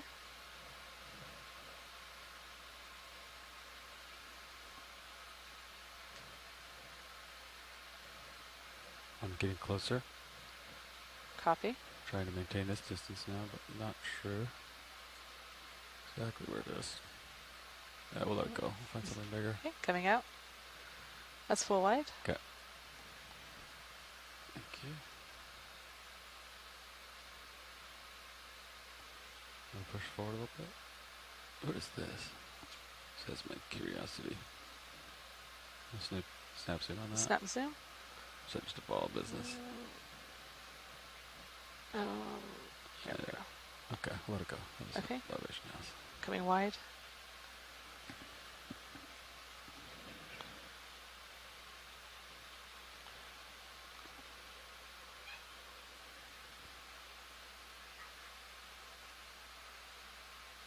Want to go for the guy in the background? Okay. See him? Zooming in. Yep. Gonna hold here. Okay. I'm gonna get closer to it. This one is a collection target, pilots. Oh, I'm gonna drive through. Roger. This Tina 4 up top. Stand by. Keep it in the frame. Ready? Coming wide. Great. Yeah, keep going wide. I'm gonna come full wide. Yeah. Right. That's full. Okay. You start inhaling as I'll try to find it. You could draw it a little bit if you got it. Stand by. Inhaling slightly.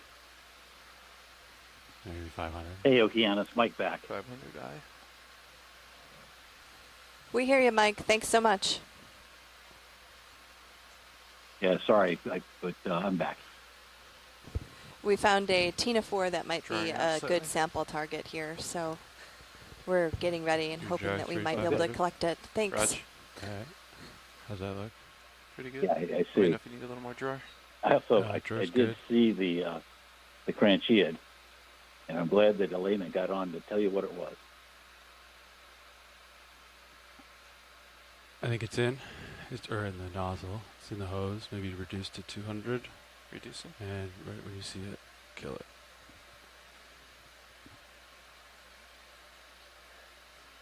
It's in. Got it. Suction off. Drawing back.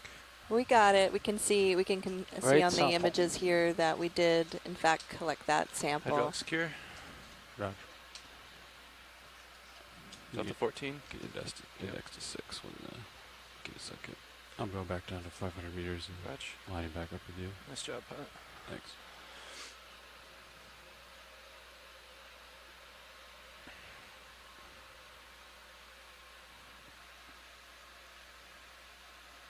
What was that little guy? He was very transparent.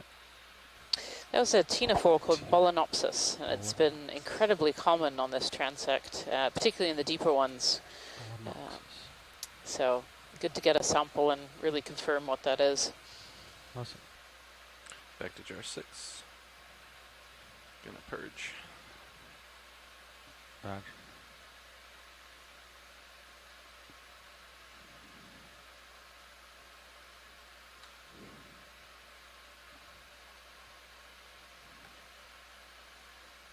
Suction secure. Copy. I think 500 is pretty good.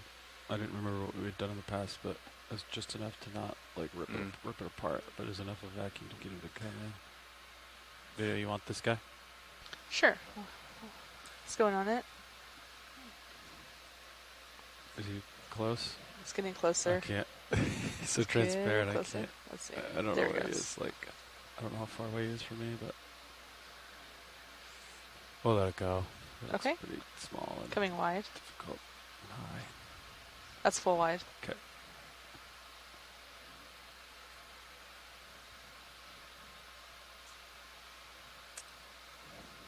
Now, we're only halfway through this transect, correct? That is correct. Thanks. Already seen some good things. You want the red one? Or is it just a shrimp? Getting shrimp vibes. We'll let it go. I can see it with the camera.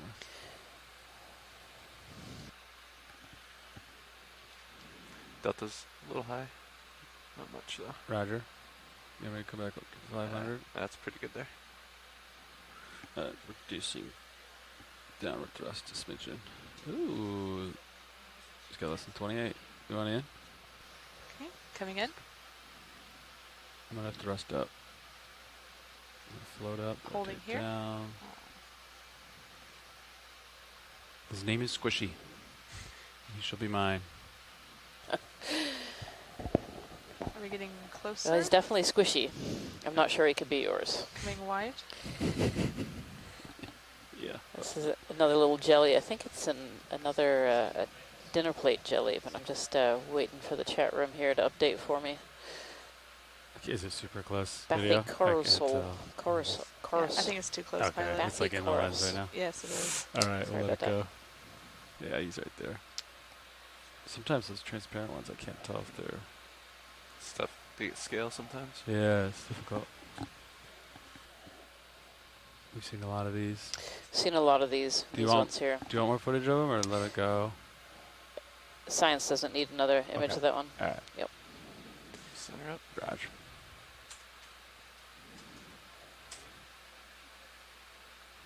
Looks like I'm a little light now. So we need to push down more. Just a little bit.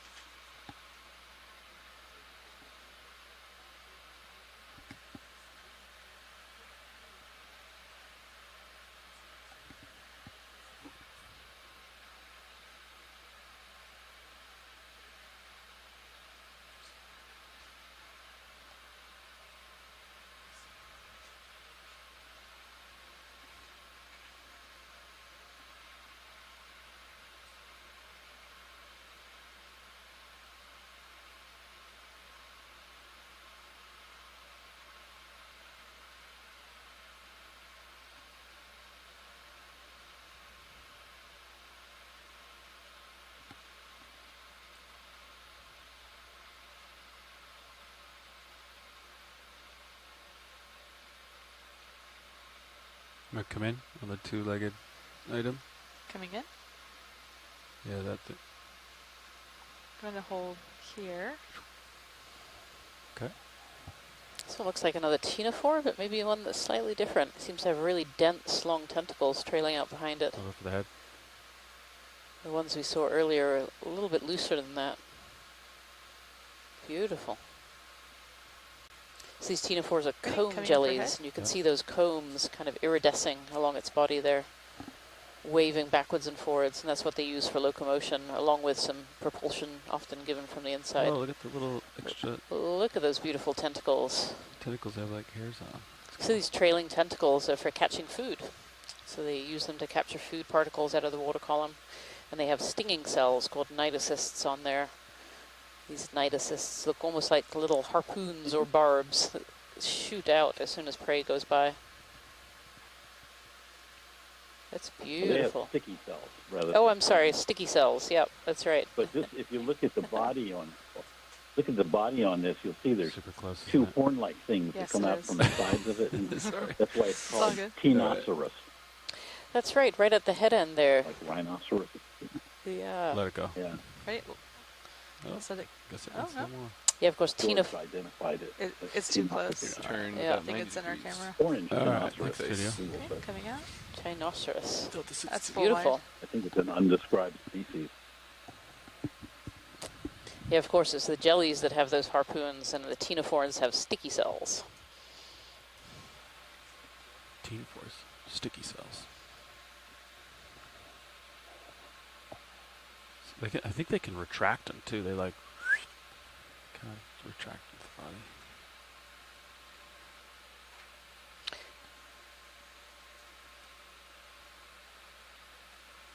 Did anyone in on this? Okay, coming in. Let's check it out. Different type of ctenophore. Yeah, this is a lobed or a lobate ctenophore, looks like. Oh, swim away. Going faster.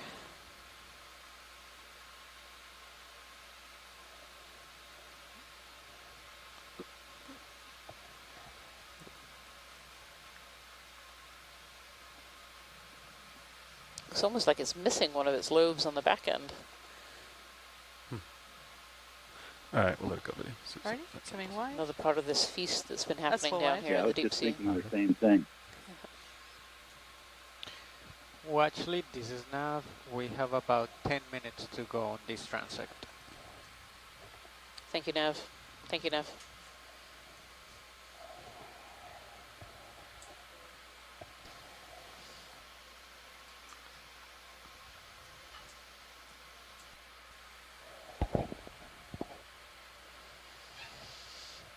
What's in the top center there? This blob? Going straight by us, yeah, that's okay. Might be a mucus string of some kind. You can check this out. You want to check out this chain video? Okay. White chain.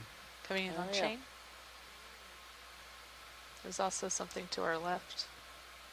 Another siphonophore, potentially?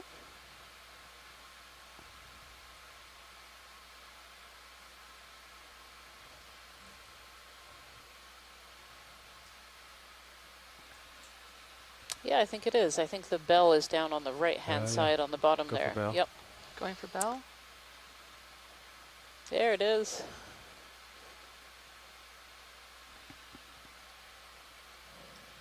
Doing my best.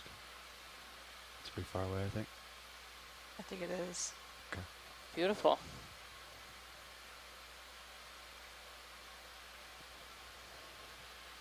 So this is a siphonophore, which is a colony of different zooids. And each one of these little animals that are together in this colony have a different job.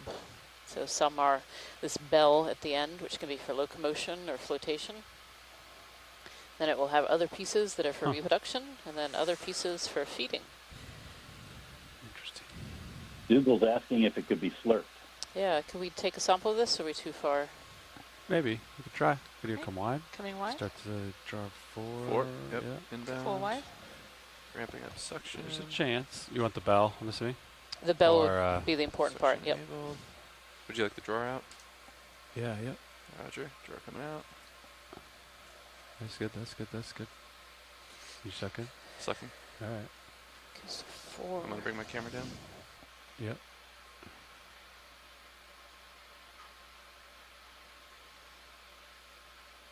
Suction currently 500 RPMs. Increase to 6. 6 I. You've got 6. It's going in. Reduce. Roger, reducing. Watch the jar. At 240 might RPMs. Might be in pieces by now, but down to 200. I see. Confirmed, I see some of it there. Kill it. Roger, killed. Okay. Thank you, pilots. There we are. Yep.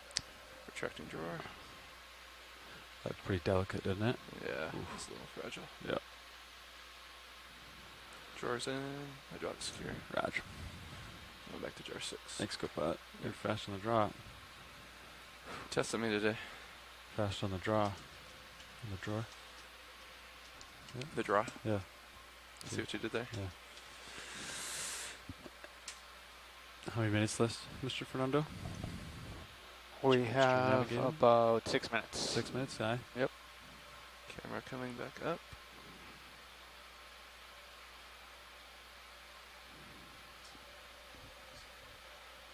$45. Roger.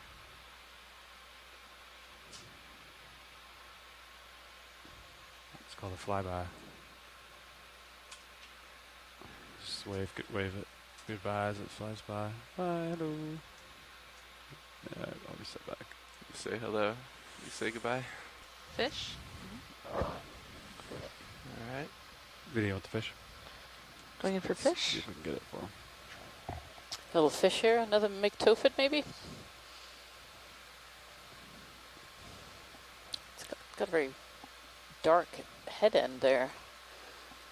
I think that's an owlfish, a bathylaggid. An owlfish, did you say? That was beautiful. Yeah. They're jelly eaters. Maybe the predator we've been looking for. Yeah, it's in our camera. Their mouths aren't very big, so I don't think they've been taking the big chomps out of the jellyfish. Okay. Maybe it's not the predator we've been Should we looking come in? Yeah, let it go. Swim Okay. Full wide. Yeah, interesting. It's a beautiful black head with those bright eyes.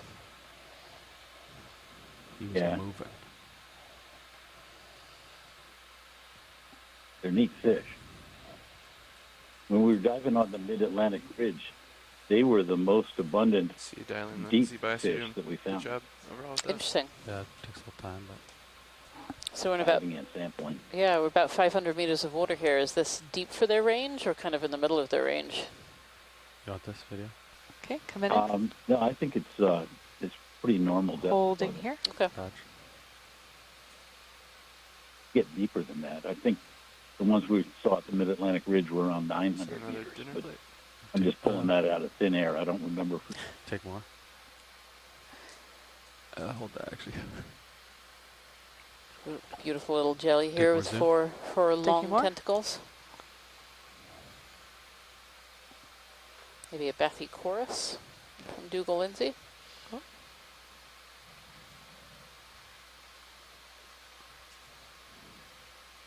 Let it go. Let's let it go. Spin it around. Going wide. All right. So if you just joined us here today, we're on dive number 1 of the Seascape Alaska 3 expedition. We're diving just off the Aleutian chain, very close to the Aleutian Trench. Today we've been doing a mid-water dive. We started down in the deep, 2,160 meters, about 50 meters off the bottom. And then we did a transect at 900, a transect at 700, and we're just coming towards the end of our transect at 500 meters. There'll be one more transect to go after this one at 300 meters before we bring up the vehicles and move on to our next dive site ready for tomorrow.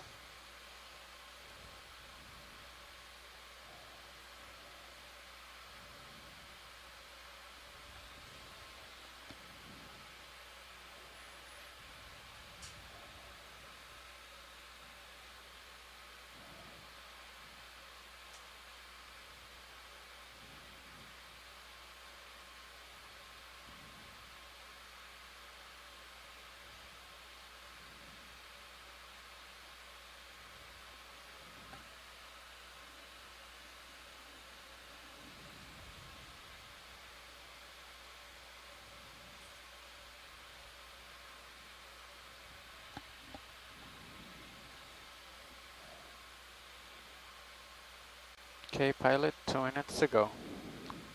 Roger, 2 minutes. If I can find one more fun one here.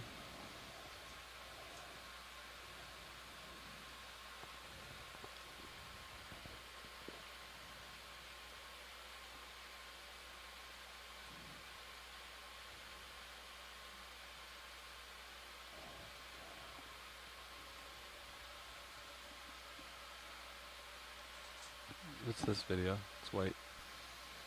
Zooming in. Yeah.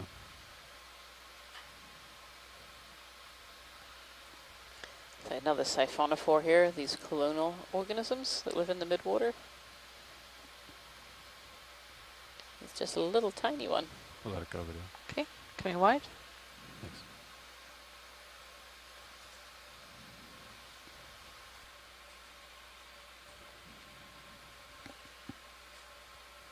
Looks like I'm a little deep. Come up a little bit. Yep. Sounds good.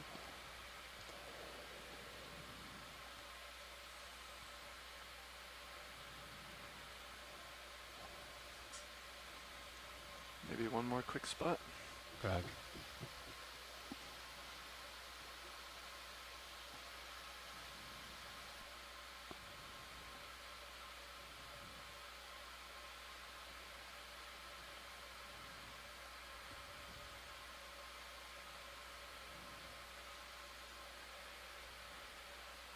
Is that another little fish off to the left there? Zoom in. Zooming in. I think this is like efficient. Yeah. Another fish. What are you? Oh, it's another little siphonophore. Just zipping along. It's a fast siphonophore. It is Very fast. fast siphonophore. It's like bell to tail ratio is. Okay, Very watch Coming it. wide. This is officially the end of this transect. We're gonna get in position to go up to 300 right now.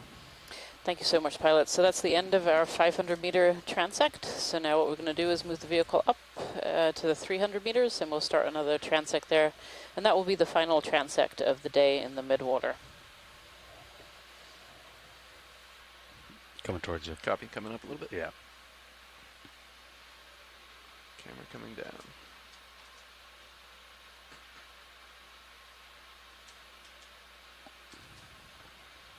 That is a delta of about 18.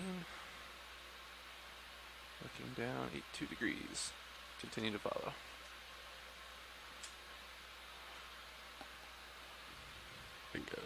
Pushing ahead. Looking full back.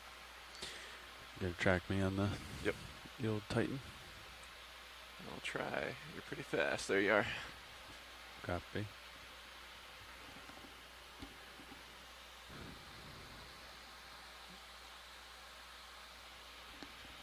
Good visual.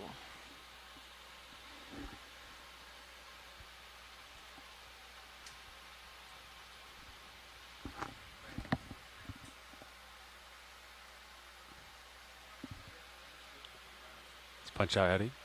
Roger. Ready on your mark.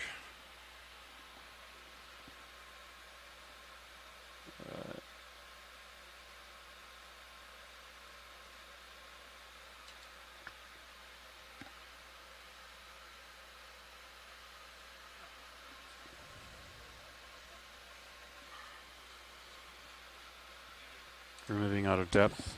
Copy. Tickling the winch. Yep. You might have to give me a second. Ratch.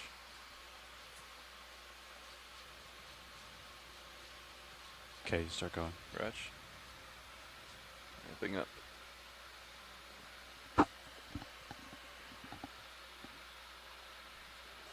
We've got almost 30 meters per minute.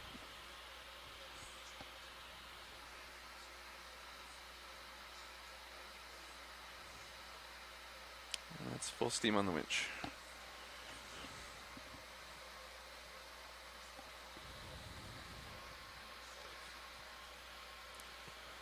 Roger, 30. Go with you. You're good. Okay. Delta's pretty good. A little high, but Yep, I agree. It's reducing, I think. I'll let you adjust your Z-bias for that. Okay.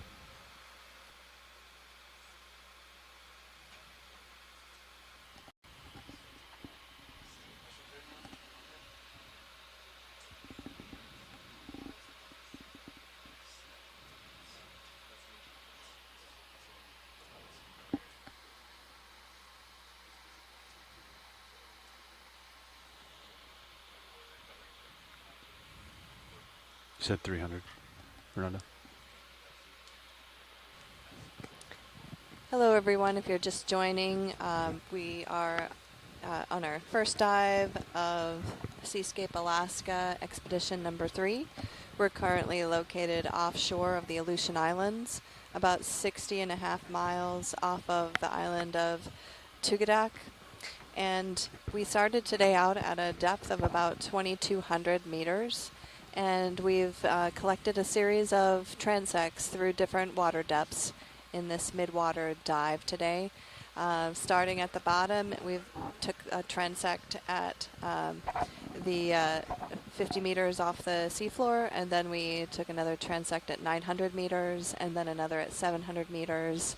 And we just completed the transect at 500 meters, and we're on our way to our final transect, which will be conducted at 300 meter water depth. At each of these levels, we take a sample of the water. The samples of the water include analyses, or are available for analyses for eDNA, and also we've taken numerous samples of various organisms that we've encountered along the way. And we should be reaching our next transect location momentarily. Thanks.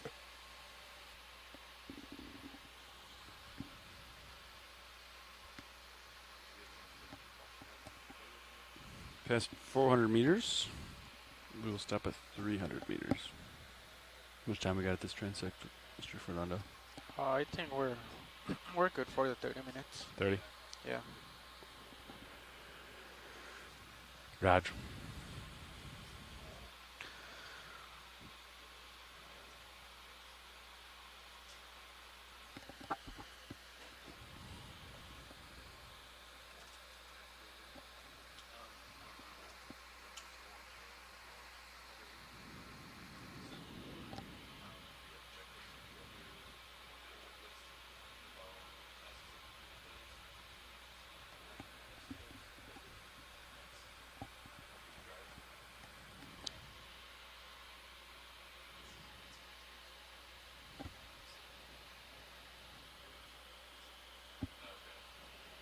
So it's gonna take you guys 9 minutes to get from 300 to 50.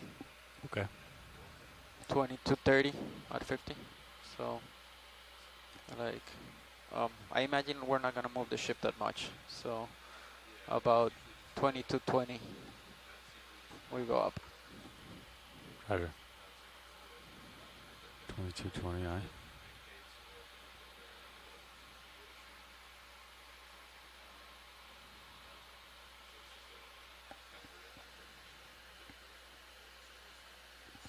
Two minutes left.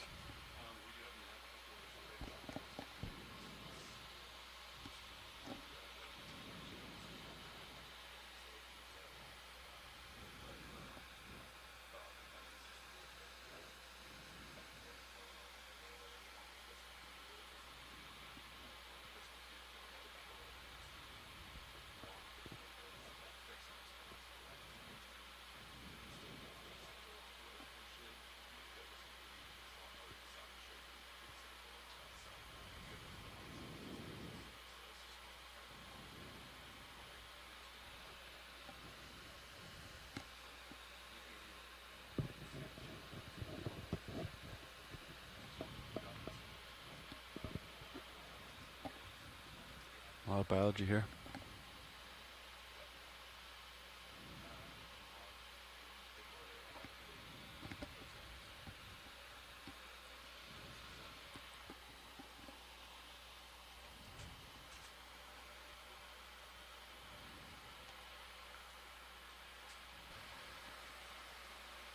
Another 30 meters or so for Sirius.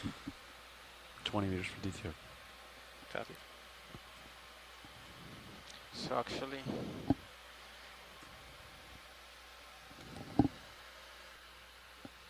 What's up? You saying our headings relative to the ship yeah, move? like when we start moving forward, if this is how you're streaming.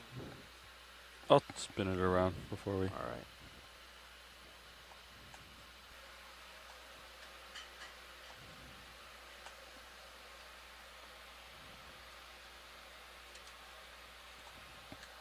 Yeah, I guess there's not a lot of current, right? So you can pretty much stay where you are.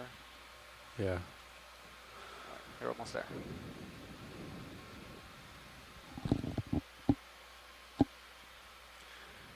Beginning to ease on the winch here.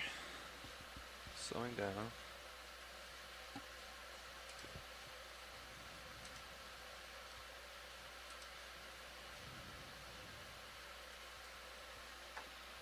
Sirius holding at a depth of 285 meters. Ready when you are, pilot. I can engage my auto heading. And I've got you in Titan Cam. Nice. All right. Coming astern here. I'm in auto heading, auto depth. Roger. Over to you. Delta 15 at the moment. Coming back. Coming towards you. Hi. Pushing astern. Good visual in Titan. Roger. Easing up on the winch. Copy.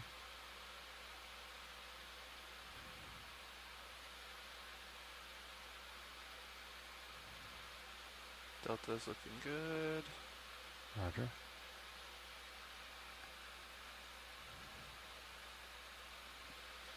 Holding at about 18 meters delta. Copy.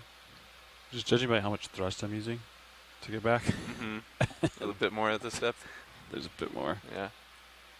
Alright. Looking down. Quite. Almost fully down on the Titan. There you are. My main HD. Copy.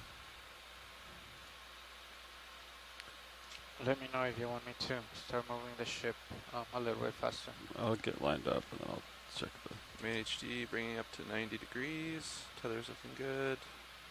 90 degrees. Nice rotation. Tether's still good. Alright. Let's find the. Alright, let's punch in auto heading. Let's get lined up with you. Thinking a little bit too starboard, right? What do you think?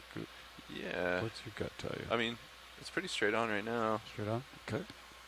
I'll keep my set point here. I'll push out and do a drift test. Copy that. I'm going to hold about 40 degrees. I think that's good. Maybe slightly more to starboard. Yeah. 4-5. We'll call it. And bring camera up.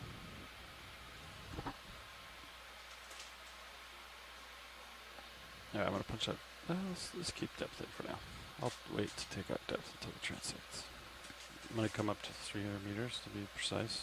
So, okay, I'm up. Copy that. I'm there, pushing out. Paying out slightly. Raj.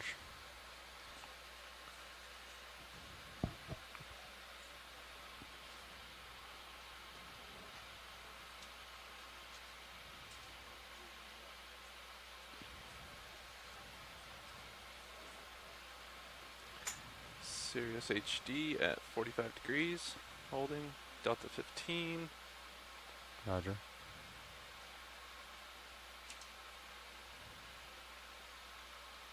HPU is enabled. And I'm going to reset the Niskin. We're all set on my end, Nav, so I'll let you count everybody in. Survey 2 video. Are we ready to take the clip of the last Niskin bottle?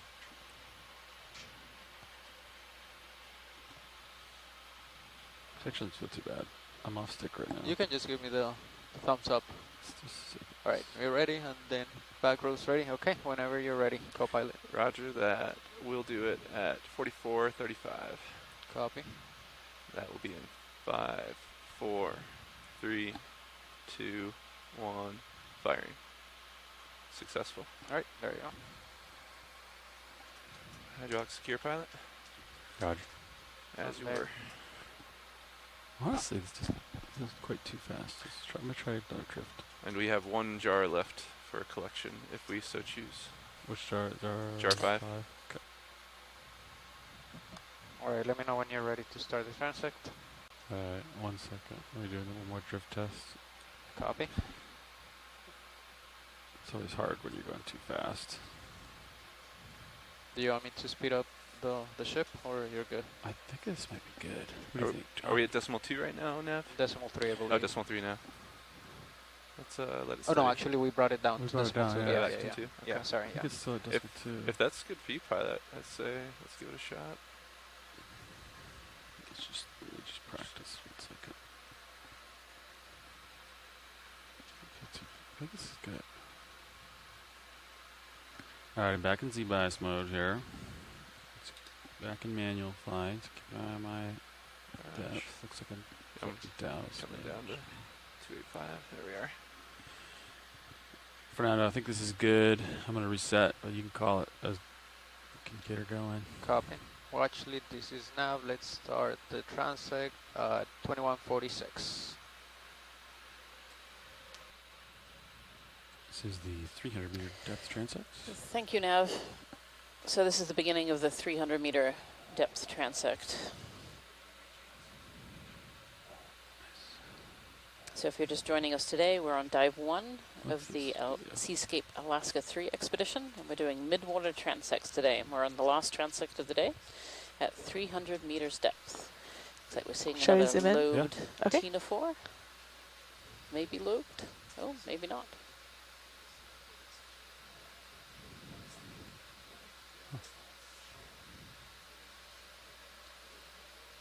Dougal Lindsay from the science chat room saying it's another Okay. Balanopsis, Coming out. which we've seen quite a few of today.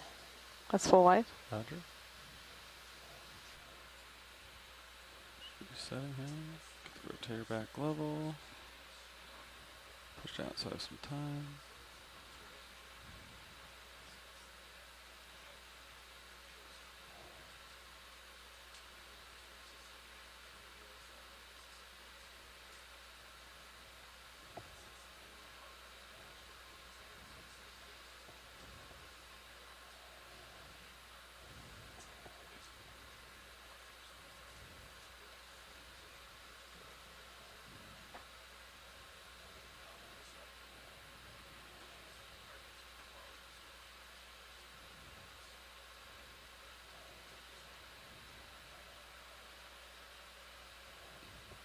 Let's go on this one.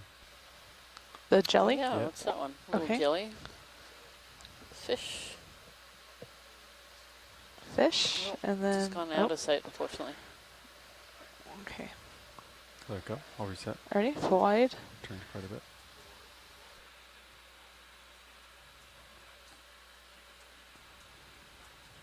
Going back down to 300. Go out. There's something on the right, pilot. White and solid. Go for it. Squid. Take it. Oh, now what's that there? Yeah. Yeah, definitely a little squid.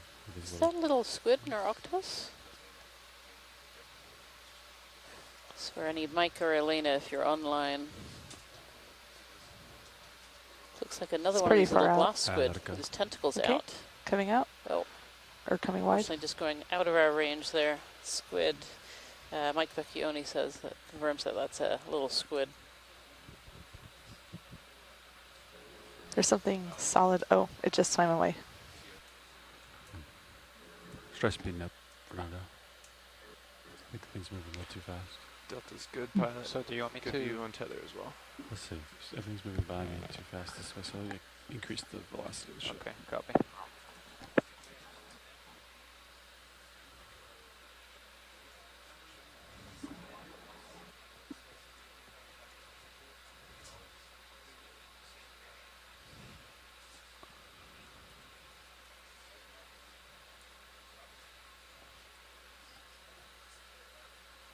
Trying to slow it down for us.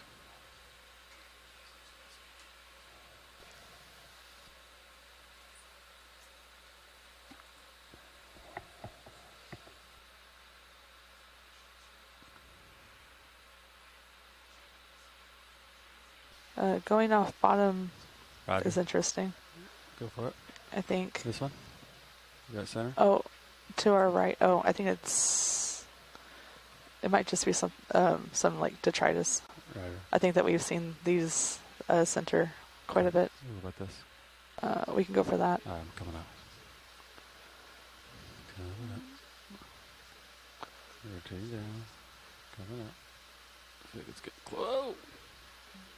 Spooked him. He gone. Let it go. Okay. Yeah. Let it go, yeah. Coming wide. Alright, resetting.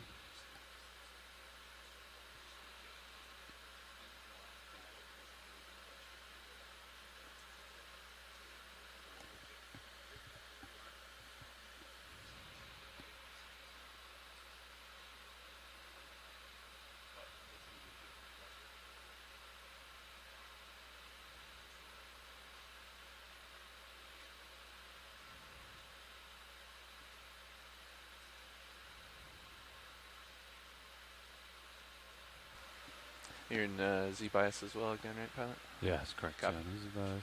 Looks like I'm a little bit high. Pushing down just a little bit.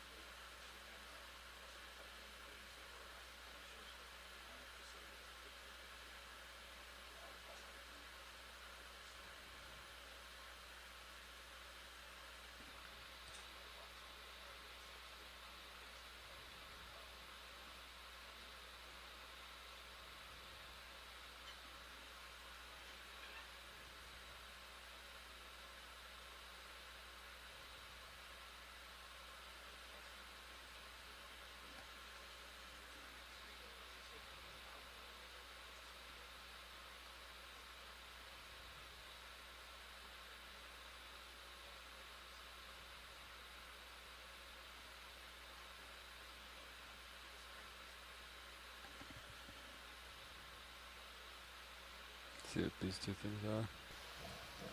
Okay, zooming in. I think these are the same ctenophores you've been looking at. There's two more of these low bait ctenophores coming out. These ctenophores don't have those That's big, long, trailing tentacles like we've seen in some of the other species we've been looking at today.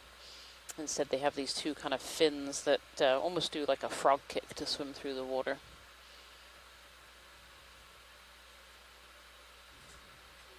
Ctenophores have certainly been quite abundant during There's this something dive solid today center. at the various different depths that we've been working at. Well, I think it's swimming down. You got. There's small color coming in and going right.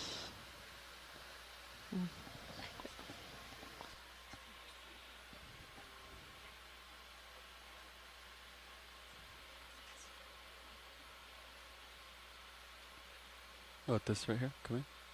Okay, coming in. One ctenophore. Yeah, it looks like another ctenophore. That one might have had a meal. It's got kind of a little bulb in the middle there where the stomach would be. Or maybe not. Hard to tell.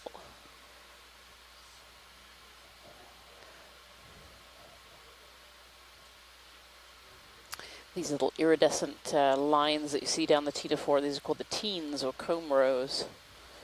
And they're made up of lots of little, almost like flappers. Yeah, we'll let it help go. it swim. Okay, coming wide. You have confirmation of Dougal. Yes, that little part in the middle is where it's eaten something, had a meal, and is busy digesting on the inside there. These ctenophores just have one opening, so the food goes in, it's digested, and then whatever isn't digested or isn't wanted is spat back out again. Yeah, definitely seeing quite a few more of these ctenophores in this layer here. When we look in the midwater, we look in these different layers because each layer might be slightly different. You know, the water mass even in the deep sea is not one big homogeneous area.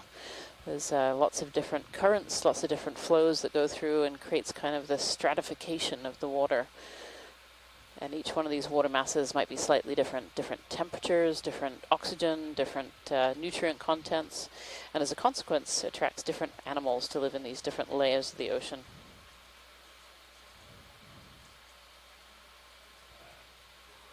Oh, a correction from Dougal Lindsay that these ctenophores actually do have a pore that they excrete from. They don't spit out the waste. They actually have an anal pore that the waste comes out of. There's a white solid Whereas swimming the jellyfish, the down. Nidaria, only have that one opening. Oh, and it swam in a circle. Okay. Sorry about that.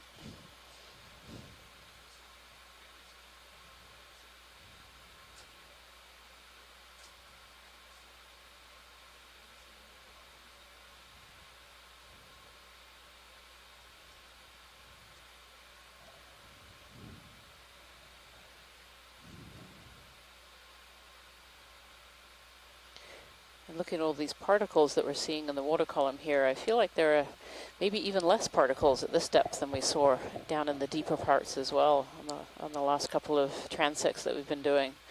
Still a lot of these particles, which are known collectively as marine snow. Zoom in on this one. Okay, we're zooming in on ctenophore. Marine snow is really what feeds the deep ocean. So in the deep sea where animals live far below sunlight, they're not photosynthesizing to get their food. Instead, they're relying on all these particles floating down from above, and these particles are a big mix of different things. We've got mucus houses like we saw earlier today, parts of decomposed larger organisms, phytoplankton, zooplankton that have died in the upper ocean and are floating down, I haven't touched them on even my ship. sediments, I believe they are fully stowed carapaces of crustaceans, as Mike Tacchioni was telling us earlier. There's this huge mix of different food sources that rains down in the deep sea and is picked out on the way down as well. A lot of animals eat this on its way down into the deep ocean.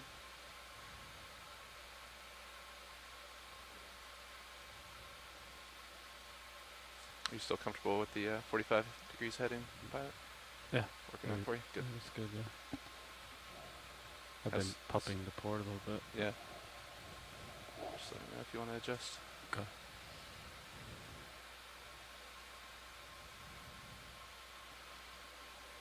There's a little arrow worm swimming off to the left. Yeah, we can try like 30 or something like that. Yeah. Good. Raj? I seem to like be gravitating that way. Turning to port.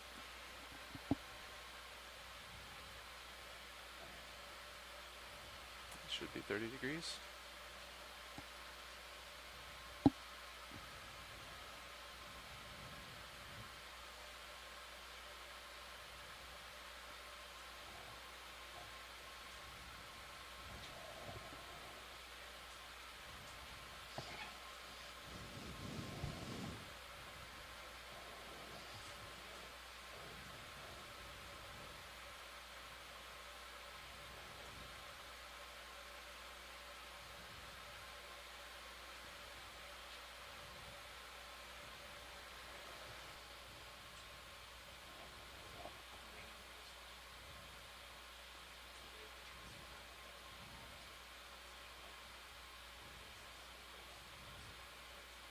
What is this up here? Not too far with slightly different shape.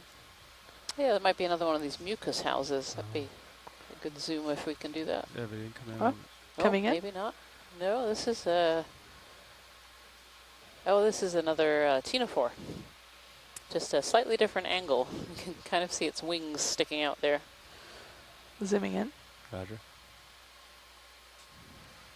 More of those black markings that we've been observing on a lot of these. Keep an eye on the delta there, pilots. Okay for now? Roger. I can come up if you need me to,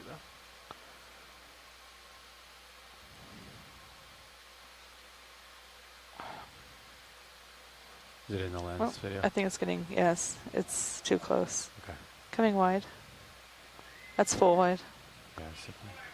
Alright. I'll reset. Copy. Back down to 300. Get the heading back. And get back out there.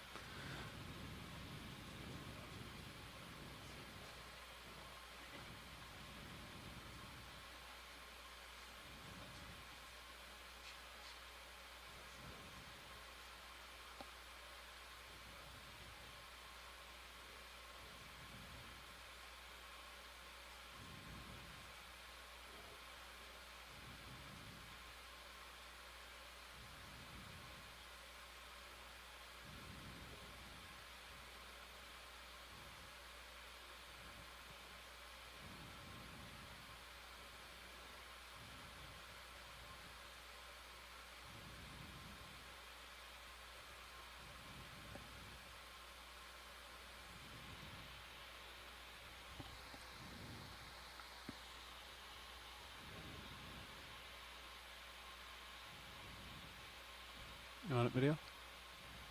Take it. Center? Yeah. Okay. Sorry, yeah. Coming in. Shouldn't see a lot else going on here. Oh, interesting blue kind of reflection going on in that one. I think it's getting closer. Roger. Coming wide a little bit to keep it in frame. Okay. Yeah, another great siphonophore there. We've seen quite a diversity of different siphonophores during this dive. These siphonophores are these colonies, collections of different organisms. Oh, is it a salp? That's a salp. Oh, it is. Look at that. A salp with his tail. Very transparent. Look at that. It's hard to...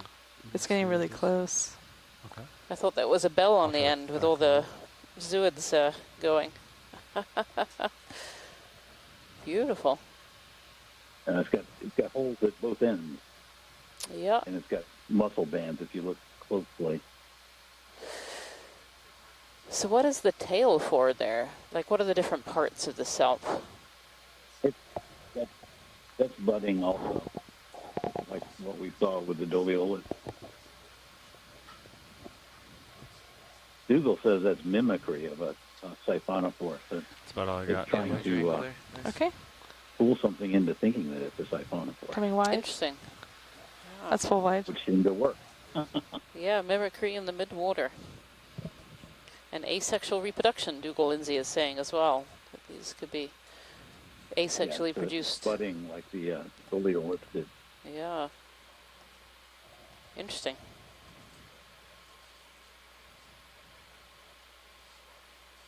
A lot of things that try to look like siphonophores because siphonophores have very powerful stingers, and if you can mimic one in the area where vision is important, I was just wondering if then Dive Soup had come up you're there less likely to get chomped on by a predator. You want a video? Nice. Yeah. Okay, coming in. All right. Thank you. Coming wider just a little bit. Yep. What I can do with this.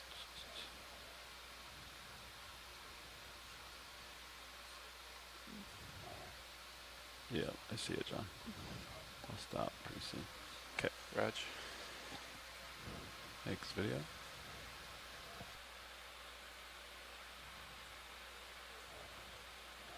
Good visual tether. Looks good.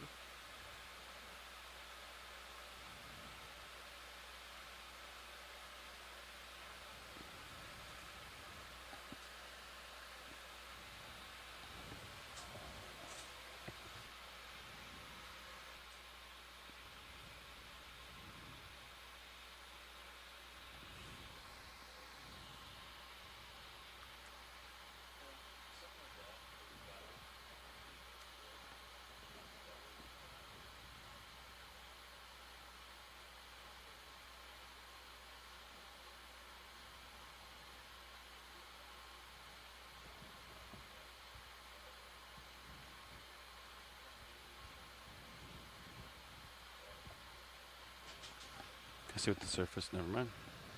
I see it.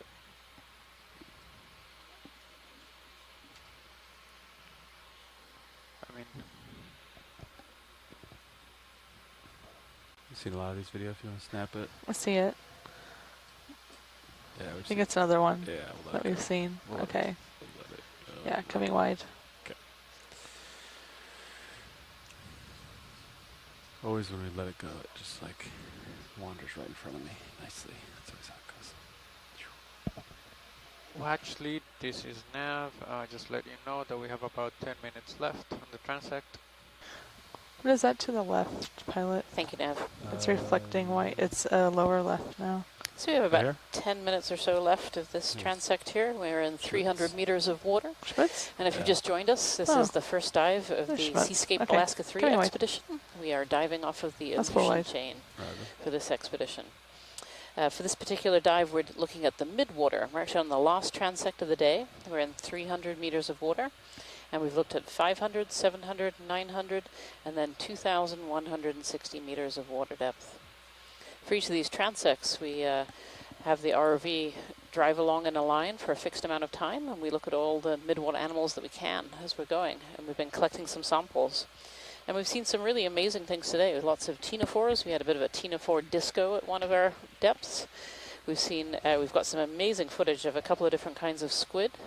In the upper we've seen some salps, center right and then now? lots of little jellies as well. So I it's think been it's a really another great one of these midwater dive. A two good legs. start to the expedition. Oh. Yeah. He's gone.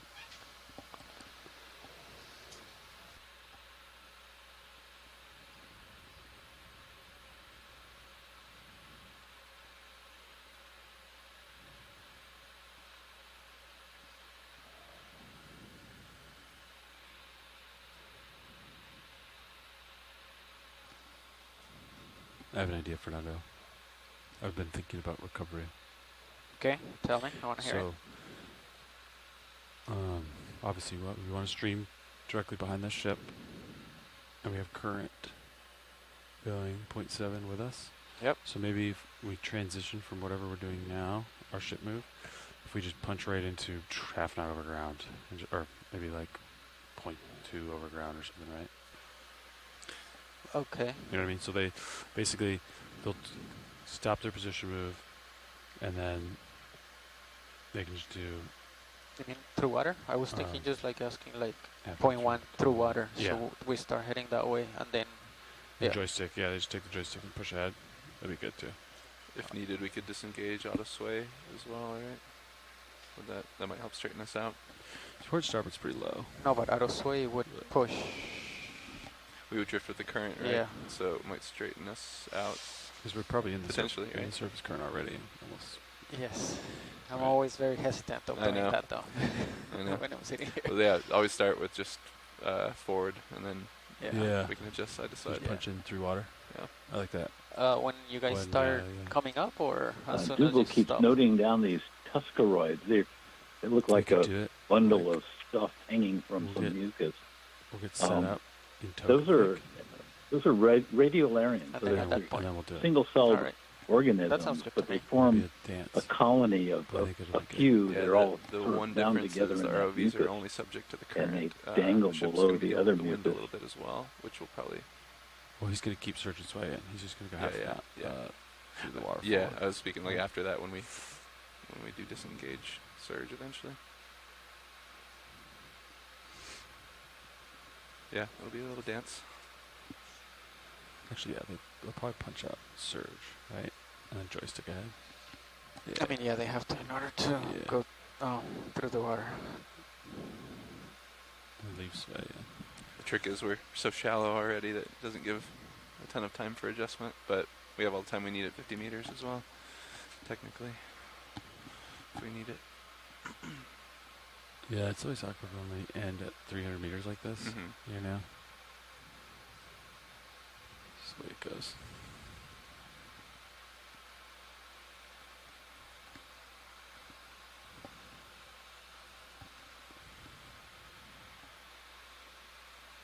Luckily, though, in the current config, I might be the only one that needs to turn. Yep. So yeah, I'll line up with the ship. You turn to zero the. Okay, let's see. He has to turn to starboard. Sirius turns to starboard. I agree. Who do you want? This guy? This is the one that's been running on us a couple times. Sure. Every time I get close to him, he bugs out. We're just gonna sneak up on him. Just real sneaky like.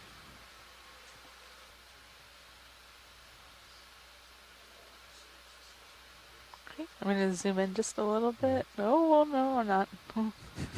Every time. Every time. Coming wide. Looks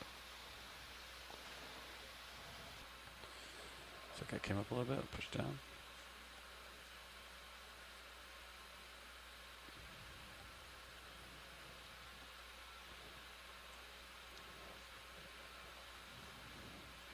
So we're fairly certain that this is probably going to be the heading for recovery.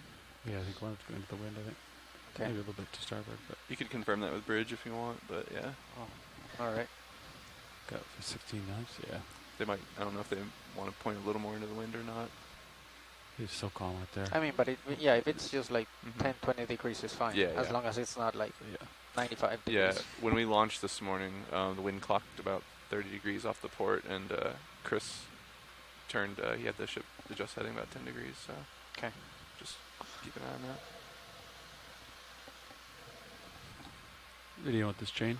Okay, going on chain. I'll slowly approach it. Oh, they just starting to retract. Okay, holding here.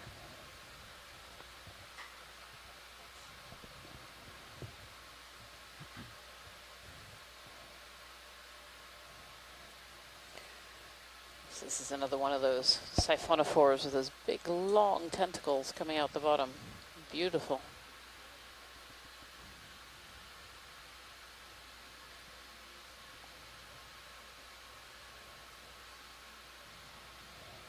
You can see the swimming bell there pulsating along. That's all those different individuals all pulsing, working together to get the colony out of our way. Giant D2 that's crept up on it. Whether it could be collected. Can we collect that one? We can try. Go to 5. Okay, coming 5 wide. and work. Spinning up hydraulics. You know the drill. Drawing out. I'm going for the head. Roger. You can rotate down on your camera and get a second. Yep, coming down. What Suction on, ramping up. What do you got? 500, you got suction. And here you go. If you need more drawer, let me know. Huh. I'm gonna Raj? increase section maybe. Increasing slightly. We've got 700 RPMs. That's pretty high. Be ready to reduce. Yep, I'm ready. Yeah, Reducing. reduce. Oh, we just got a little suction. Do we got the bells probably? We got the bells. Yeah, sorry, didn't want to. No, just waiting for confirmation. Yeah. There it is. Yep. Secure. Yeah, go ahead and secure section. Go to 6. 6. You guys know that tonight when you handle the samples, you got to be really careful of the siphonophores. Nice job, John. Thanks. You too. HPU. That siphonophore was pretty fast.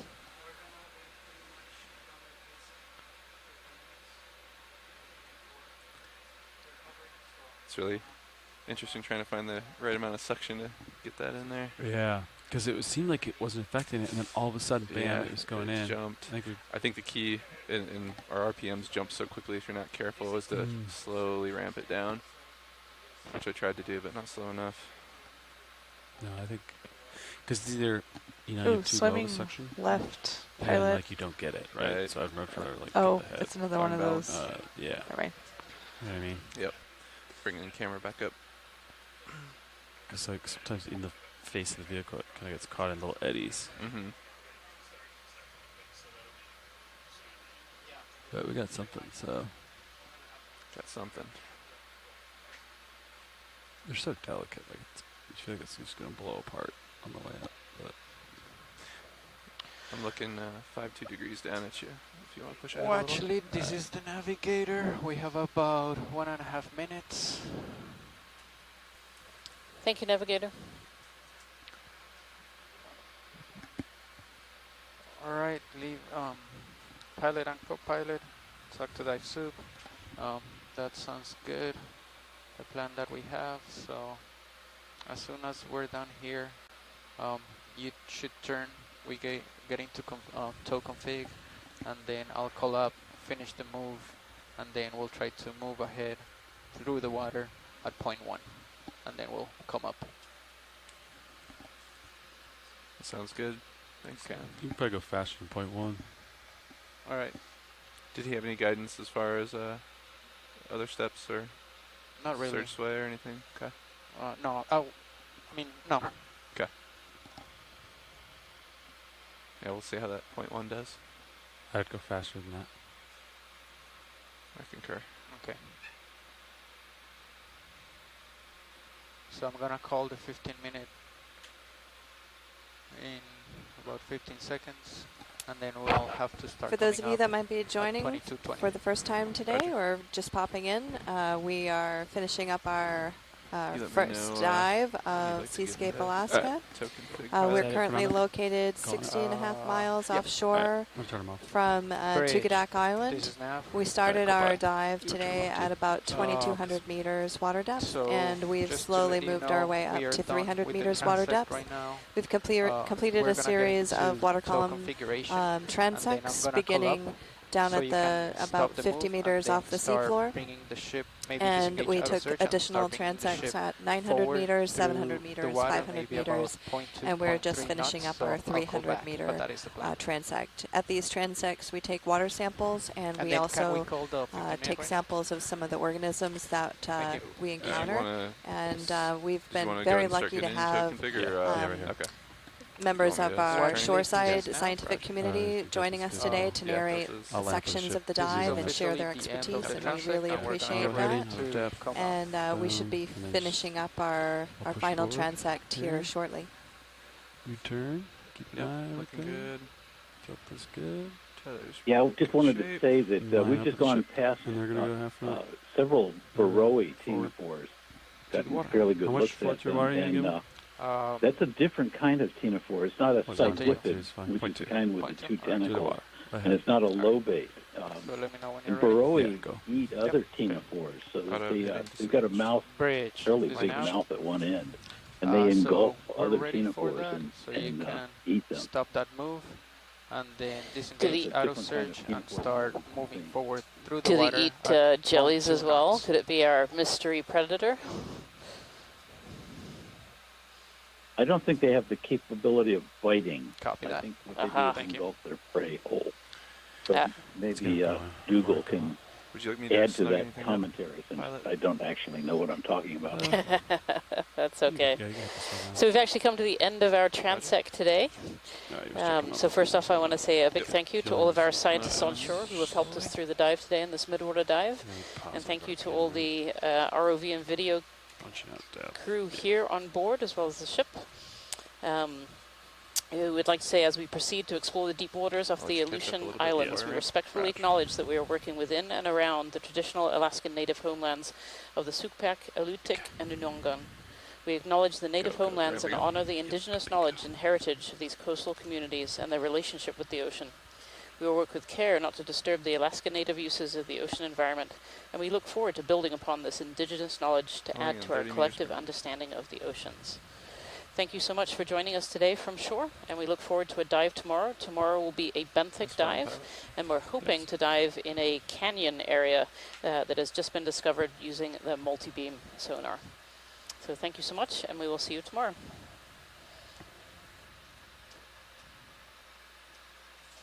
And Dougal and George both added to the conversation about Burrowie eating other gelatinous stuff. And turns out they can take bites out of things. They have giant cilia that act like teeth.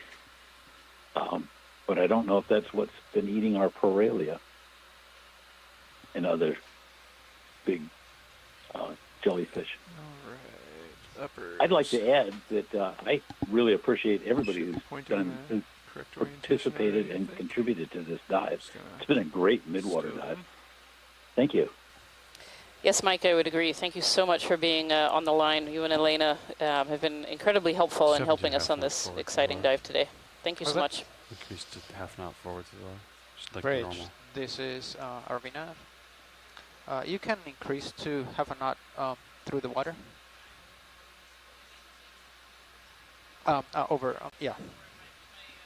Thank you.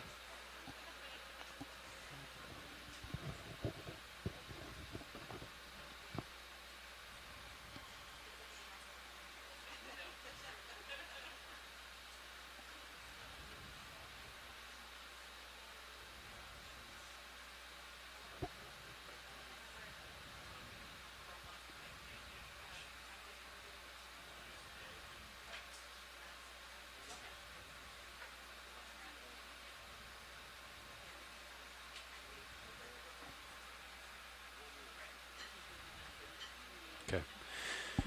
Just gonna push out just a little bit, John, but not too much. Copy that. Okay. Keep it on streaming. Keep it on deltas. Looks like 9. Get that up to 5-ish. Okay, Bridge. This is now.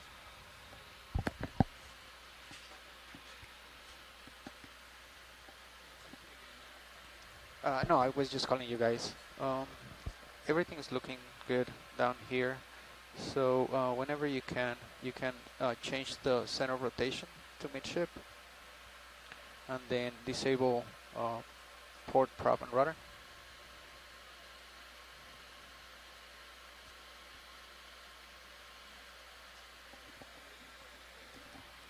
Copy. Thank you.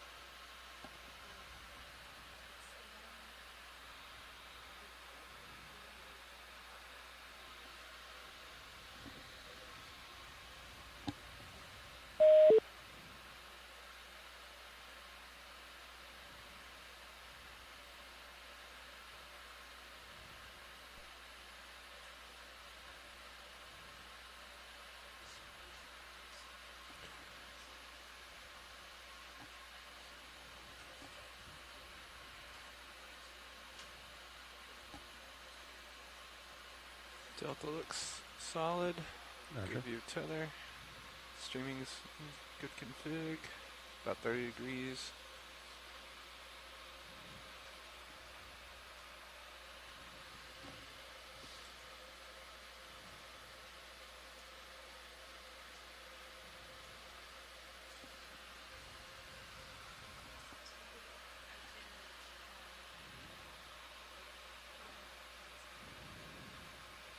Do we usually change the color of D2? That's fine. Okay. It's like some people change it to just a color. Because normally it's white. Yep. On the bottom. So now right. that it's a color, it can be seen. So it's good. So you're streaming a little bit to the ship's starboard, which makes sense. Loud and clear, dive soup.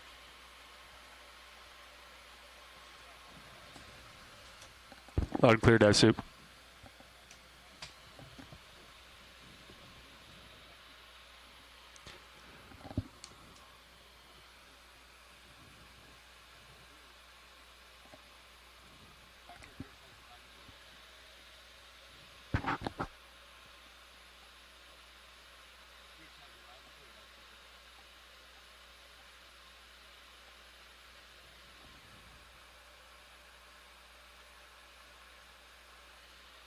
Dive super, this is Nav. Did you copy bridge?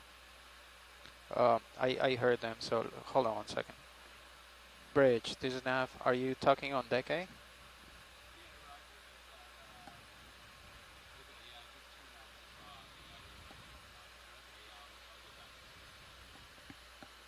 Copy.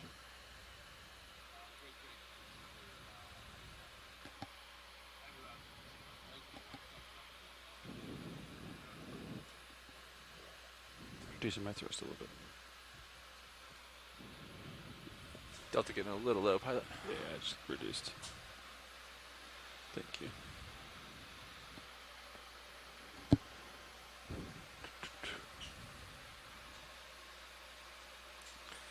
About 45 more meters to go, wire out. Before we hit 50 meters. Roger.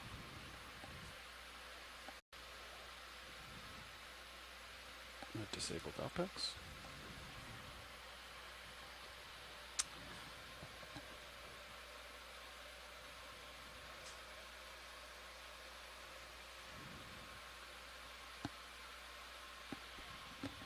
Go ahead, dive super. Sure. We're coming up. ROVs are passing 80 meters. Streaming looks good, about 30 degrees to starboard. The ship is moving through the water about 0.1 knots, going up to 0.5. Port on prop are disengaged, starboard prop and prop are disengaged. The wind is about 10 degrees towards starboard, coming out around 15 knots. Everything's looking good.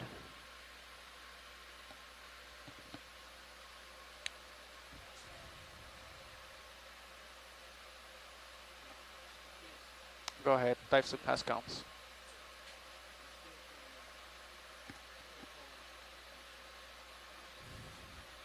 You can suggest punching out sway to straighten us out. Oh yeah, dive soup this nav. So pilot suggested maybe punching out of sway. It's still engaged, so we improve its streaming. Sears holding at 50 meters, wire out. And then they just reach 50 meters.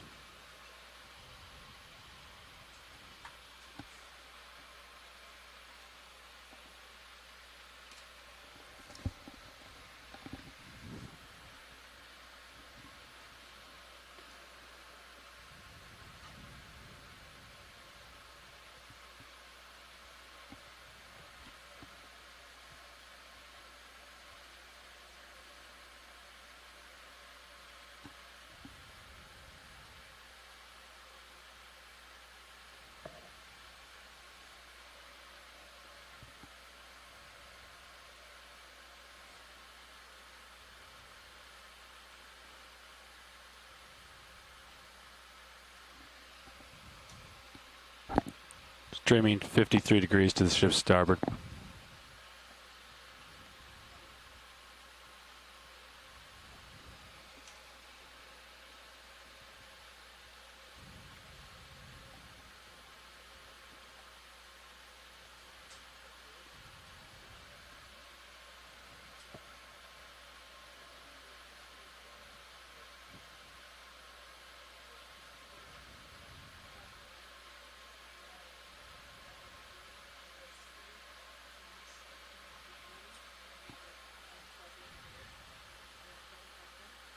Copy.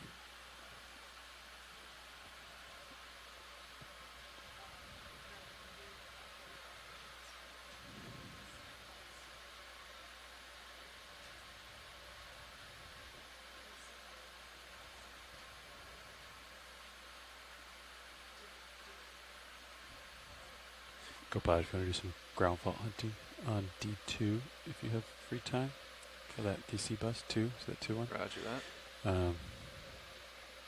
I'll let you, what's your board? Like, we don't need sonar, we don't need multi-beam, right? Try to see what you see, but don't want to distract you too much from what you got going on. I think I got most everything else secured. Okay. All right. Usually allow like 10, 15 seconds after killing relay. Yeah, quite a bit of time. You can see the timestamps. Get a couple timestamps. I trust your judgment on what you can kill. Roger.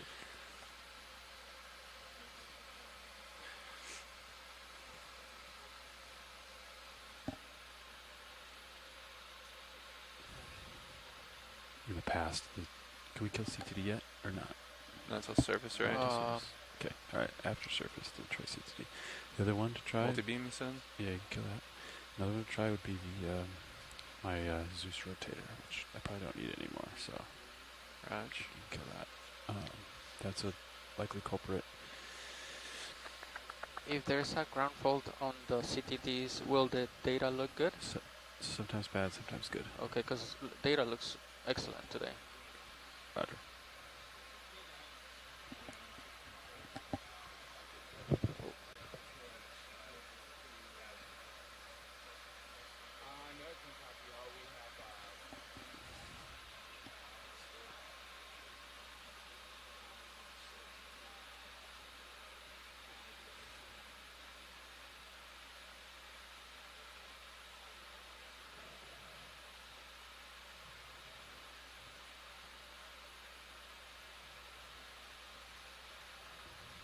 Go ahead, Nice Super.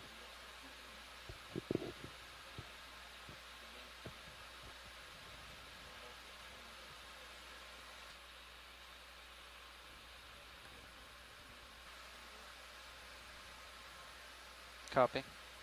Currently streaming is about 60 degrees to starboard.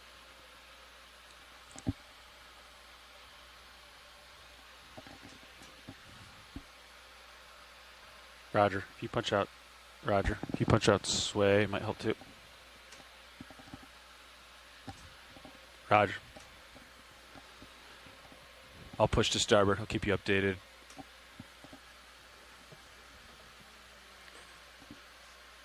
I'm going to keep Cirrus thrusters enabled for a minute just to, in case I have to follow you. Okay. Great.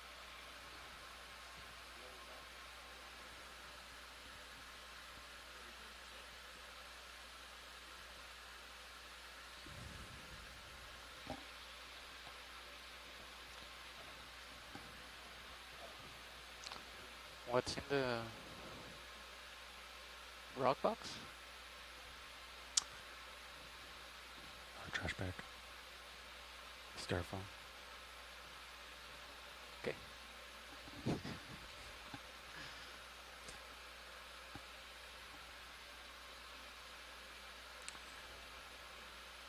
No change so far in ground faults.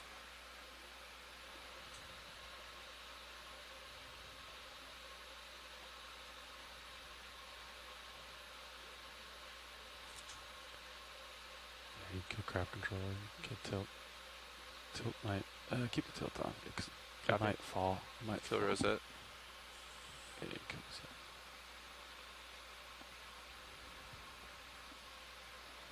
Alright, I'm going to focus on piloting. Copy.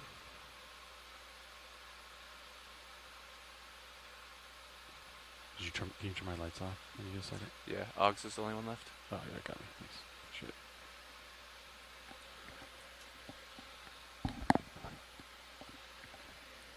Streaming looks pretty good. Dive soup, 11 degrees, about to go off stick. Okay, I'm off stick. We'll see how it goes from here.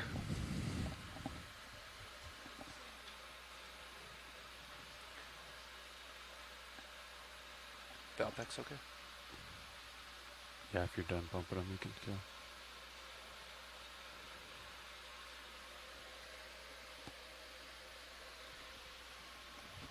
hours in. Let me check it real quick. Okay.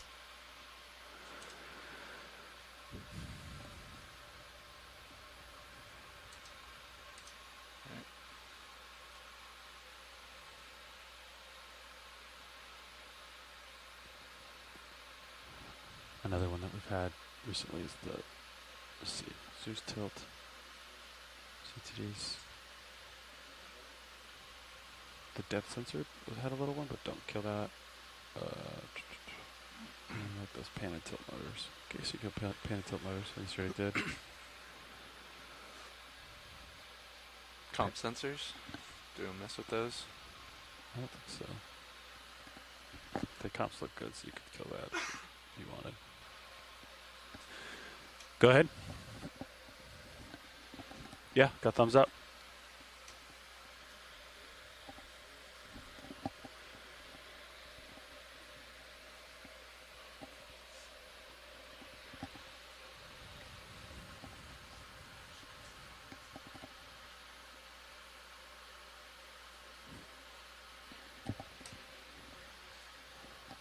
Roger, coming up.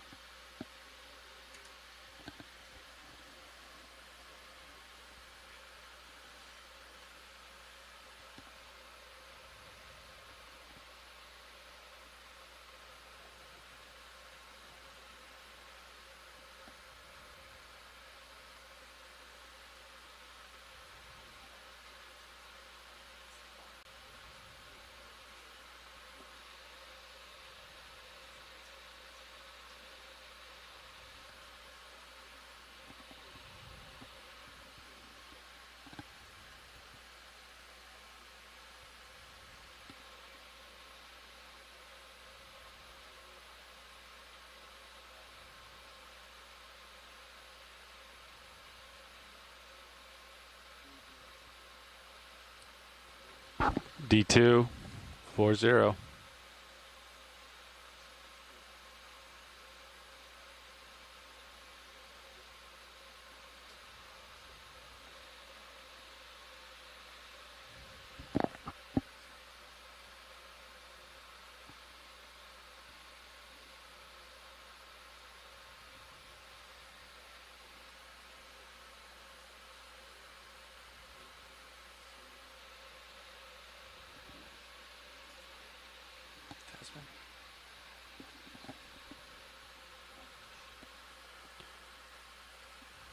D2, 32.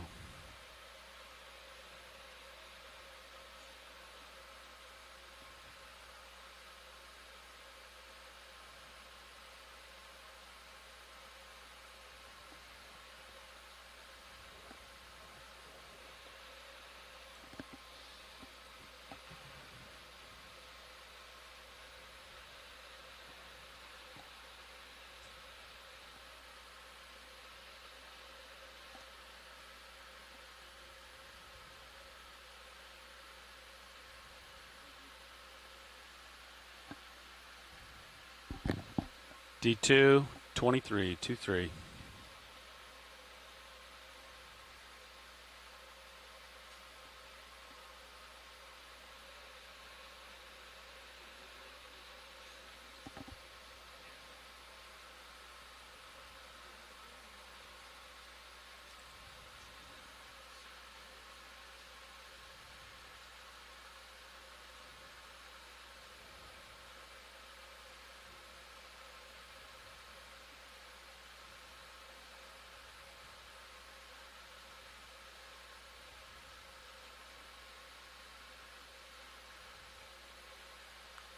D2, 1, 2.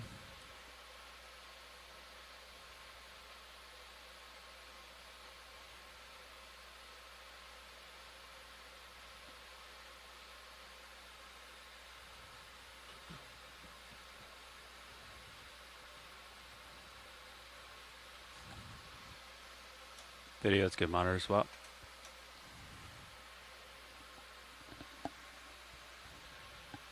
Roger, pilot has visual. Coming up.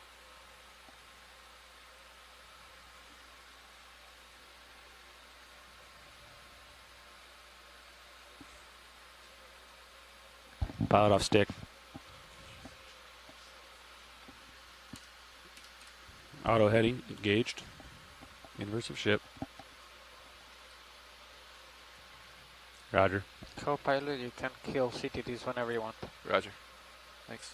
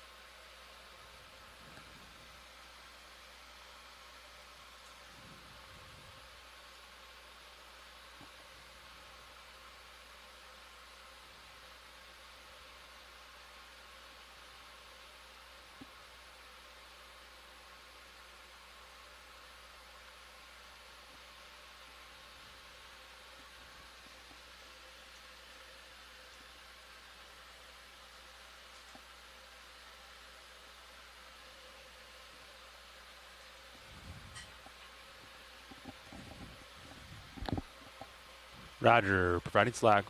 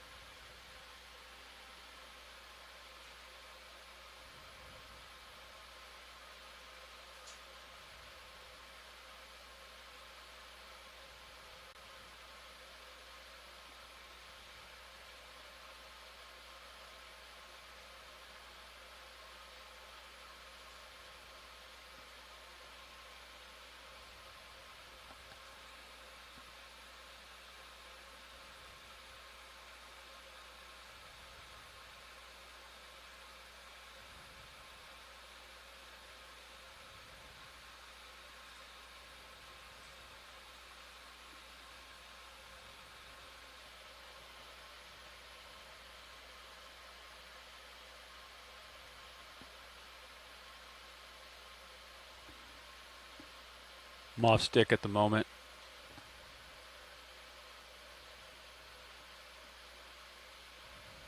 Back on it.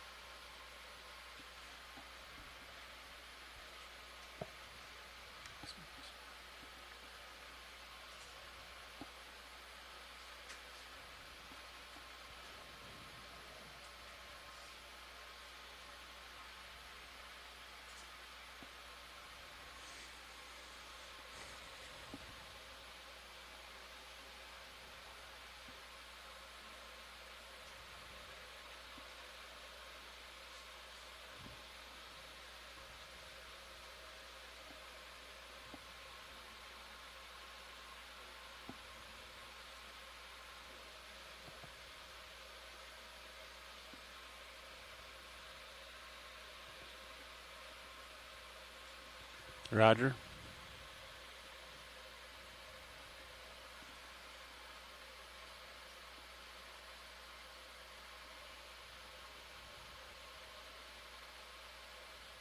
Try to maintain that.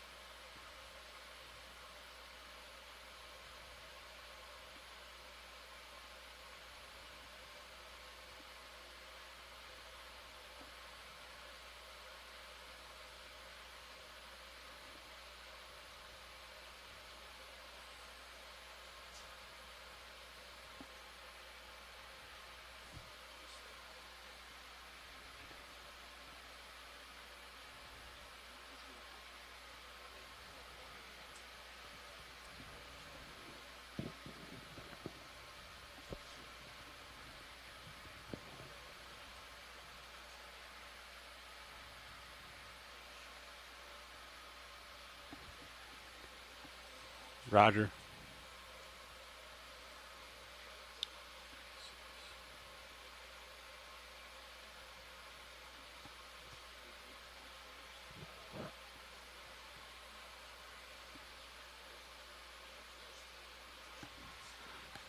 Roger, off stick. Auto heading engaged.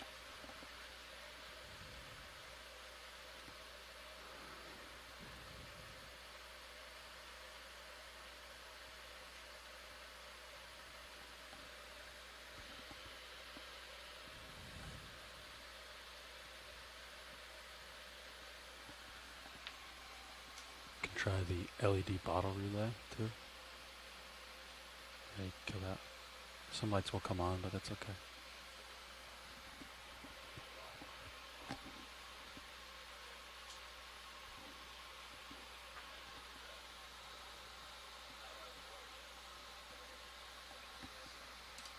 Auto heading disengaged.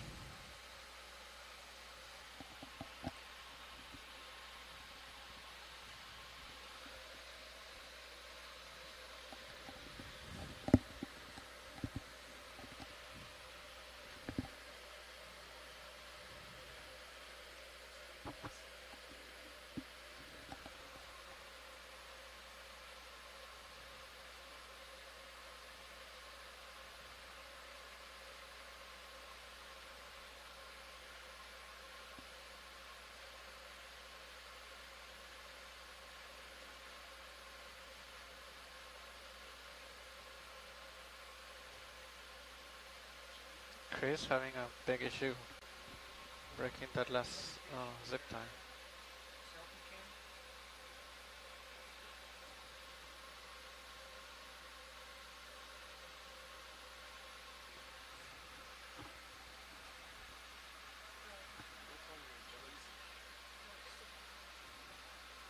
There it goes.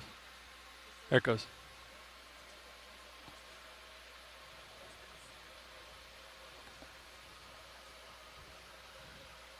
Yeah, looks good to me.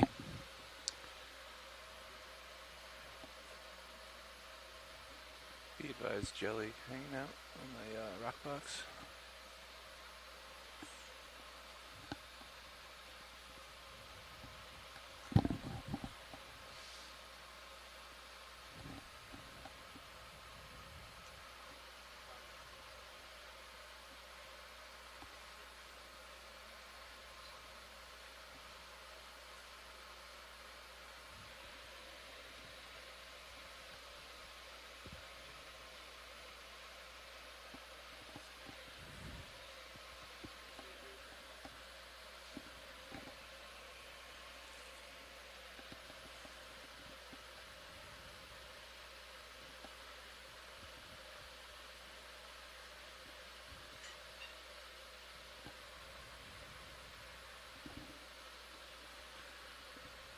Zeus Tillet pilot, you still need that?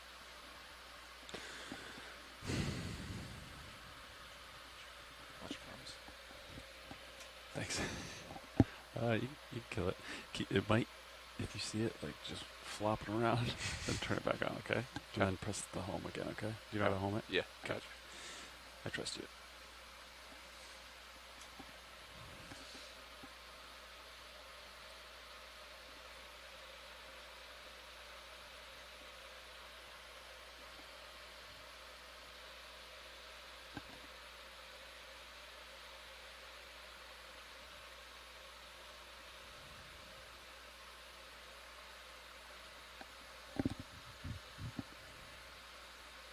I bought us a few KOMs. Just a couple.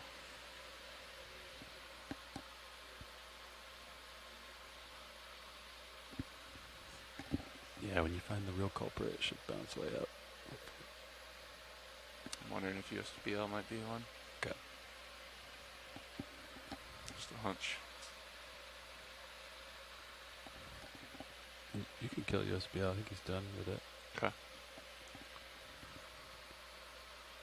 Do you want me to home Zeus again or no? Just leave it on. I think it should hold it there. Okay.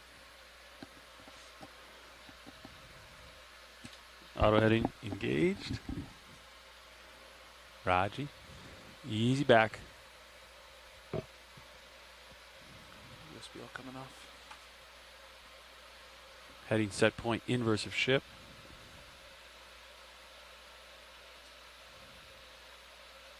Got good visual on that poor robo. Easy back.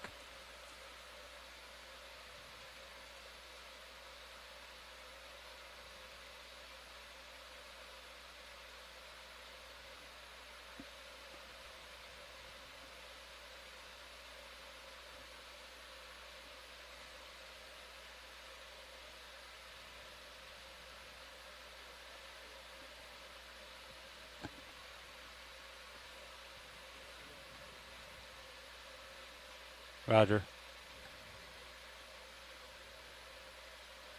Copy. Okay.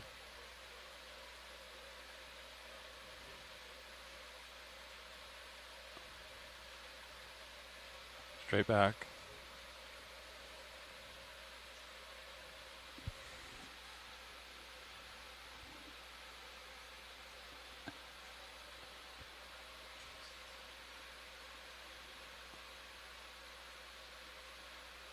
Easy. Off stick, and back on a little bit.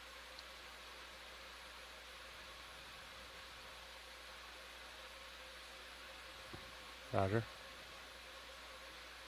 Roger. I'll drive it under.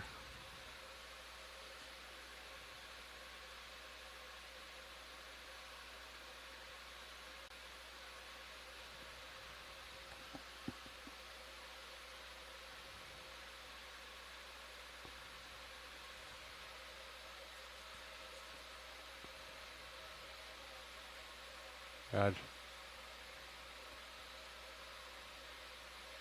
Yep.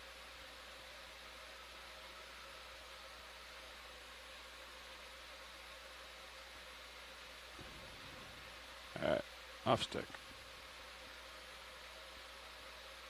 I'll let that roll.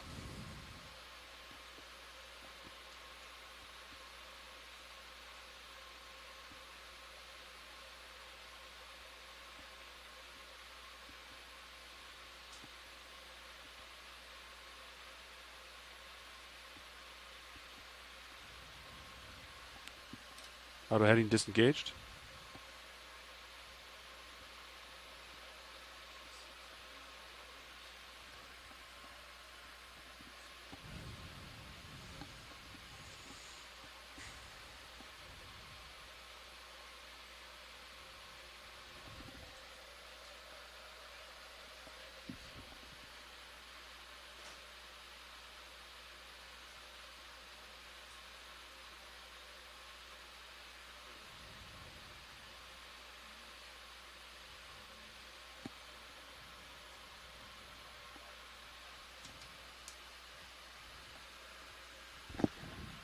Winch, or actually deck E-stop. Winch knife switch. Voltage 0.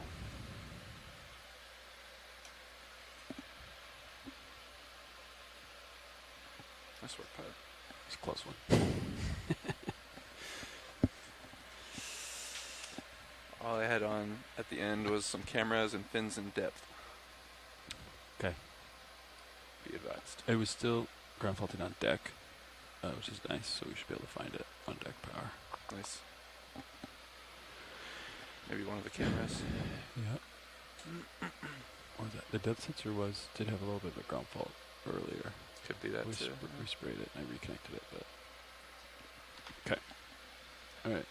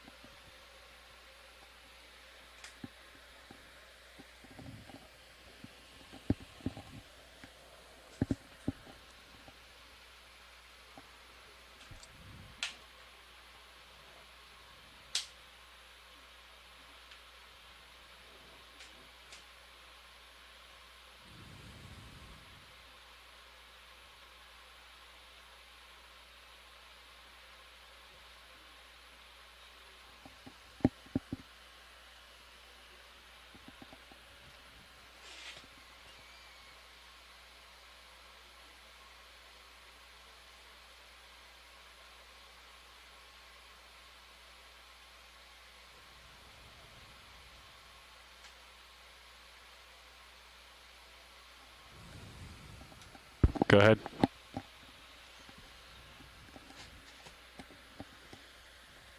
Roger. Nice work, Dive Soup. See you down there.